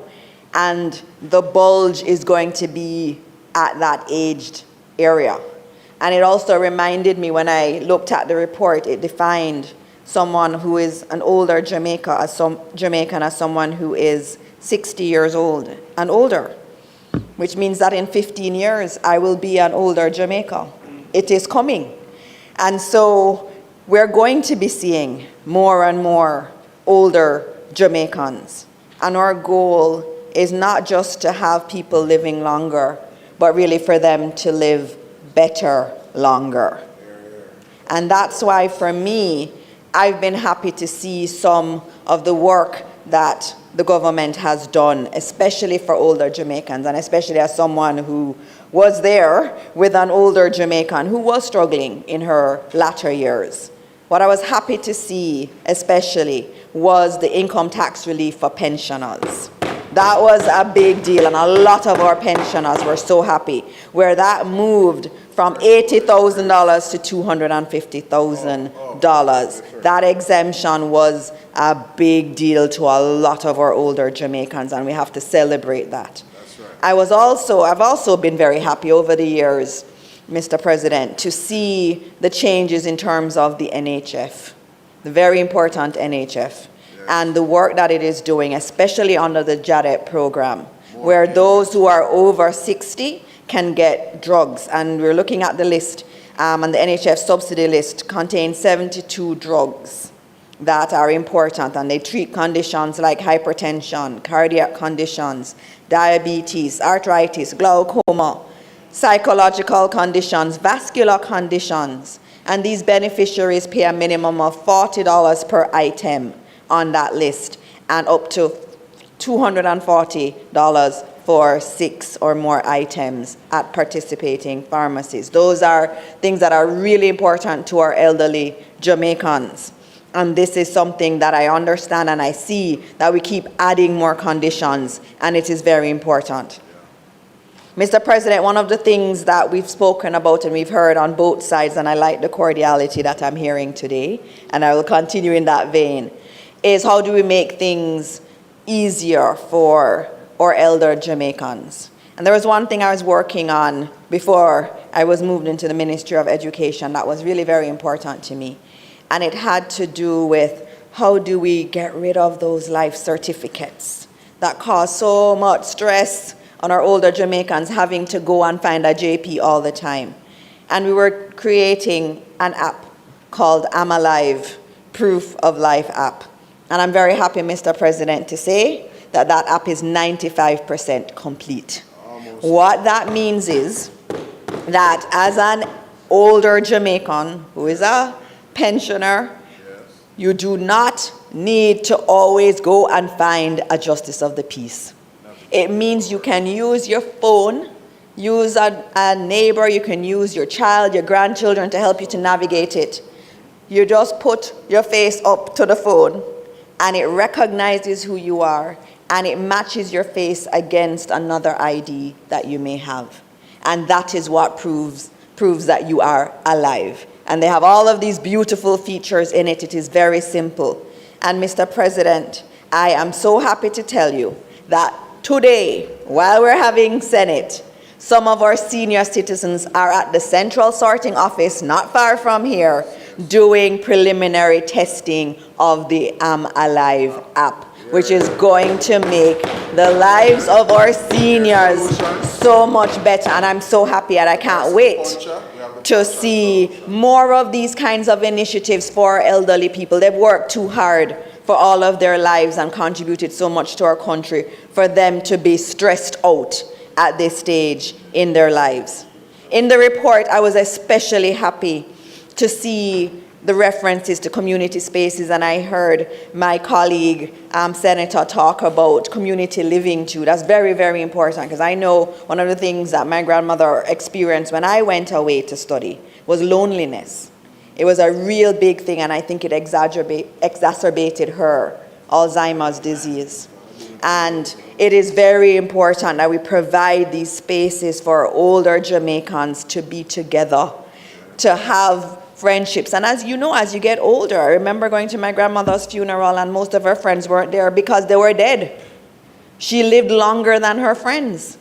And it's hard. And so that issue of community is really important. And I'm so glad that it is in the report and it's given the kind of attention that is needed. And also the emphasis on the mental health challenges that our older Jamaicans do feel. I was also very happy to see the legal issues, especially vis-a-vis guardianship, and I know how that one is, being dealt with, and it is important that we tackle those. But I wanted, Mr. President, to speak to something very important, which is that when we get to 60, again, life does not end. And we want to have our older Jamaicans having a good life. And I wanted to note, there was one thing I didn't see in here, which was a talk of skills training and lifelong learning for older Jamaicans. Education doesn't end when you're a youth. You can learn and you can continue learning throughout your entire life. And we need to encourage that. One of the things I'm most encouraged about, Mr. President, is hearing from a lot of retired Jamaicans that they're going back to HEART because they want to learn something new. They want to take on a new career. And we have to encourage that more. And in HEART and STA, we're looking at how we can even put more courses online. We're procuring a new system that could make the university, make it into a university, but online. So you can do more courses online, and that can help also. But I'm very happy to note, Mr. President, that when I looked at the numbers, 4,291 over 60s have been enrolled in our training programs in HEART. So our older Jamaicans want to do this. And if those 4,200 are doing it, it means there are others who are thinking about it. And we need to make it easier. Those people on the bus tour, encourage them to sign up. And, Mr. President, since April 2024, 2,310 Jamaicans who are over 60 have been certified by HEART and STA Trust. So they got their certificate. So we must not just, we know we're talking about protection here, but there's also thriving.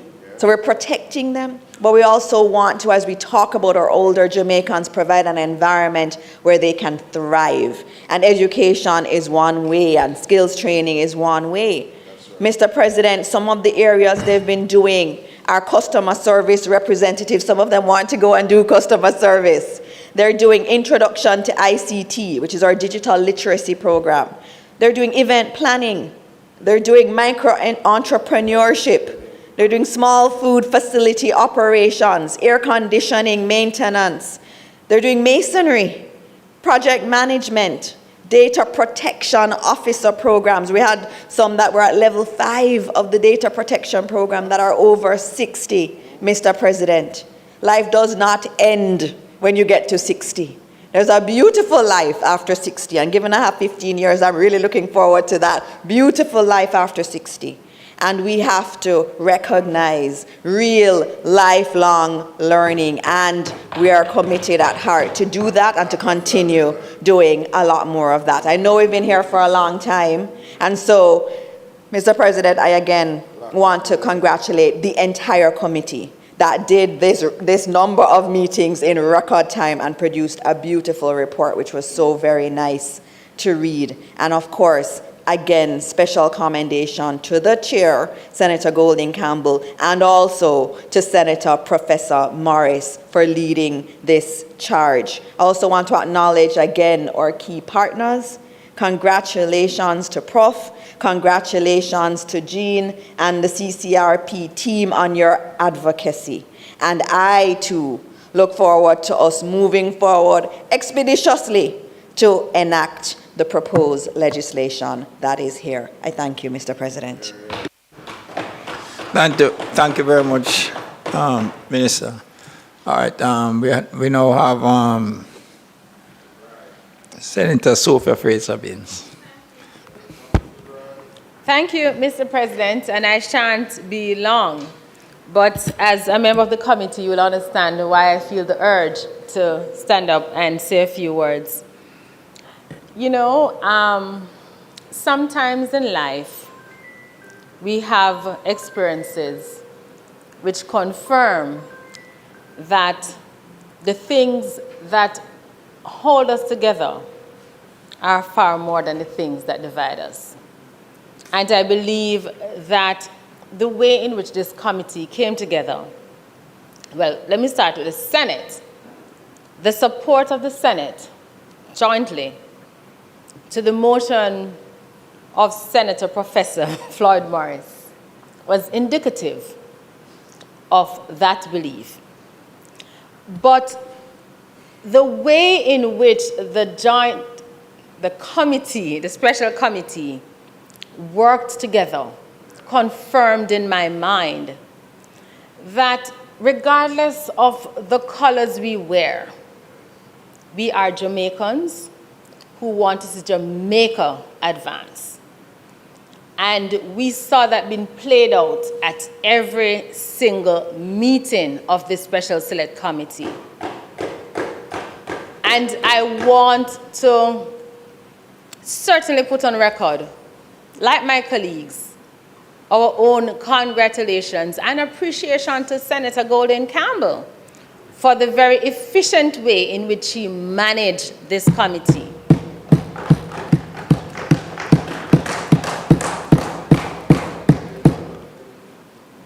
It was a committee, sir, that allowed every member to speak.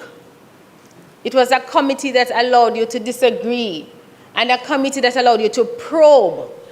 But at the end of every meeting, you left feeling, wow. Senator Scott Motley will tell you that after almost every meeting, I would call her and share with her all the things I learned. So it wasn't just a committee where we sat and we talked and we had tea, but we learned, and we learned a lot. And not only did we learn, but I want to believe, like myself, that my colleagues had a deeper understanding and appreciation for not just the issues affecting the elderly, but just about the work that we have to do collectively to ensure that we protect the elderly. I must commend Senator Floyd Morris for the motion, because the truth is that it took someone with the vision of Senator Morris and the experience of Senator Morris, all pun intended, to bring such a motion, because he could easily have focused on just the disabled. But with his vision, he saw the need.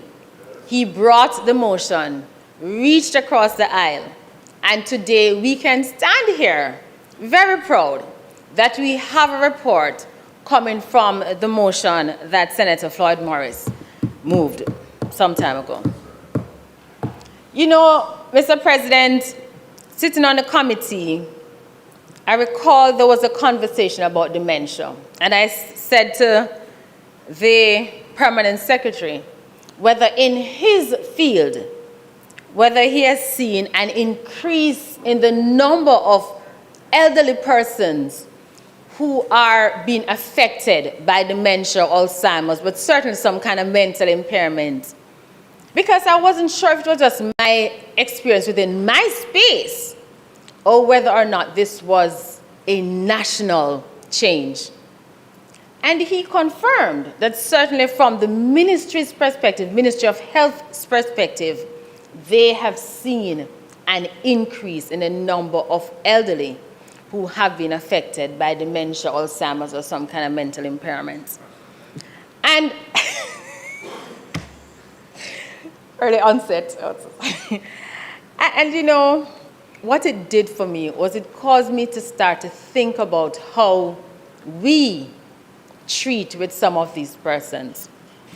Because I'm sure all of us can share an experience with an elder, whether it's a close family member or a distant family member. But in that experience, not all of us knew how to deal with that family member. For some of us, we think they were just being troublesome. For some of us, we just could not be bothered. For some of us, we just put them in a home. And for some of us, we learned to understand what they were going through. But what this committee did for me was it helped me, and I suppose all Jamaicans who listen, or most Jamaicans, and let me just add that there was a wide viewership to this committee.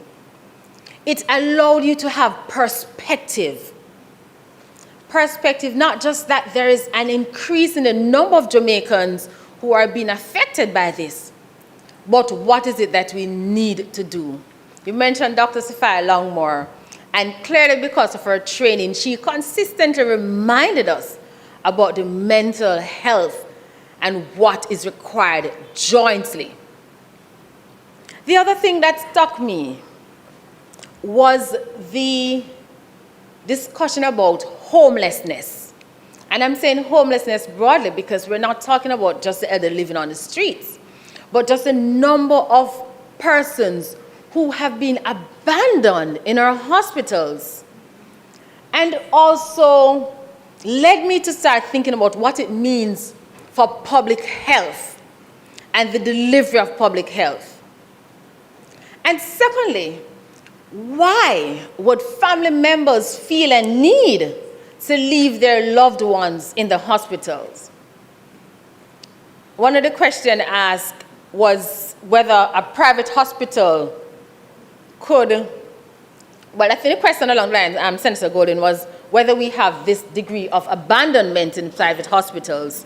And the response, as I recall, was that when they are abandoned in the private hospital can easily send them to the public hospitals who cannot deny them. And out of the conversation, you realize that it is not an excuse, but it made you understand that the elderly were not neglected or abandoned in the hospitals because people are just evil or wicked. But sometimes they have no choice. Sometimes they don't have the financial resources to employ a nanny to take care of the elderly. Sometimes they don't have the time. And sometimes they simply do not know what to do. along the conversation about what to do was the issue of over-medication. I know that there's a more scientific term for it, but so many of our elderly who are left at home in the days with no one to attend to them, just take the medication. Sometimes they take it wrong, they either overdose, they take wrong medication, or they don't take it at all.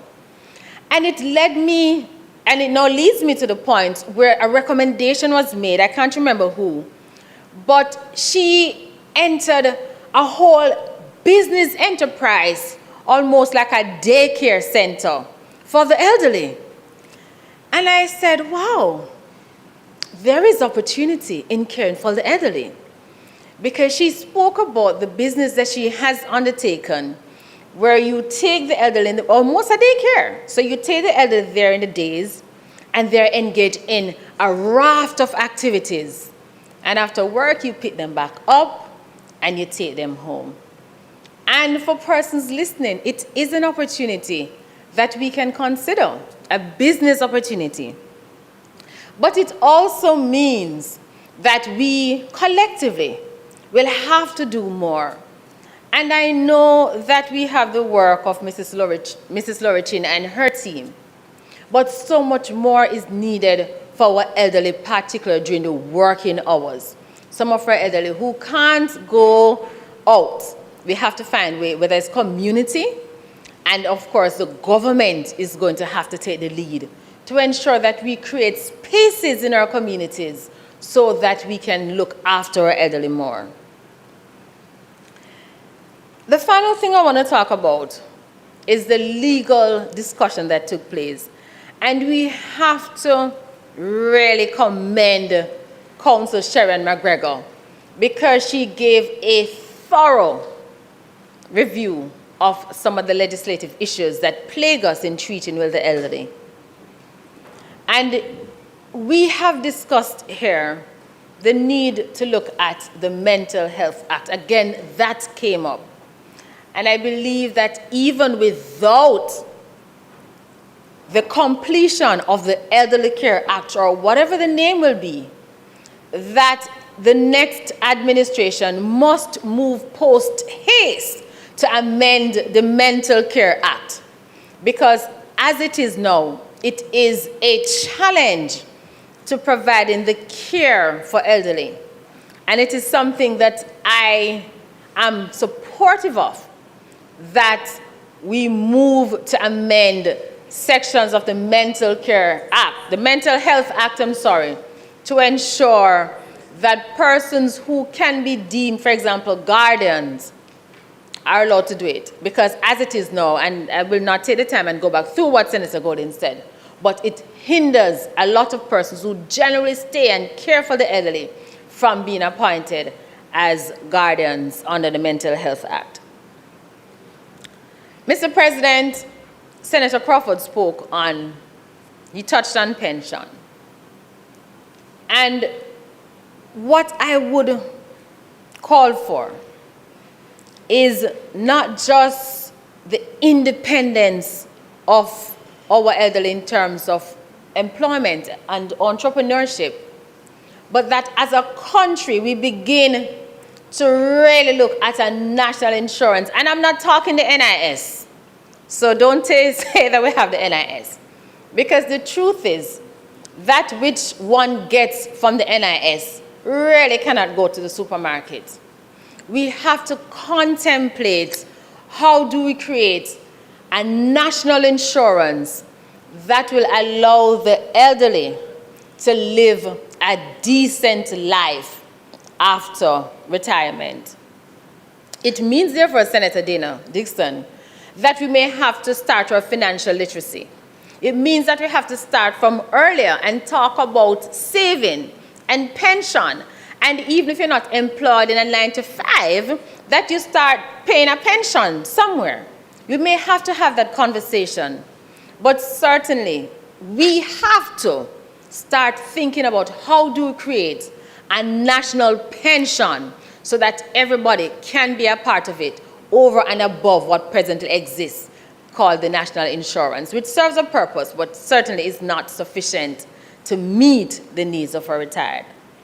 And in closing, Mr. President, let me say that in my time here, I have been on a number of joint select committees, and it's my first time on a special select committee. But this committee has been one of the most delightful and educational committee that I've been a part of, and I'm so honored to have been a part of it. And I want to congratulate, thank you, Corridana. And I want to really congratulate all the participants, and I want to congratulate the senators, because so many times we have select committees, joint or otherwise, we don't have the full support of the members. But not in this committee, because in this committee we had all our senators who attended and participated and were ably led by Senator Golden Campbell. I thank you, Mr. President. I'm going to bear everything that, Fraser Binns, I'm going to bear everything that you have said in mind about how fantastic that committee was. No, it's okay. All right. Thank you very much. Charles? Okay. Scott, Donna?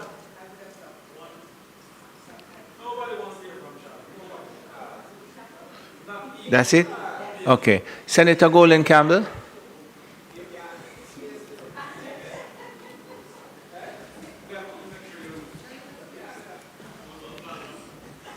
Where are you going for me?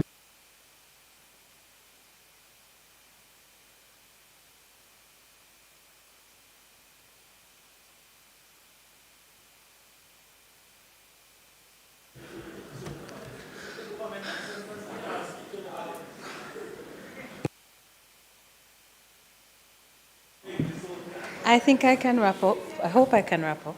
We have a 420 motion.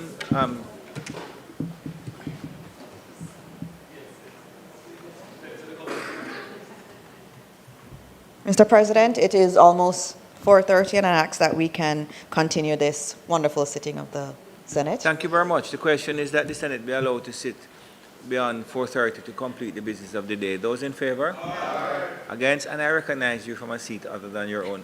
It is said often, you know, that the future casts its shadow into the present. Senator.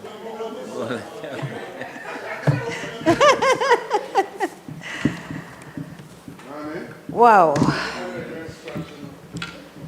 Colleagues, I don't know what it is, but I think the night before we delivered the report, which would have been last week, Thursday night into Friday morning, I spoke several times to our alleged counsel, Zimenez, between the hours of 10 p.m. and what was it, about 4 a.m.? No, I think you cut off at 3 and then you popped back up at about 4. As well as my committee clerk, Mrs. Beckford. We were getting your report ready for you, Mr. Senator Morris. We were making sure that that report was thoroughly completed. And if I could just make mention of our committee clerk, Mrs. Beckford, who is not in the chambers. Madam Clerk, she deserves a couple free vacation days. And if it requires the unanimous support of the senators to get it for her, I'm willing to go around with the paper to get it signed.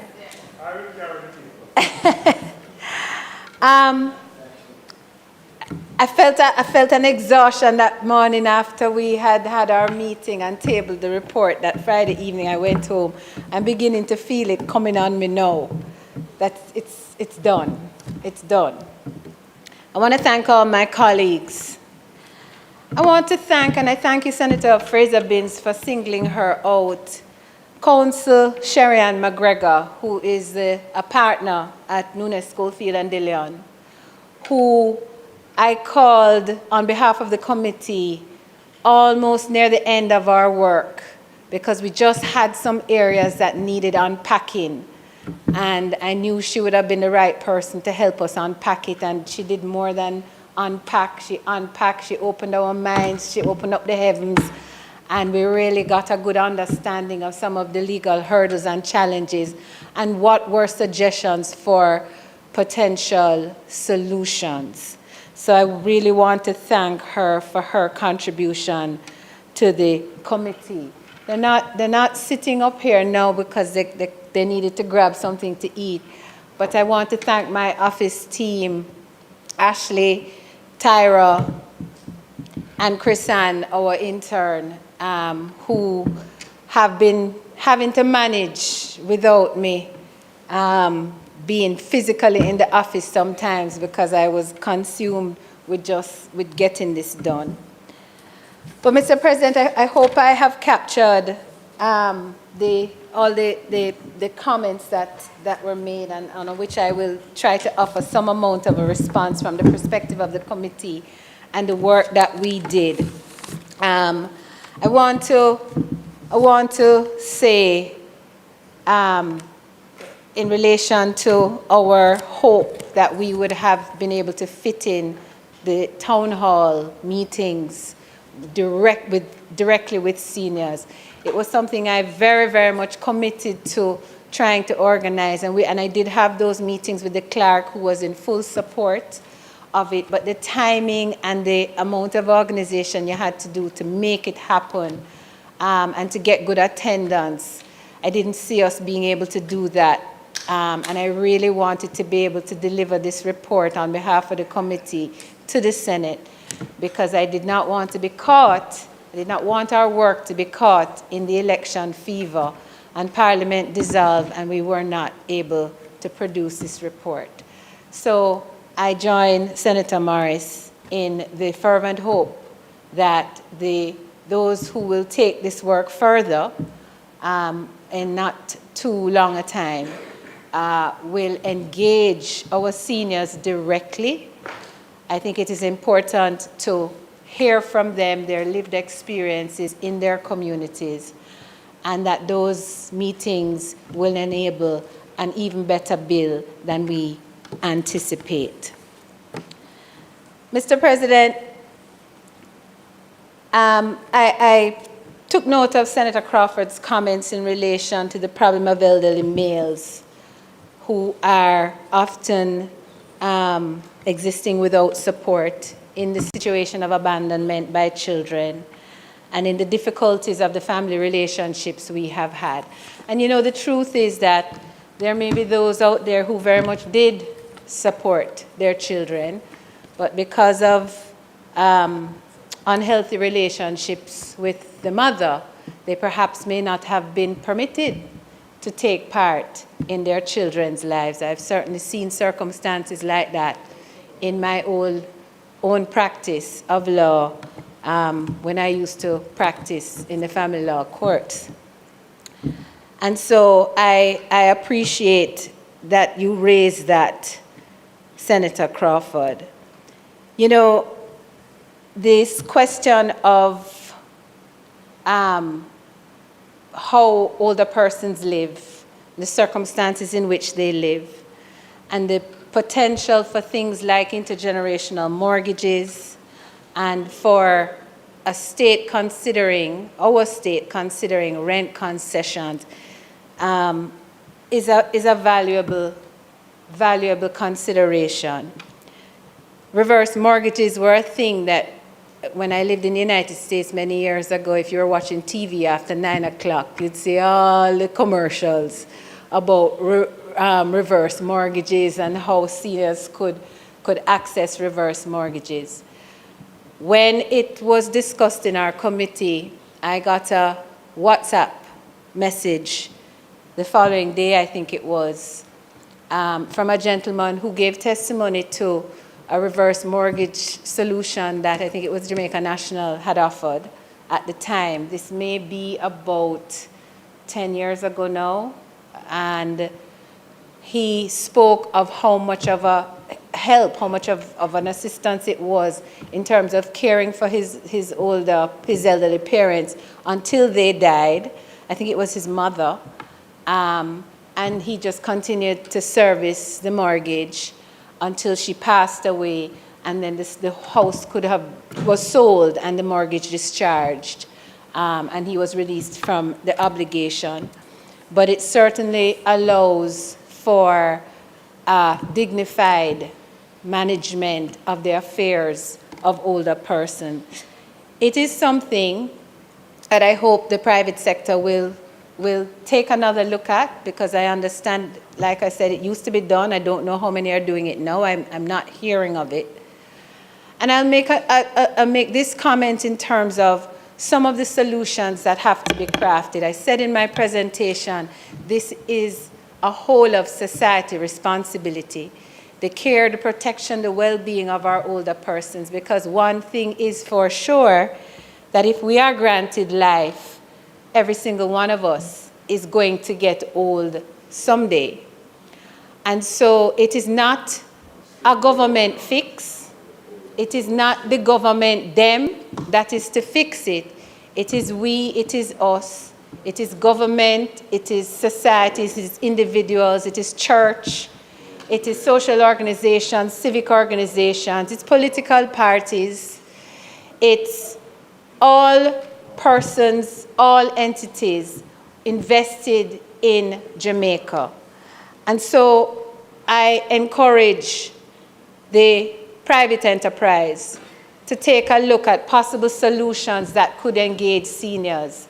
Senator Crawford, I'm not a big Florida visitor, but I always note when I go there all the residential communities for seniors, and exclusively residential for seniors, so that you cannot, if you are 45 and 35, you can't get a place in there. You have to be a minimum of, I think, 55 and over is the cutoff. And I recall when I lived in the tri-state area that a lot of New Yorkers, New Jerseyans would be going down to Florida, retiring from the cold, and would go down to Florida and live in those communities. And in those communities, they had amenities. So it wasn't just that you had an apartment or a home, but you had access to a community center, you had access to recreational centers, you also maybe had access to emergency care services in the same community. And so again, I call on the private sector. You are on? Again, I call on the private sector, because this sounds like something that is ripe for public-private partnership. Perhaps it is that we can get the private sector to create those kinds of developments, but to ask the government to partner to provide the social, the health services, those kinds of things in those developments. And, you know, I'm not offering this as the perfect solution. I'm offering this as something that I think we can explore and investigate to see what is really workable. Can't read my own writing without my glasses, excuse me. The other, and it ties into to Senator Crawford's point about the aging in place situation, which is what they call it. You know, the stakeholders called it when they presented to us, aging in place. And the fact is that as you get older, you want to be in that familiar place that you know. The worst thing you can do to older persons sometimes, particularly when they're experiencing some of the mental health challenges and dementia and that kind of thing, is to take them out of what is familiar and put them into a place that is strange. So definitely solutions like public-private partnerships to create communities where older persons exclusively live would be something I think worthy of exploration. And it solves another issue, which is I live in and around the Hope Pastures community, and we have a lot of older residents in that community. And one of the things that they find very difficult to bear is the noise of events at the Hope Gardens and the zoo. And it is very difficult sometimes to hear the noise at hours of the morning when you would rather have quiet and be able to rest. Many of my neighbors are senior, older people. So they may be in their 80s or 90s. And I think if we can develop communities that are exclusively for older persons, that we can mitigate against some of that kind of difficulty that they have in just living in the general population. I, too, support the idea of the question of quality of health care when you're getting older. You know, fixed income people have the same health care costs as everybody else. And reducing income, absolutely. But, you know, I want to make this point, and it's something that I feel very earnestly about. We have some deep social issues in this country, and what attends older persons isn't the only part of it. Because if you look at young people and children, adolescents, and some of the issues that they're confronting, it's equally as concerning. And there is a lot that the state can do from a services perspective to alleviate some of the burdens, certainly of older people in terms of health care.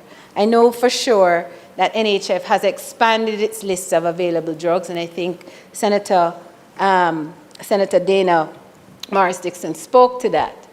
But also, I am aware that NHF also offers coverage of certain tests. So men can now do their PSAs, and that be covered under NHF. Pap smears are now covered under NHF. And those are two tests that certainly older persons would be just as much desirous of as even younger women and men at a certain age. But let us be very clear about this. The myriad of social problems that we have cannot be solved with goodwill alone. It requires a strong bank account. It requires a fiscal framework that is not riddled with debt, that is not overburdened with debt. And so I am an ardent defender of the Prime Minister's approach in lowering and reducing the debt burden on this country and freeing up the fiscal space to spend on social issues. Because the truth of the matter is that he does recognize the need that Jamaicans have. He recognizes that the state needs to do more. So it's not contradicting what I said about it's all of us, and we all have to be involved, and we all have to contribute. But you can't expect the state to carry the burden if the state's fiscal balance does not show that you're earning more than you're spending in debt payments. Mr. President, I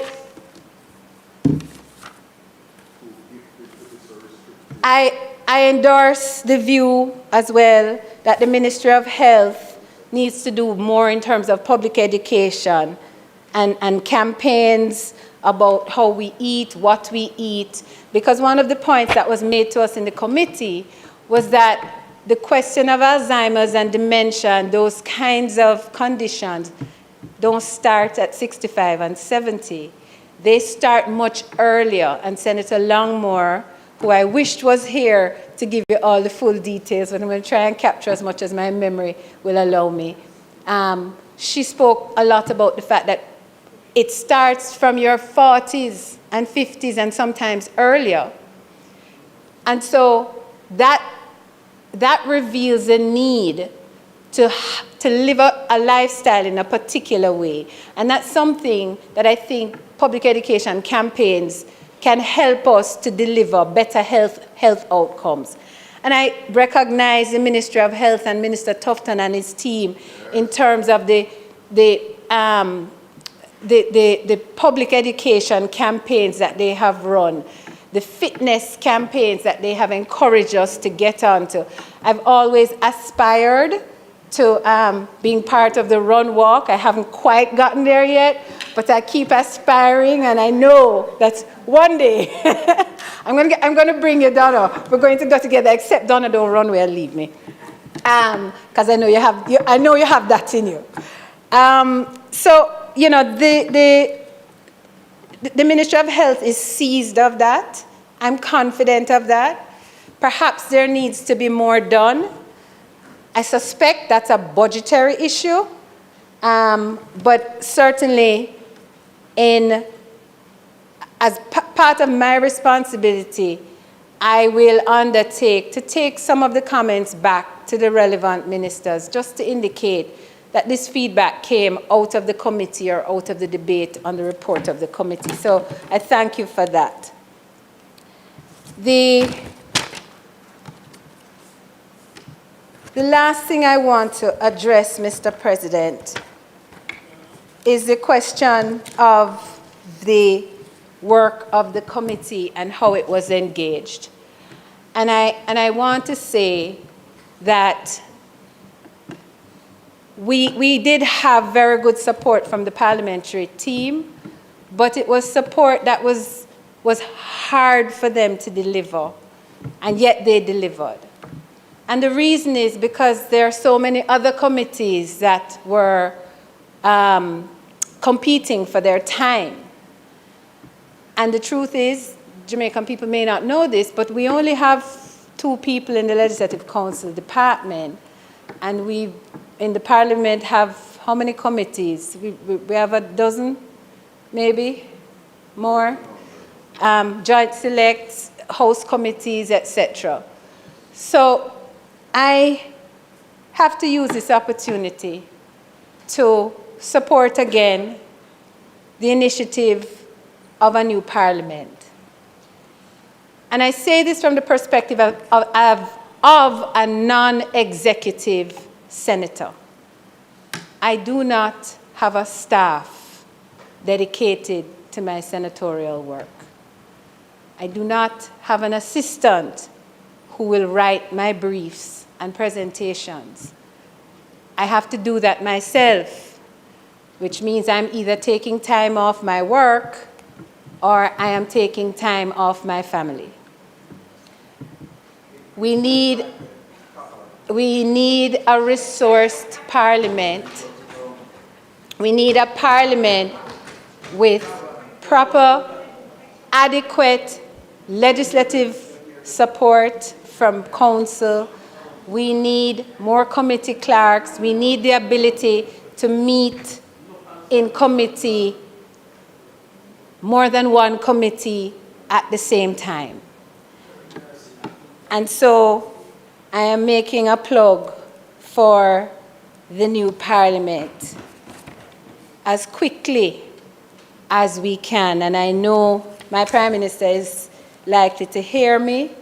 Mr. Prime Minister, I know you have health care and roads and all these other things that may well be greater priority, and it's very difficult to balance. One of the things I learned more stridently in this committee is the complexity of national problems and how hard it is to decide on what is the most important priority. Because when you heard the issues come up about older persons, it's health care, it's residential living, it's access to opportunity.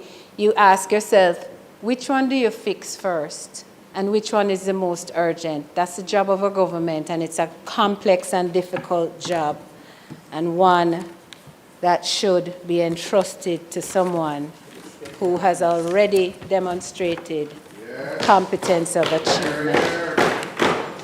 Mr. President, I'm going to end on this note. It has been my distinct privilege and honor to have chaired this committee.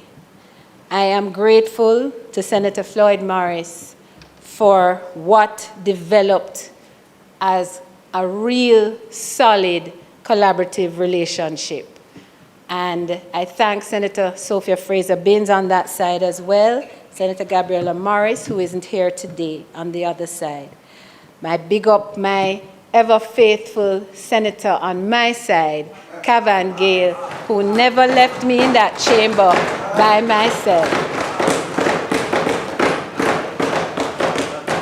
Senator Charles Sinclair, who is with us, who touched in with us, and Senator Dr. Sophia Longmore, who, though she's absent today, was a strong contributor to the committee. Mr. President, this work was done in the national interest with the people of Jamaica at heart.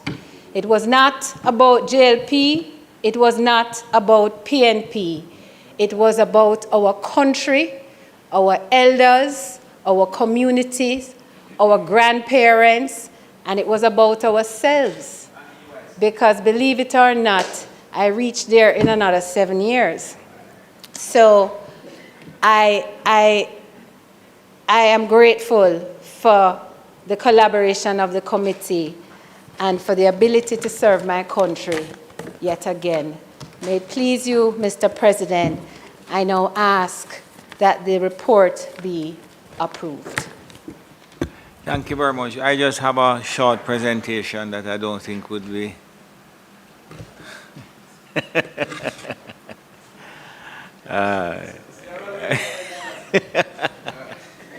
members would have heard the debate and heard the question put by the chairman that the motion, notice of which was given on the 27th day of June 2025, be approved. Those in favor? Aye. Against?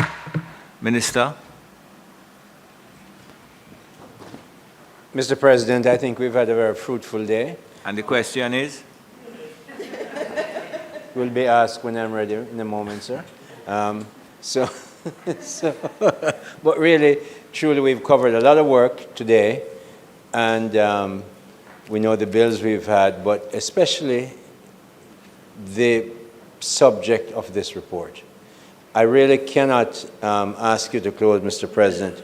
Mr. Hill. I have the floor, sir. The President is listening to me. I'm not addressing you. So, Mr. President, I thank you very much for having you. Senator Hill, the question is? The question is, I want to thank all the people who have done all the work that we've heard, and we appreciate it. And since we have no other business to be conducted today, we ask that the Senate be adjourned. No, not sanitized. The business of the Senate will be suspended for a date to be Thank decided. you. The question, Thank you. The question is that the Senate be adjourned for a date to be fixed. Those in favor? Against? The Honorable Senate now stands adjourned for a date to be fixed. Mr. Patul, you can turn on the mic and make 1 minute.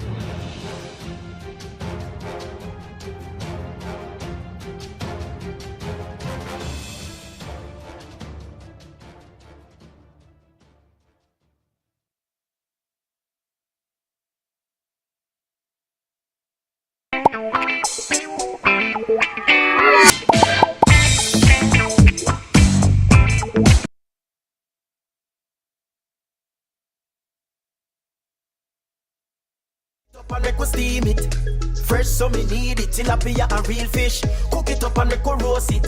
Farm fresh so me need it, tilapia a real fish. Grow smart, at the best part. Food for thought, so me have to eat smart.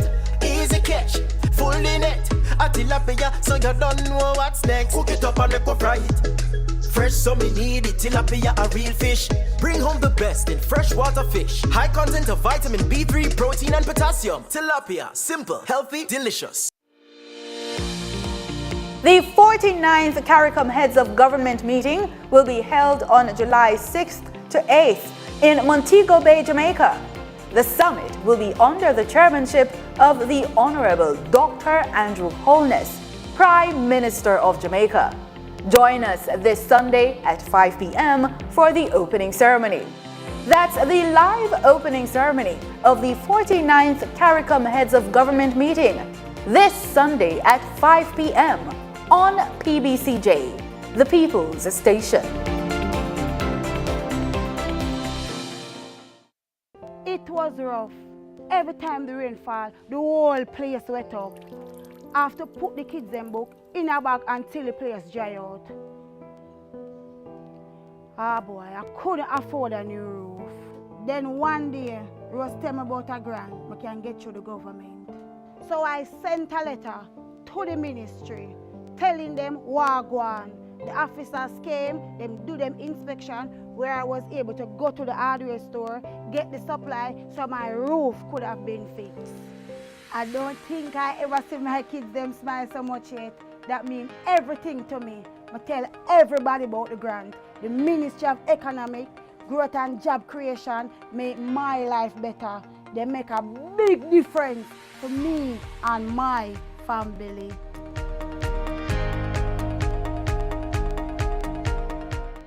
Cook it up and make we steam it. Fresh so me need it, tilapia a real fish. Cook it up and make we roast it. Farm fresh so me need it, tilapia a real fish. Grow smart, at the best part. Food for thought, so me have to eat smart. Easy catch, fully net. A tilapia, so you don't know what's next. Cook it up and make we fry it. Fresh so me need it, tilapia a real fish. Bring home the best in freshwater fish. High content of vitamin B3, protein and potassium. Tilapia, simple, healthy, delicious. Join us for the preview show for Jamaica's most popular gospel music show on television. Come meet our 10 finalists, our Christian soldiers, as they prepare for musical battle. Yes, calling all Christian people. Get ready for the new season of Jamaica Gospel Star, powered by Sagicor, building trust one generation at a time, and our many other partners.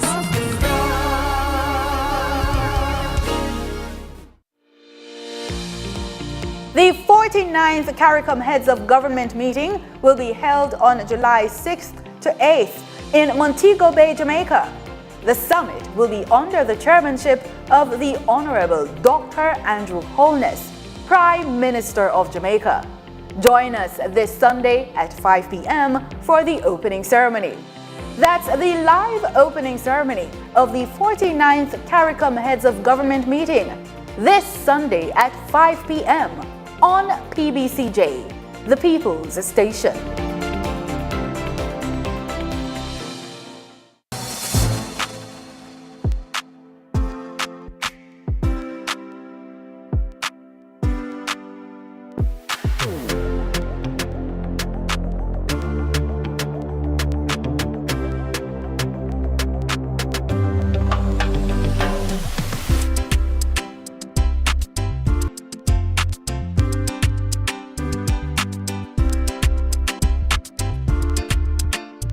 You can feel it, make JC. You know, this inflation thing is a really big deal. It affects everything. Inflation determines what your money can do. So whether you're running the government, running a business, or running your household, you can't plan properly or plan for long unless inflation is low, stable, and predictable. We need a little inflation to encourage production and growth. But inflation is like your blood pressure. Can't be too high, can't be too low. Inflation is the real heartbeat of the economy. Consumers and investors feel secure.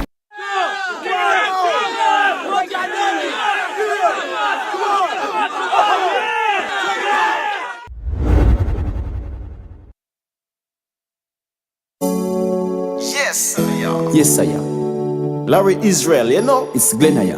Ash. Rough! It's I with the fire. Yes. I'm here say, we learn from the bicycle chain how the links them unite.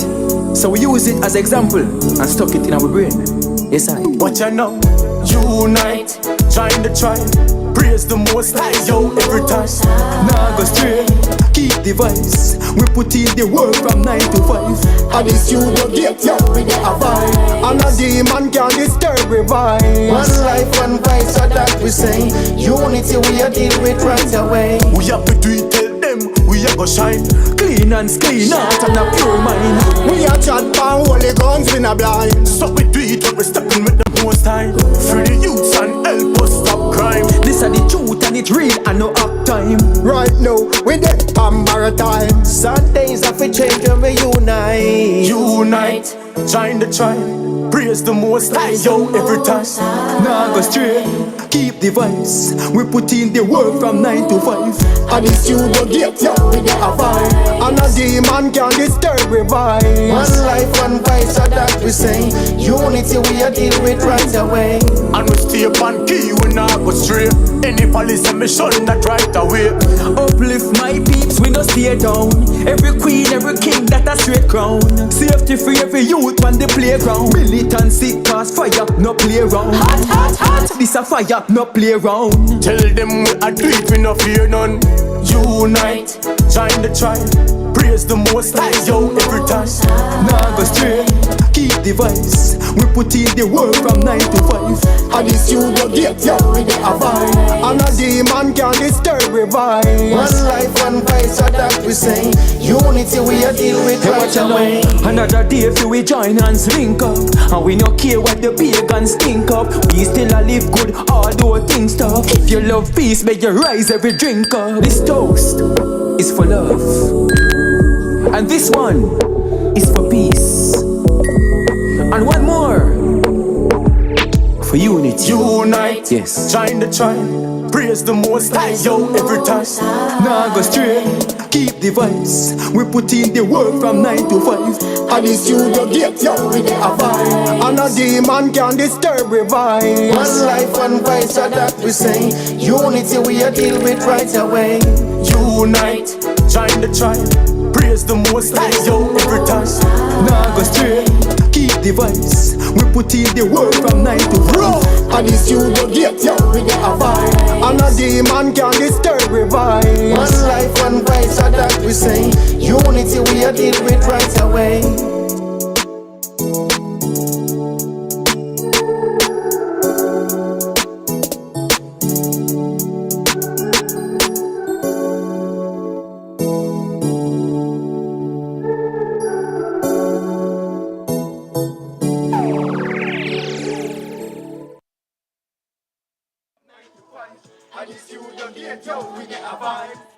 Get it! Get it! Get it!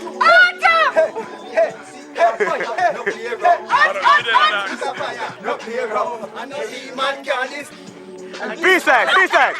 B-side!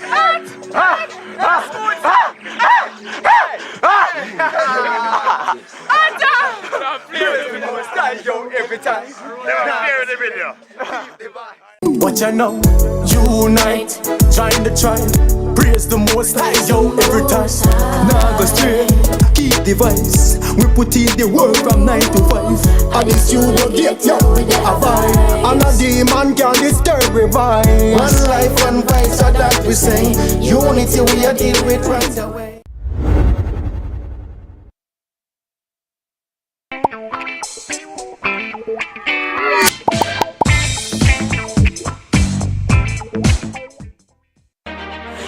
Jamaica and its workforce are advancing quickly.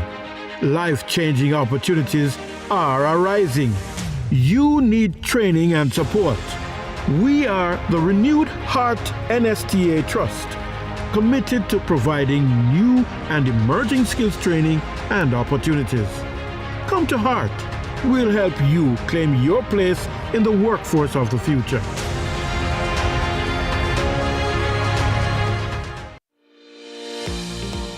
The 49th CARICOM Heads of Government meeting will be held on July 6th to 8th in Montego Bay, Jamaica. The summit will be under the chairmanship of the Honorable Dr. Andrew Holness, Prime Minister of Jamaica. Join us this Sunday at 5 p.m. for the opening ceremony. That's the live opening ceremony of the 49th CARICOM Heads of Government meeting this Sunday at 5 p.m. on PBCJ, the People's Station.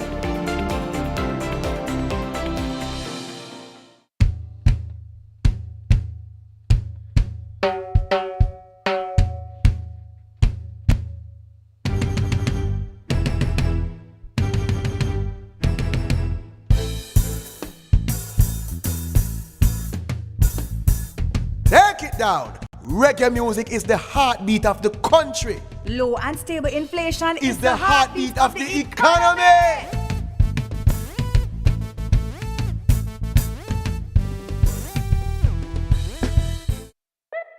BGLC, the regulatory body. We regulate, you play without worry.